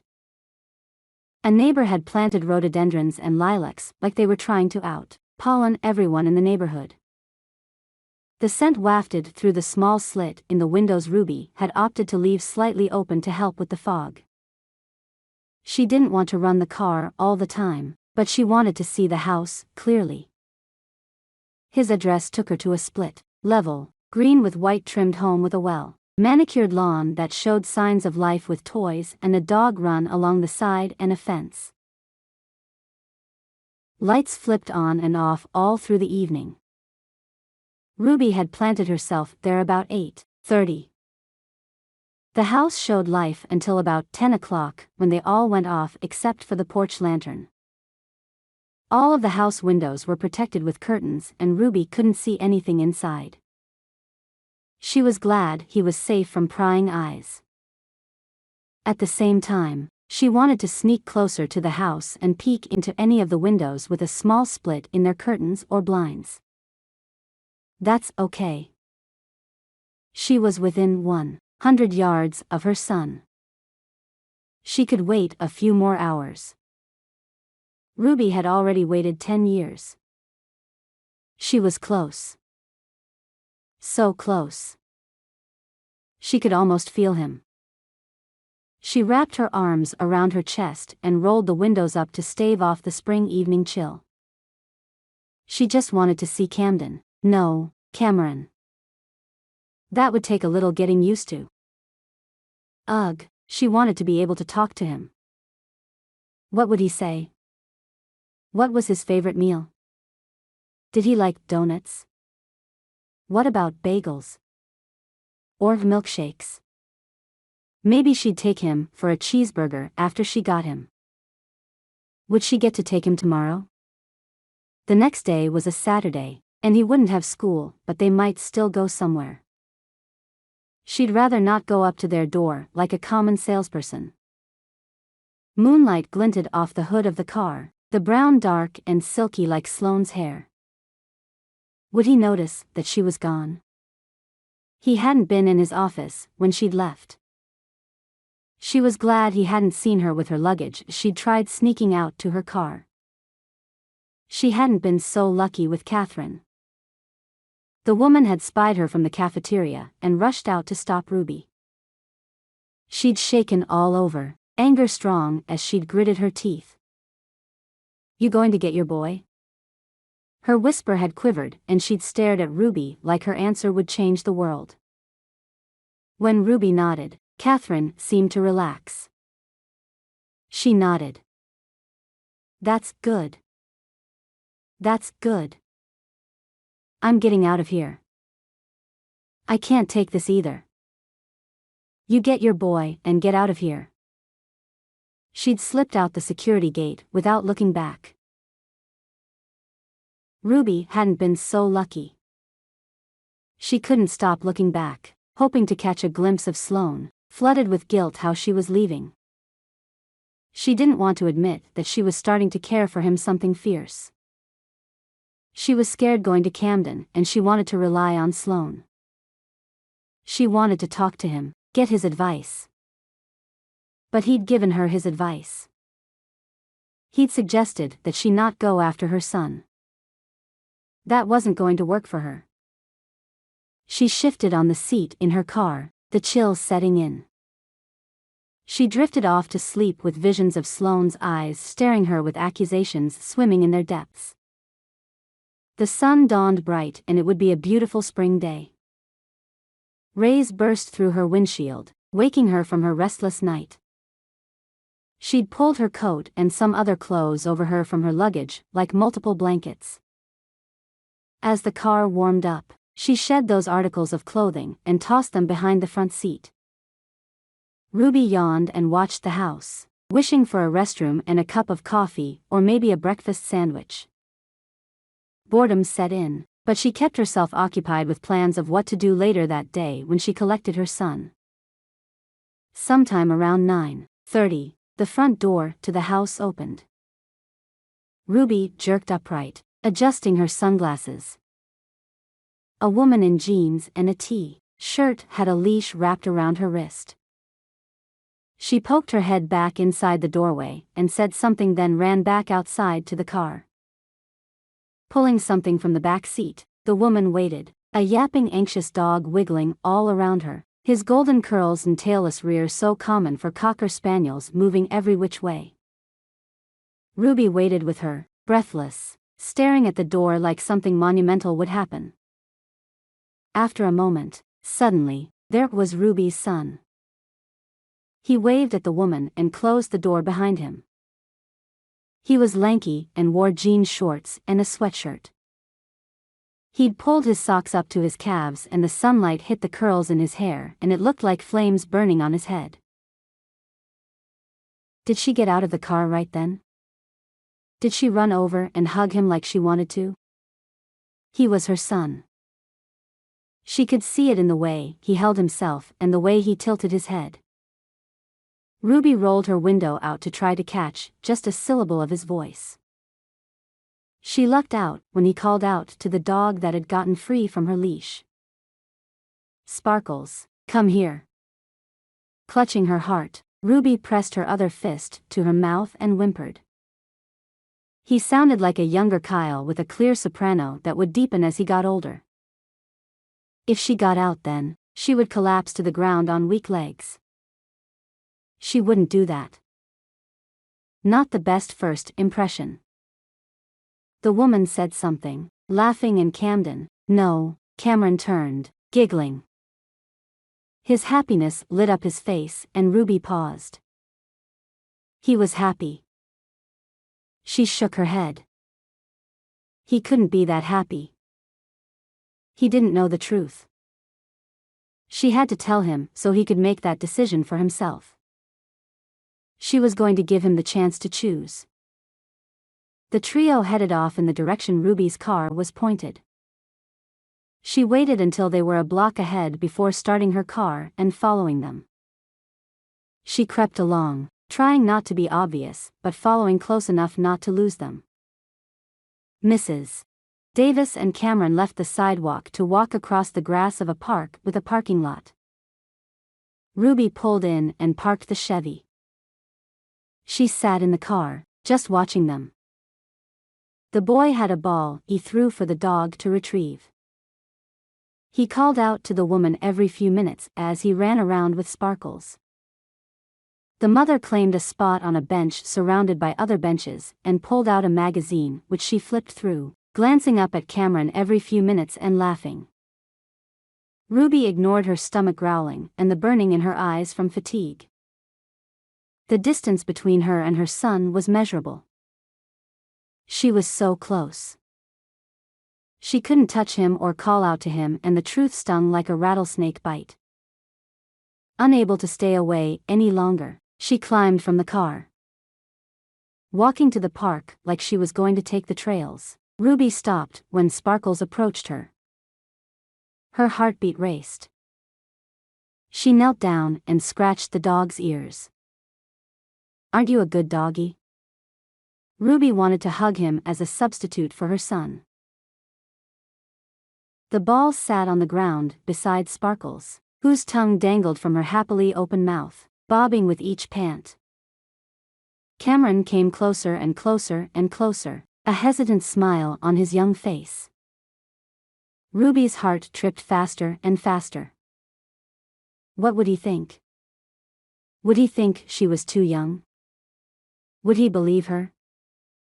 A smudge of dirt on his knee drew her attention. Cameron stopped in front of her, twisting his foot on the grass. "Her name is Sparkles. She likes you. Do you want to play?" He picked up the ball and smiled, revealing new adult teeth coming in. He was well groomed and more than friendly. What if he recognized her?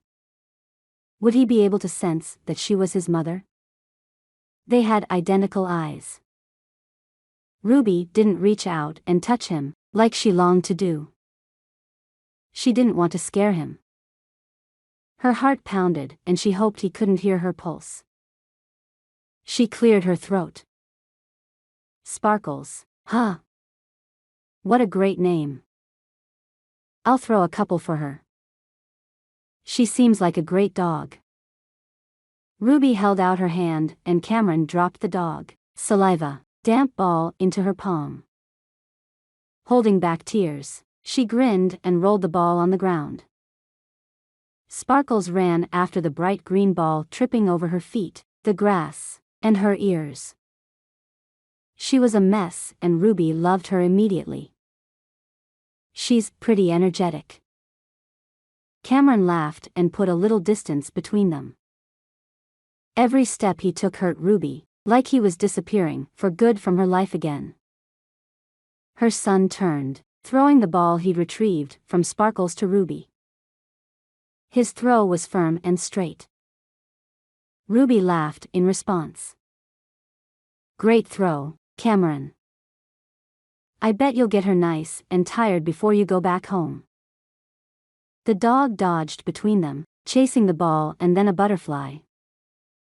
After a momentary distraction, Sparkles attacked Cameron's legs, and they went down in a tangled pile of laughter and barks. Watching, Ruby covered her mouth with her hands. She couldn't believe how happy she was. A flash of her future crossed her mind, and she could see every day thereafter filled with happy laughter and mother-son time. Sloan and Jessica hadn't known what they were talking about. Nothing but good things could come from Ruby knowing her son. A moment later, the woman Cameron had come with stood beside Ruby. She had rolled up the magazine and held it under her arm with her arms crossed at waist level. She smiled cautiously. "How did you know his name?" Ruby grabbed the ball Cameron threw toward her from his spot on the ground and glanced at the woman worriedly. "I'm sorry." She'd messed up. She hadn't meant to, but she'd longed to say his name so bad. He hadn't picked up on her mistake, but the woman had. She was on the ball and protective. At least Ruby liked that about her. "His name. I heard you talking, and he didn't tell you his name." She stepped in front of Ruby, studying her face and then glancing at Cameron, who was busy again with Sparkles. The woman looked back at Ruby and horror covered her face. She clutched the end of the rolled magazine, her knuckles widening as she whispered, "Are you her? Are you his? Are you here to ruin this for me? For us?" Sudden anger at the entire situation raged through Ruby, and she stood, throwing her shoulders back. She narrowed her eyes. "Did you know he was stolen from me? Did you know that they told me he was dead only minutes after he was born?" Ruby blinked back her tears at the injustice. How dare this woman act like she'd been wronged? She'd enjoyed 10 stolen years of Ruby's life. Ruby refused to let the woman see the vulnerabilities no one needed to see. "Have you known all this time that he wasn't yours?" The horror on the woman's face morphed into sorrow. Tears streamed unchecked down her cheeks. She turned so Cameron wouldn't see her. She sniffed and shook her head desperately. "No," she whispered. "That's terrible. I'm not sure what to do. I can't lose him. I'm Maggie." She held out her hand and Ruby stared at her fingers. They weren't manicured or prissy or even soft. They were the hands of a woman who worked. Nothing in Ruby wanted to take the offering. Nothing in her wanted to accept this woman as another good human. Even though she didn't want it, Ruby took Maggie's fingers in her own. She stepped closer to keep the conversation between them. "Maggie, I'm Ruby. Is Cameron happy?" They both turned to study the boy who laughed so hard he couldn't breathe as Sparkles attacked a bee buzzing by, snapping and then jerking back when she caught its yellow body in her mouth. "I think so. He's healthy. My husband died last year. His nightmares have stopped over that. He was so upset for the longest time. They were very close. I work from home, so I'm available all the time. She looked resolved, as if she had somehow known this was going to happen at some point. I love him. So much. Ruby didn't have an answer for Maggie's revelations. She wanted to hide in a corner of emotions and ignore anyone else's needs. Her heart broke for Cameron's loss. Losing a family member was hard, especially when you were young and extremely close. If anyone knew that, it was Ruby. She'd thought she lost her son. And she had. She swallowed. Are you sure you didn't know? Ruby glanced at Cameron as his dog chased him. He looked happy and healthy and loved. A small part of her wanted him to look miserable and forsaken, like no one loved him, so then she would be able to swoop in and rescue him. The emotion was fleeting and filled with regret the moment she'd acknowledged its presence deep in her heart. Maggie shook her head, studying Ruby.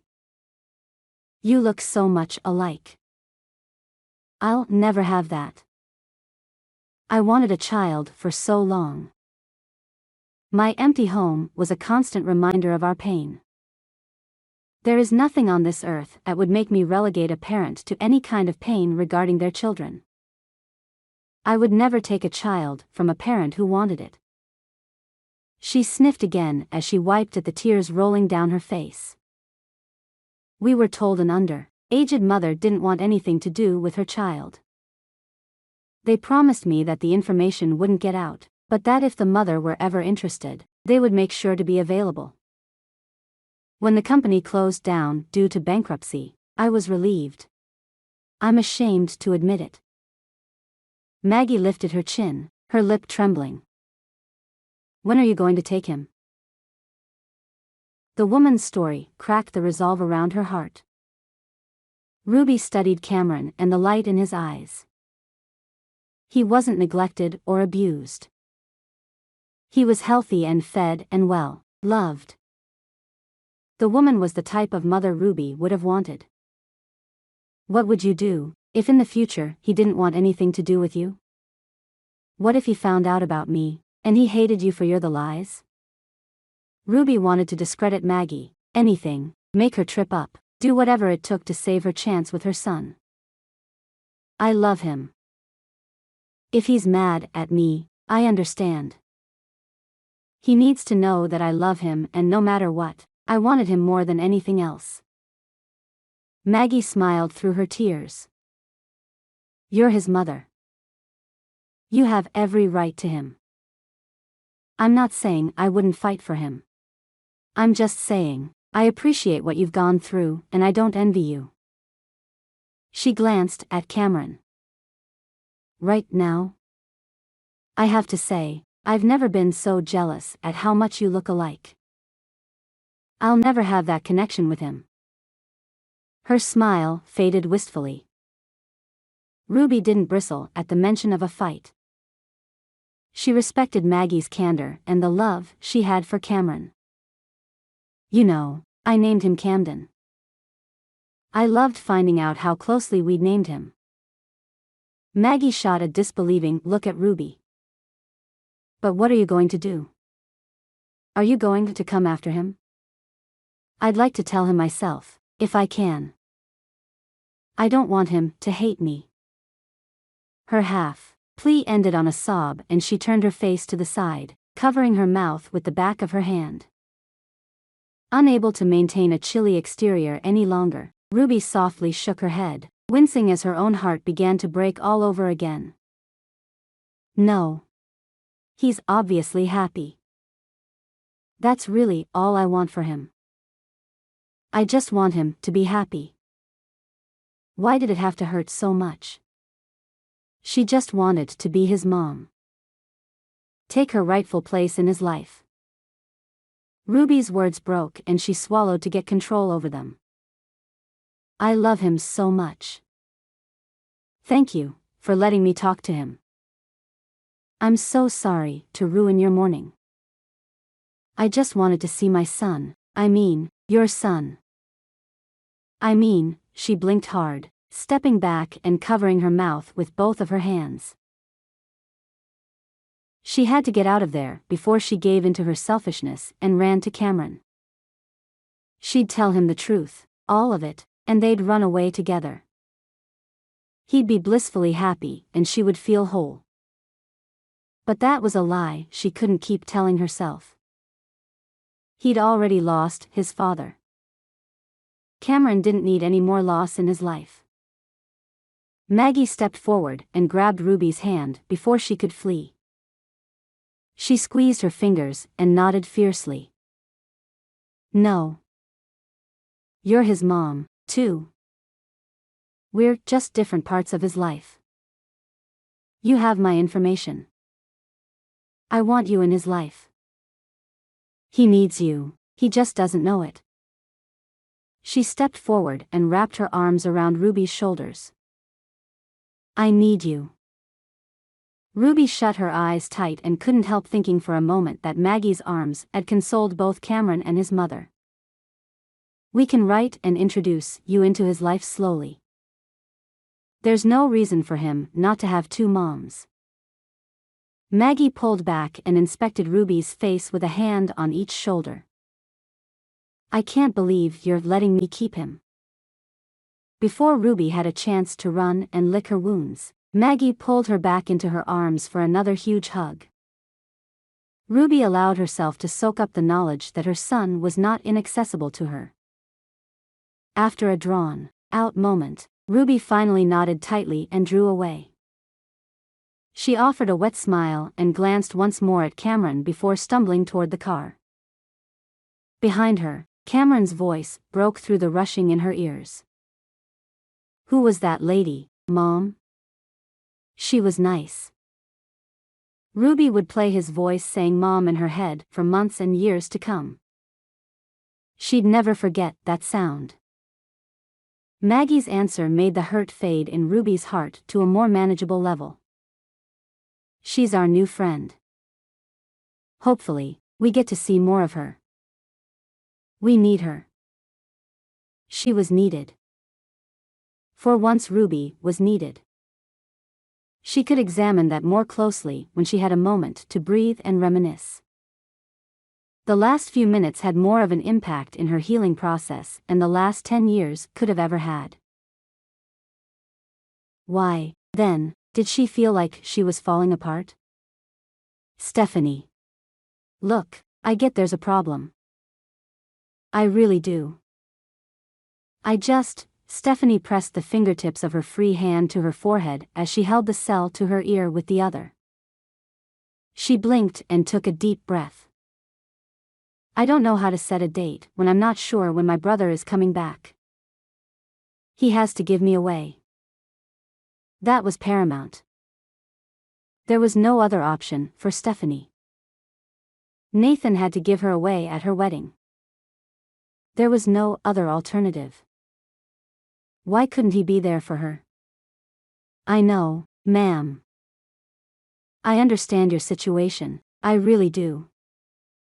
But there's no way it's legal for us to go and pick your brother up from his job, wherever that is, and bring him to your house for a wedding on a scheduled day and time. It just isn't possible.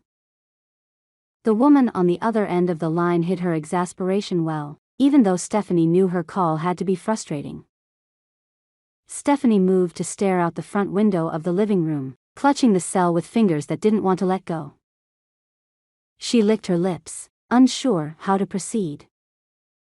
What if he was doing something illegal? Could you do it then?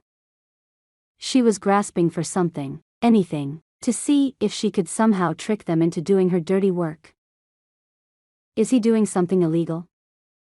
The woman's tone shifted to one of suspicion. Shaking her head, Stephanie shamefacedly dropped her gaze. No. He's not. I'm just not sure how to do this without him. She blinked back tears, upset yet again that Nathan wasn't there for her. The woman's tone softened. Look, I'm sorry for you. I really am. But you'll need to retrieve your family on your own. We can't force anyone to do anything they don't want to unless they're breaking the law. I understand your pain, but there's nothing more we can do. Stephanie cleared her throat, lifting her head. You're right. I'm sorry. Have a nice day. They hung up. Dropping the phone to the couch cushion beside her, Stephanie stared out at the view of the front yard of Bella Acres. That had been Emma's view day in and day out as she'd rested there, waiting to die. She'd watched for a glimpse of Nate as she'd been stuck in her last days, just waiting for a moment with her husband. That's all Emma had wanted. And there Stephanie was, waiting as well. She wasn't sick or bed-stricken. Her tears slipped down her cheeks all the same as she watched for a sign of her brother, just one. Stephanie, are you okay? Hannah's soft voice pulled Stephanie from herself. Pity. She sighed, wiping the back of her hand across her cheeks and sniffing. I'm fine. How are you? Glancing over her shoulder, Stephanie winced as Hannah came in closer, coming to a stop beside her in front of the window. Together they stared out the glass, taking in the sight of the cars and barn and the breeze moving the grass in the distance. I hate waiting for him. It's too hard. Hannah's voice had taken on a somber note that Stephanie didn't want to hear from her sister. She nodded, though, and sighed. Yeah, me too. I can't even get married without him. Drake's getting impatient. What if he doesn't love me enough to wait? She didn't want to admit that she was worried about that. What if Drake realized waiting for Stephanie wasn't worth it? Hannah turned toward Stephanie, her eyes wide as she studied her sister. You seriously think Drake Benson wouldn't wait for you? Forever? He would. There's no doubt about that. He just wants to get started on his life with you. She wrinkled her nose as she studied her sister. Is that all you're waiting for? Nathan? Can you at least set a date and then we have a time frame to work with? What's the point in setting a date if Nate isn't here? Stephanie folded her arms across her chest, as if to protect herself from the losses of the world.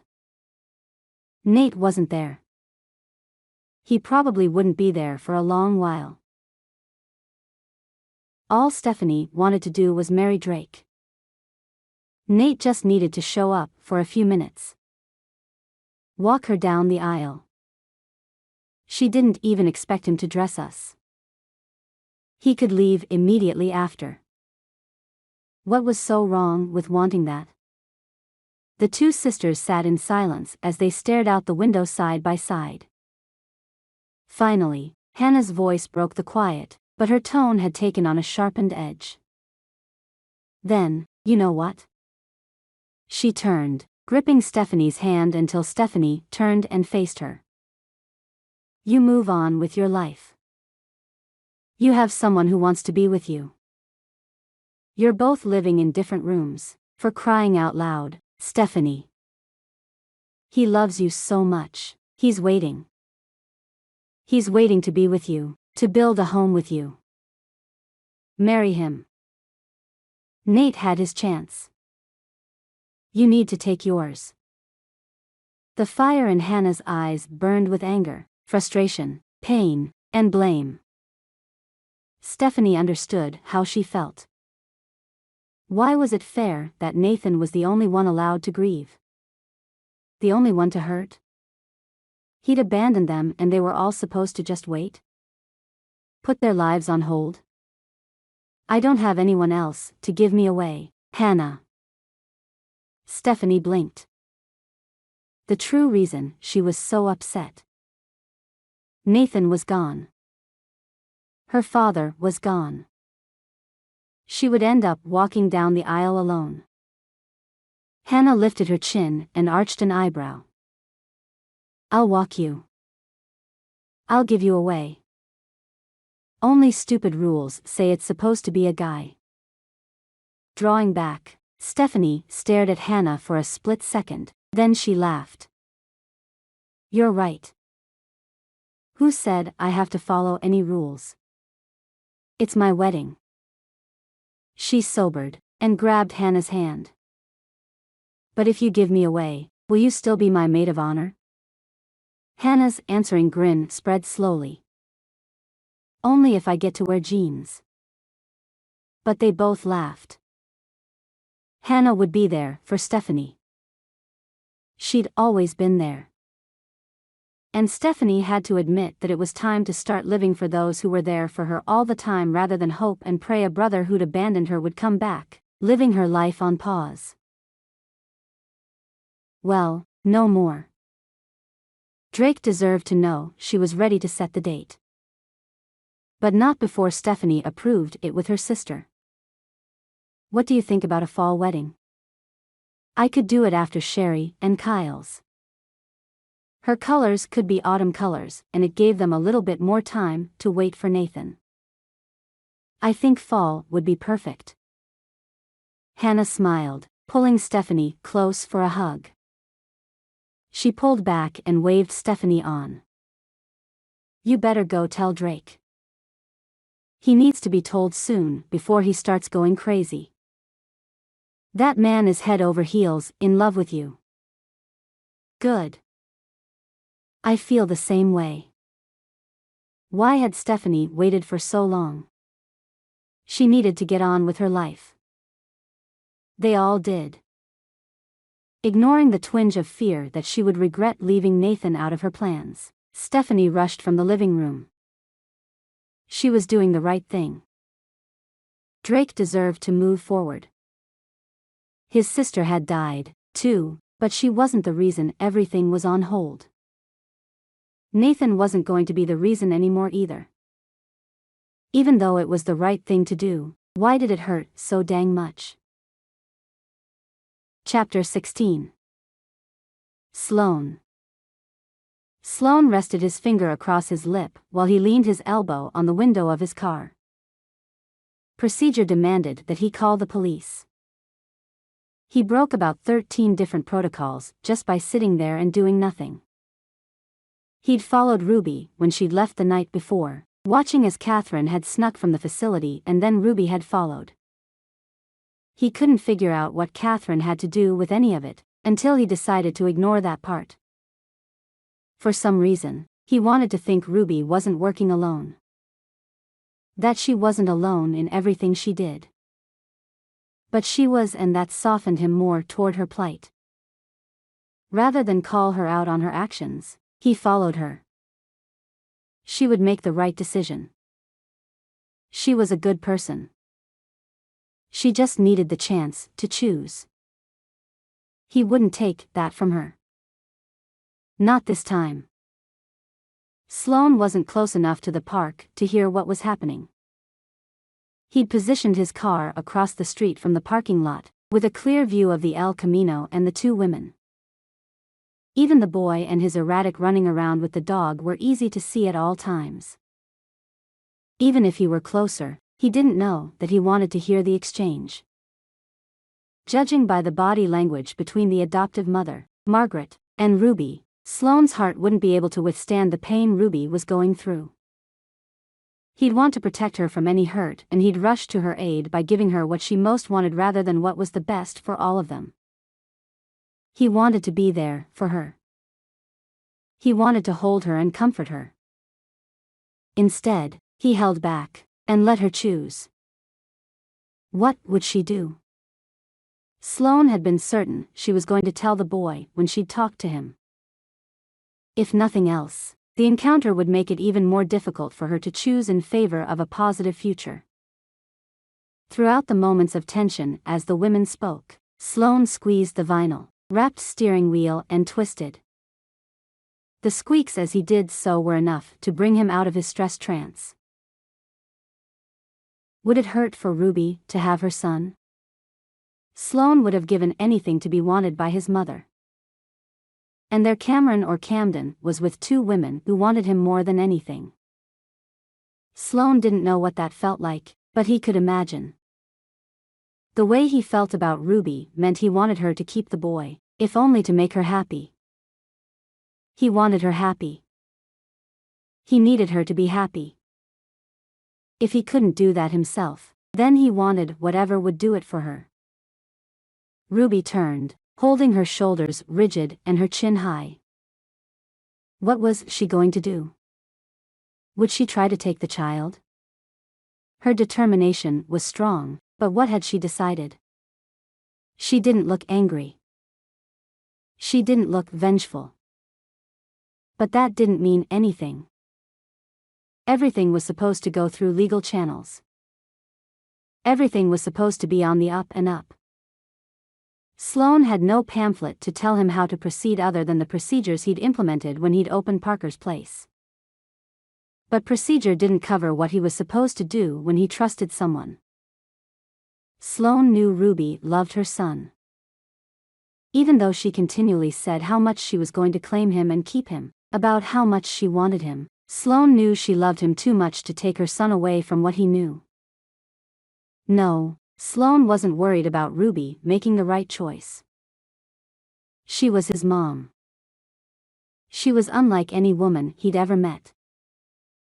She was different and Sloan couldn't figure out what else to do for her besides letting her choose on her own. But what if she chose wrong? She reached her El Camino in a matter of moments with a calm that covered her face in an icy mask. Standing beside the brown car, she held herself rigid as if she couldn't relax, even for a second. After another minute, Ruby braced her hands on the bed rails of the back of the truck and car hybrid. She looked down. Her sloppy bun swung side to side as she shook her head back and forth. She'd be okay. He wasn't sure what she'd decided, but, in less than a second, Ruby turned around and disappeared from sight. Worried she had passed out, Sloan jumped from his car and ran the 20 yards across the street to where she'd disappeared. Breathing quicker, Sloan halted fast as he came upon Ruby, slumped to the ground, leaning on the tire with her knees drawn up. He knelt beside her, his chest tight as he searched her for signs of injury. As if his being there was perfectly normal, Ruby glanced up, searching his face. Her eyes were red and wet.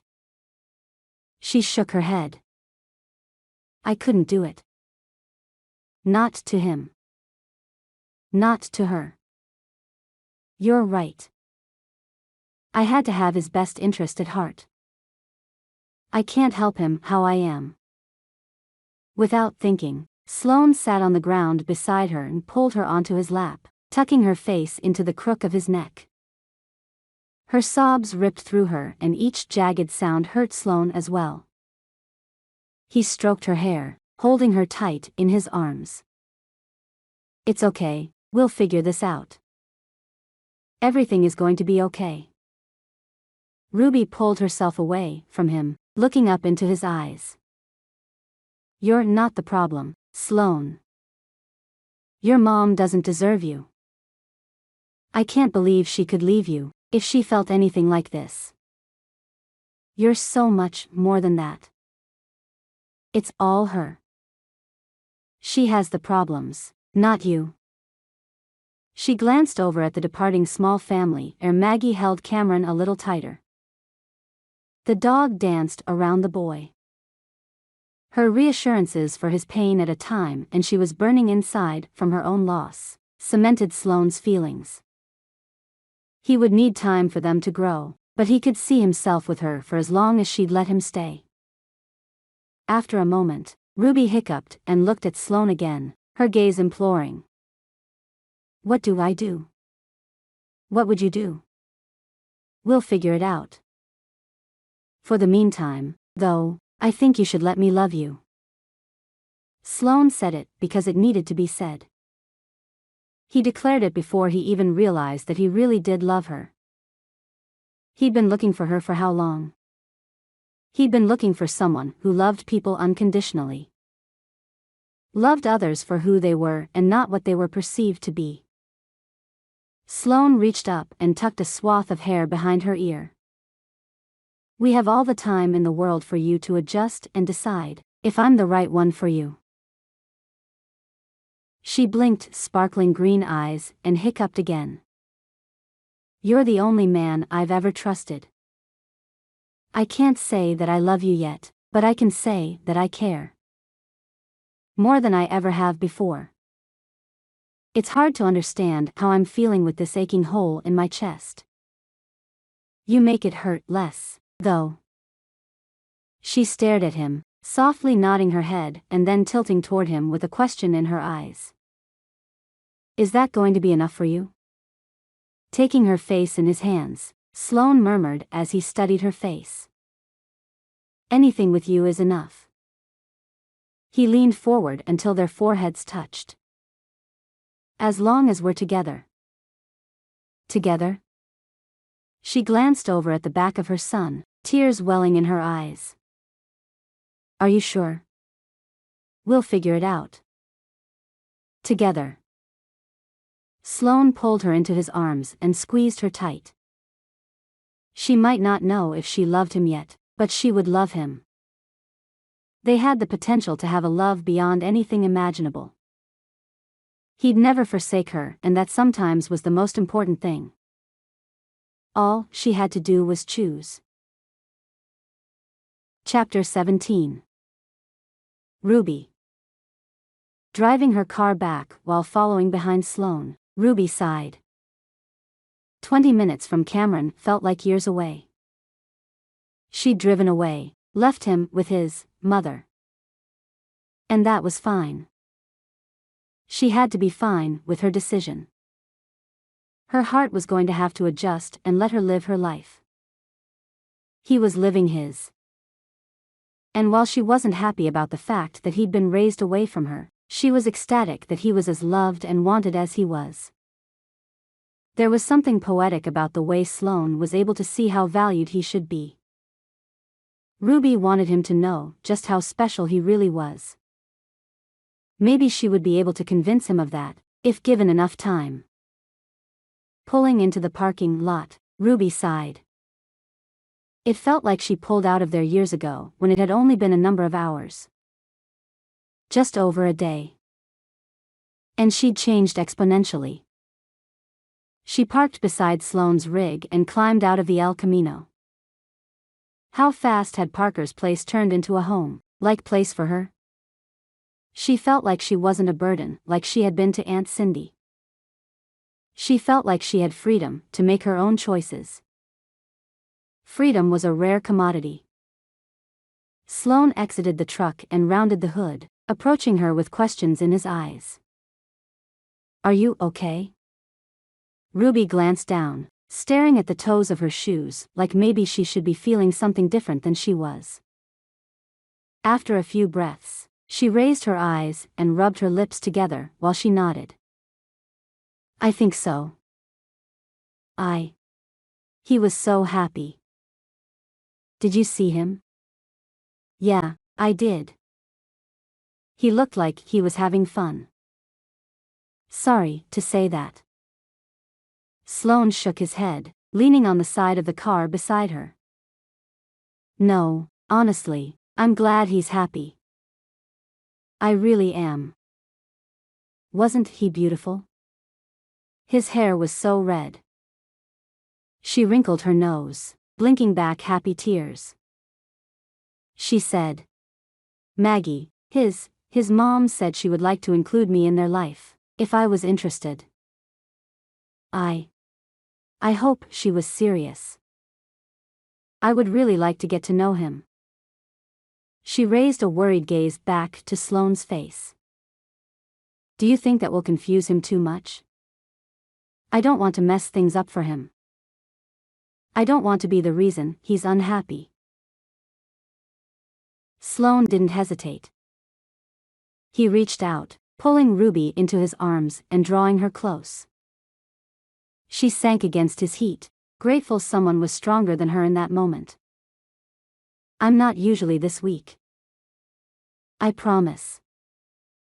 Pressing his lips to her hair, Sloan murmured, You're not weak. You're one of the strongest women I've ever met. You let him be. That's a sign that you're his true mother. You put his needs first. No one coached you to do it. It was a decision you came to on your own. I couldn't be prouder of you. She turned her head and pressed her cheek against his upper shoulder, staring out into the parking lot as she reveled in Sloane's embrace. Would it always be that easy with him?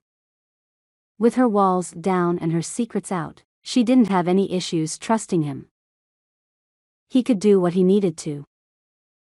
Blinking, she pulled back. When did you get to the park? She couldn't help thinking it was a coincidence he'd shown up when he had. I followed you from here, stayed behind you on the street and then followed you when you drove after them. I was there the entire time. He had the grace to look sheepish, but he didn't lie. Ruby appreciated his honesty. She nodded, oddly comforted, knowing he'd been there. Okay, and you didn't stop me? Why? When he could have. He could have stopped her from making a horrible decision. Not that she'd made a bad choice, but how could he have known that? Sloan reached up, brushing a stray strand of hair from her cheek. He shook his head. Nope. This was your decision to make. I'm not a fan of the fact that you took the folder. He arched an eyebrow and then shrugged. But I knew whatever decision you made, you had to be the one to make it. It's your life. Too many people have taken the wheel. It's your turn to steer. He glanced past her head and blinked, slowly moving so he stood in front of Ruby, blocking her from the driving section of the parking lot. Gentlemen? What can I do for you? Ruby craned her neck, astonished to find Kyle and Jareth with their arms folded across their chests, glaring at Sloan. We'd like to know just what it is you're doing with our sister. She's obviously upset. What did you do to her? Jareth's jaw ticked as he narrowed his eyes further. Come on, Ruby, we're here to take you home. Yeah, enough. Come on. The rest of the family wants to see you. You don't have to do anything you don't want to with this guy anymore. Kyle reached around Sloan, trying to grab at Ruby's arm. Sloan shifted, putting his body in the way, every muscle tight. Ruby could see the straining in his neck muscles, as if he did everything he could not to reach out and strangle her brothers. Stepping around Sloan to stop him from killing the Darby men or maybe to keep her brothers from getting into trouble, Ruby put a hand on Sloan's chest and held up a hand facing Kyle and Jareth. No. I'm not going anywhere with you, until I'm ready. Well, go get your stuff. Taylor Falls is a bit of a drive and we want to get there before nightfall. Jareth folded his arms and shifted his gaze between Ruby and Sloan. Ruby shook her head, turning so her back was to Sloan as she spoke. I'm not leaving Missoula. Sloan is here and so is my son. She lifted her chin as she took in the shock rippling across their faces. You're what? Kyle growled, stepping toward Sloan. The baby isn't his, Kyle. Camden. I mean, Cameron was the child I went to Aunt Cindy's to bear. That's why our parents sent me away. Ruby wasn't going to be ashamed. Not of anything she'd done. She'd worked too hard the last couple weeks to accept the fact that she'd been lied to and manipulated. Nothing she'd done had been bad. She had to accept that. And so did her family. You had a son. You mean, we have nephew out there? Where is he? When can we meet him? Jareth blinked, stepping back as if he'd been shoved. I can't. What does he look like? Kyle didn't say anything as he stared at Ruby with his lips slightly parted in surprise. Suddenly choked up, Ruby cleared her throat and pulled the picture she'd kept from the folder in her front shirt pocket where she used to keep the adoption papers. She ran her thumb down the outer curve of her son's face and passed the picture to her brothers. Jareth's lips curved as he studied the image in awe. After a second, he pointed at the hair. "Look, he's a Darby, I'll tell you what." He shook his head, then glanced at Ruby. "Wow, Ruby, he's something else. He's got to be, what? 10? Has it really been that long?" Kyle reached out, taking the picture from Jareth's fingers and staring as well. "I can't believe it. We're uncles." Cyan is going to be so irritated she wasn't first." He grinned and winked. "Not that that's a bad thing. I'm telling her you said that." Jareth tilted his head and crowed. He reached out, pulling a surprised and unsuspecting Ruby into his arms. "Wow, a kid. That's amazing. You did good. Where is he?" Ruby pulled away, glancing over her shoulder at Sloan. Would he be there if she needed to be rescued? She wasn't sure she needed to, but just in case, the option was there and she was grateful for his steadfastness. After the brothers quieted to hear her answer, Ruby licked her lips. Now came the hard part.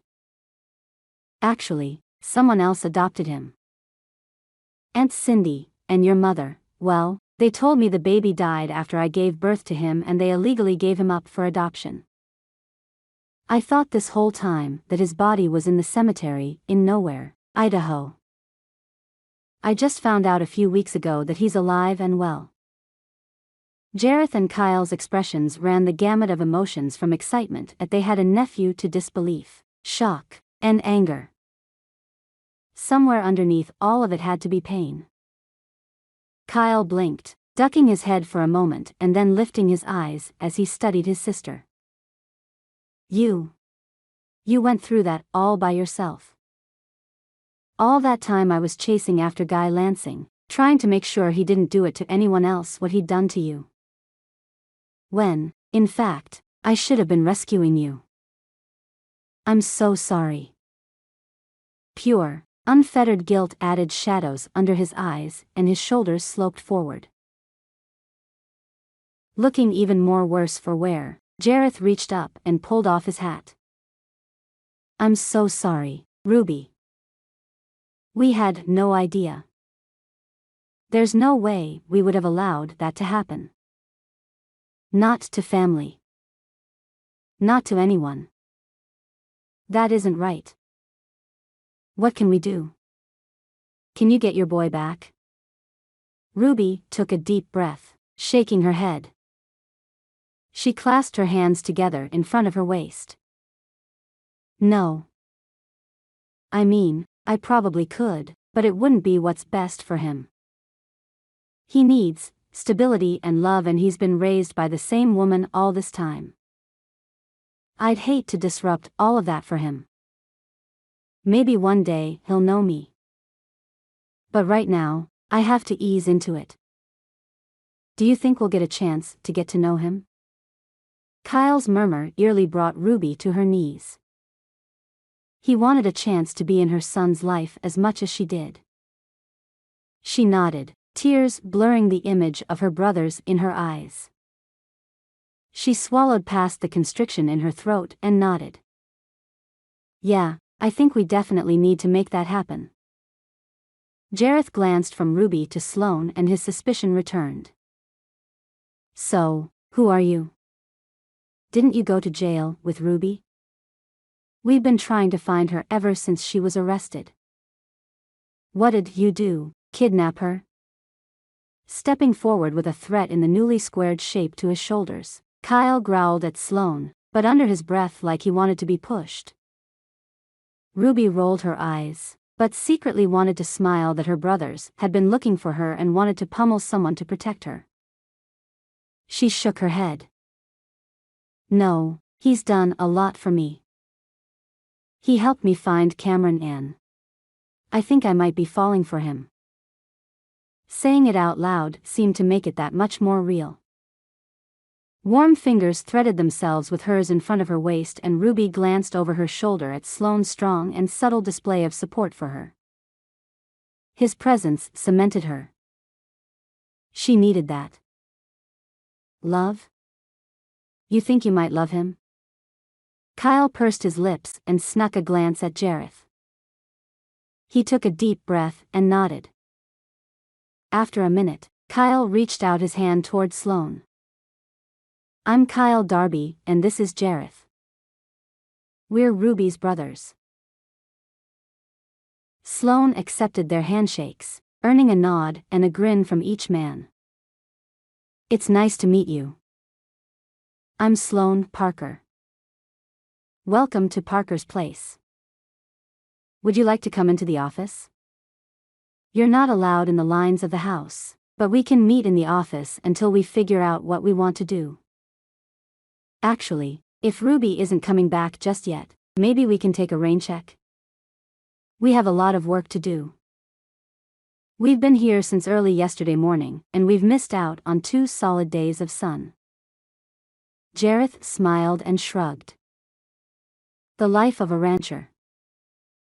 Can you come up for a visit, Rube? Kyle pulled her into his arms again, smiling at Sloan as he hugged her tight. We all miss you, and I know Hannah would love to catch up. So would everyone else. For the first time, that actually sounded like something she would love to do. Epilogue. Ruby. Taking a deep breath, Ruby leaned closer to Sloan by the kitchen table at Bella Acres. She whispered as she lifted her hand to point at some of the other occupants in the room. So, you know, that one. That's my brother, Jareth, the one that just walked in. That's Ryland, he's a cousin. Oh, sorry, not that one that came in with Jareth is Ryland. The one I accidentally pointed to is Drake. She was getting them confused, and she'd grown up with most of the people in the room. But everyone had changed so much, and the fact that half of them had found someone to be happy with just made Ruby's heart swell with gratitude. The Montana Trails discussed Ruby's return and the things they wanted to do to get Nate back. Jareth twisted to the side, looking at his wife. I know Ryland said he didn't want to come back. But that doesn't mean that he really doesn't want to. All it means is that the right person hasn't connected with him yet. He turned to take in the rest of the group. Maybe he doesn't know what he wants. Who's to say that the only person who could convince Nate to do anything didn't die? Maybe that's all there is to it. There's nothing left for Nate. Or maybe he really just doesn't want to be here. It isn't easy to be around family when you don't feel like you fit in.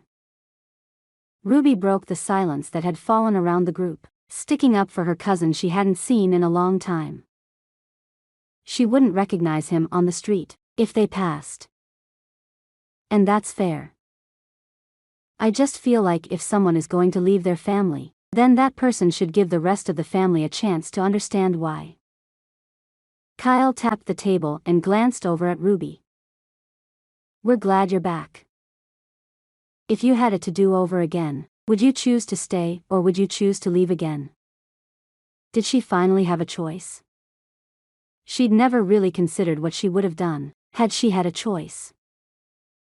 She'd been too busy trying to fix the consequences of the decisions made for her.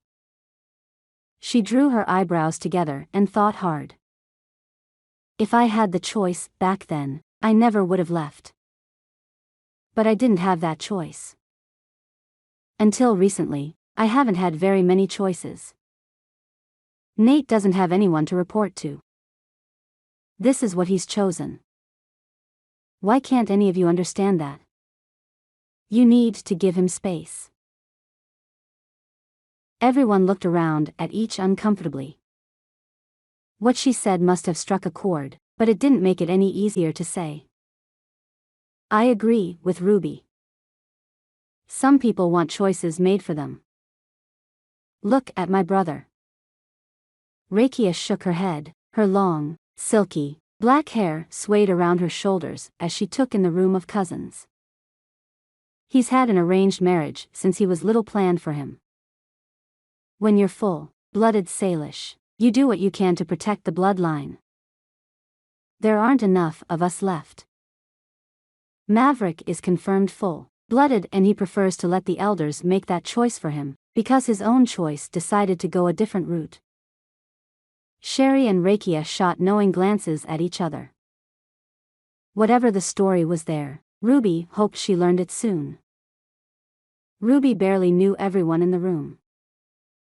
Keeping track of all the names would be impossible until she'd spent more time with them. The enormity of the family and what they'd become to each other overwhelmed her. She grabbed Sloane's hand in hers, glancing at him as the group continued talking. No matter what happened, at least she had time with him. She'd decided to stay at the facility a little longer and she'd fix things with Jessica Bland. While Jessica had been right about the best choices for Cameron, she hadn't given in and said I told you so. Instead, Jessica had welcomed Ruby back like nothing had happened. She was mediating the introduction of Ruby to Cameron in just a couple weeks. Sloan stood by Ruby's side every step of the way. Ruby, we need to know what your plans are. What can we do to help you? How much of the Montana trails are you interested in being a part of? Drake leaned against the stair post. He obviously didn't want to dwell on Nate any longer. Glancing around her family, Ruby anchored herself to the man she touched. He'd become her everything in the couple of months they'd been together. She wasn't willing to give that up to be a part of a family she didn't know. However, she was willing to get to know her family better, just like Maggie had agreed to let her get to know Cameron. After some discussions with Jessica, Ruby realized she had to stop thinking of him as her son. She wasn't raising him. She and Cameron would learn to define their relationship together. All in all, she was very happy and her peace was growing. You're welcome to come here. We have the room. It's just further away from Missoula and your son than I think you want to be. Stephanie smiled softly at Ruby. She'd been just a teenager when Ruby had been swept away. Sloan looked at Ruby, his eyes narrowed worriedly. She smiled softly, and then looked to her family. Trying to take them all in was daunting, so she glanced at each one in turn before she answered. Thank you, so much. She jerked her thumb toward Sloan and offered with a shrug.